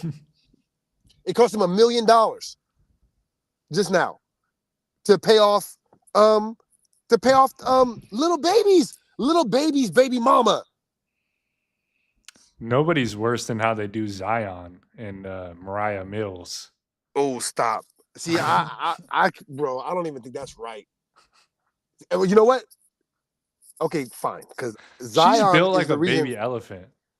Bro, Zion is the reason why I came up with that theory. Even though I didn't want to bring him up because, you know, Zion is like Jaden Smith to me. You know what I mean? In a way where it's just like, come on, guys. It's like, what chance did Zion have in life? You know what I mean? Like, to be anything. Anyways, when I see Zion with women like he's with, it lends me to think what I thought about Drake and these other guys not getting any women when they were growing up. None. Can I tell you right now, the day that it's profitable, hundreds of women are going to come out and start saying they had sex with me. Hundreds. Okay? Trust me, they're going to come out if there's money attached to it. You know what I mean? These niggas Drake and Zion, like, think about how long Zion has been famous. And he's messing with that. Come on. He was not getting pussy. He wasn't getting pussy. You know what I mean? But think about it. Little stuff like that is how you know. Dudes who are really getting it, they're like, even if he was, let's say you're a modest guy, right? And I'm exaggerating with the hundreds, all right? For real. I am exaggerating. All right? I'm not saying I've had sex with hundreds of women. I have not had sex with hundreds of women. I'm exaggerating for content, all right? But let's say I'm a modest guy, right? I'm a modest guy. And as a modest guy, at my age, having went to college, 40 or 50 would be a modest number. Do you agree with that, Tyson? Modest, right? It's modest. Yeah, because we know guys who are in the hundreds, okay? So trust me, let's say I'm a modest guy and it's 40 or 50. When it's profitable, that's 40 or 50 women that are going to come out and get that bag. So think about it. This nigga Drake, you know what I mean? Zion, all these guys that are famous, if you don't see a Tiger Woods type situation going on, then they wasn't getting pussy. I don't see how anybody can refute that. Unless you held it down or you're smart enough to only fuck with hookers. This is the point I'm trying to make to you guys. If you don't pay your pussy bill, they will come to collect. You know what I'm going to have to do one day? And I hope they don't see this, but one day, trust me, when my pussy bill from some of them bitches that I didn't either, you know, pay up front or pay in some way, shape, or form, you know, like there's more game to where you can prevent this from happening. I'm not giving that game away yet. All right. There's a way to prevent this from happening, but you don't deserve that. All right. There's a way to do it without paying necessarily, but you have to pay in some way. You have to pay with ego or whatever. All right. If you're a smart guy, you'll figure it out. But at a certain point, the women that I had done dirty, I'm going to have to break them off a check. I know the women that I did dirty in my life. They're in my head right now. Yep. I fucked a bitch. I fucked this bitch. I never called her. I didn't. And I can pretend all I want that when she comes back, I don't owe her shit. All she has to do is say I raped her. So when she comes back, I'm gonna be like, I did you kind of dirty. I'll take care of you. You have to do that as a man, or else you're going to have you not seen what happened?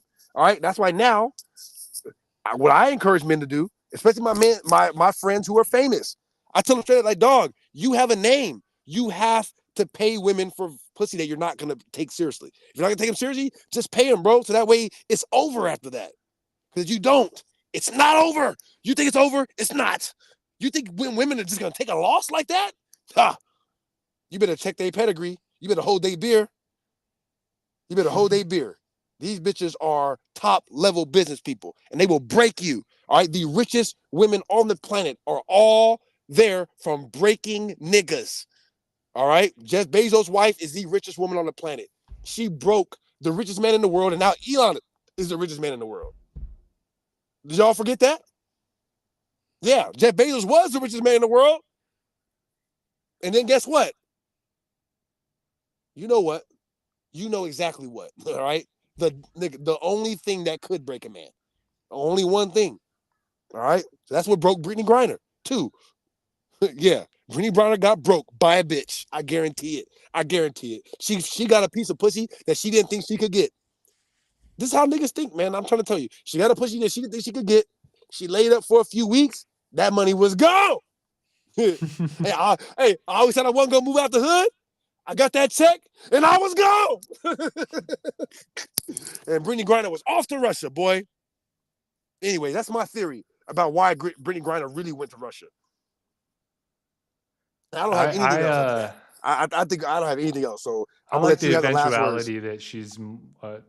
This is what I'm saying, man. Every time we have one of these ideas, we need to go kidnap a group of animators because Brittany Griner as a KGB robot needs to be a short film of some sort. A basketball robot. Absolutely. We know we got a bunch of skits that we need to do. Honestly, it's probably going to be Archer style. Just heads up for you guys. We're going to do the Archer style of animation first, probably, because it seems like the easiest and it's just the funniest to me. You know what I mean? Because it's like it doesn't seem like it's supposed to be serious, but it's a serious ass, raunchy ass. Like it's the greatest show ever, and it's the reason why American cartoons beat all other cartoons. Even though I'm a huge anime guy, Rick and Morty and Archer are significantly better than everything else except for Hunter x Hunter. Yeah, I've sat in on a couple of anime shows that I was like not certain if they were like Jared Fogle level. Like it seemed like a lot of them had like very questionable plot lines with very young girls drawn in, and I'm like, why is this even a thing? But I'm not familiar with the community. First of all, Tyson, all right, check yourself at the door. Every anime has a young girl at the center of a plot line, mainly high school. Every single one. I mean 100%. 110, actually. But listen, like I said, I love anime, so we don't want any smoke from the anime community, trust me. Definitely none. Not. Yeah, and honestly, the only smoke we're gonna give you is that y'all don't know enough about anime. Cause I'm gonna cook you guys eventually at the anime conversation. So that's not the kind of smoke we want. I will say this: the thing that you have to give anime credit for, of course, like with the young girl thing, yeah, it's weird, but it's because the audience they're trying to reach. So a lot of their conversations, I don't want to dive deep into Japanese society, but Japanese society is a very uniform thing when you get older. So not a lot of variation in adults, so their variation really lies in childhood, where that's where their imagination is. And because as an adult, people just get in line in Japan. So that's a much deeper conversation and why their plot lines are kid-centric, because they're trying to tap in to what they used to believe in and how they used to think when they were a kid before they became, what the average Japanese citizen is today, which is a very, very hardworking person usually. So that's one thing that I know it's funny to make fun of them for always having the child plot lines, but you have usually a nerd writer who used to be creative, didn't get a lot of girls, and so what is his dreams about being in high school and high school girls, So it's unfortunate that it seems weird, but it's an innocent thing, I think, that comes from the childlike nature that the average mangaki, to be specific, is trying to capture. That's the first thing. And then the second thing, dude, anime plots, which almost all of them are amazing. Like you will read an anime plot and be like, God damn! Like, and then a space robot? Like, for real, it's like the craziest plots of all time, like bar none. Like they always push the boundaries. The first season of every anime is almost always going to be trash, dude. It takes so fucking long for them to get into the story. And every anime is like that. And this is why American cartoons win. Once they get into the storylines, though, it's almost unmatched. But it's like you have to sit through an hour of just sometimes unwatchable shit sometimes where you're like, dude, get this shit over it. But then when you get to the good shit, it's amazing, I digress. So that's just anybody out there like that's you have to give those concessions when you're watching anime. It's like it's always going to have them child plot lines for some reason. I always think about that too. I'm like, dude, are there any like real? And there's a few of them here and there, but most of the time, hell no, it's just all high school shit. Once you get past that and you dive into the concepts, it's there. And oh my god, them first seasons be long and drawn out and holy shit. Unwatchable, some of that shit. Unwatchable. I digress, man. Nah, I feel it, man.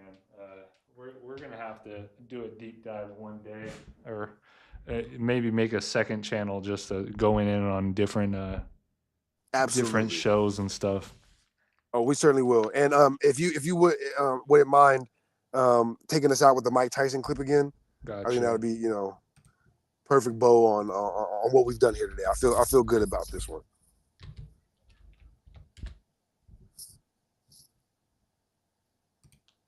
All praise be. I'm gonna switch it so you can hear it too. Okay. For all you guys that were wondering, all right. Understand we're taking it easy on you right now. All right? Be happy. Be to my children, I love you. Oh God, man, what? Is this your shortest fight ever? In any time, amateur, professional ever? Assalamu alaikum, Maida. I don't know, man. Yeah, Lennox Lewis. Lennox, I'm coming for you. Mike, is it frustrating to train like you did and then have this in 7 or 8 seconds? For this fight, I only trained probably 2 weeks or 3 weeks for this fight. I had to bury my best friend. Practice? And I dedicated this fight. I wasn't going to fight. I dedicated this fight to him. I was going to rip his heart out. I'm the best ever. I'm the most brutal and vicious and most ruthless champion there's ever been. There's no one can stop me. Lennox is a conqueror. No, I'm Alexander. He's no Alexander. I'm the best ever. There's never been anybody as ruthless. I'm Sonny Liston. I'm Jack Dempsey. There's no one like me. I'm from Nairclaw. There's no one that can match me. My style is impetuous. My defense is impregnable. And I'm just ferocious. I want your heart. I want to eat his children. Praise be to Allah. Are you saying now, Mike, that Mike? You heard what I said. You heard what I said. And that's it, man. Y'all take care. Hell yeah. Signing out, man. We'll catch y'all next week.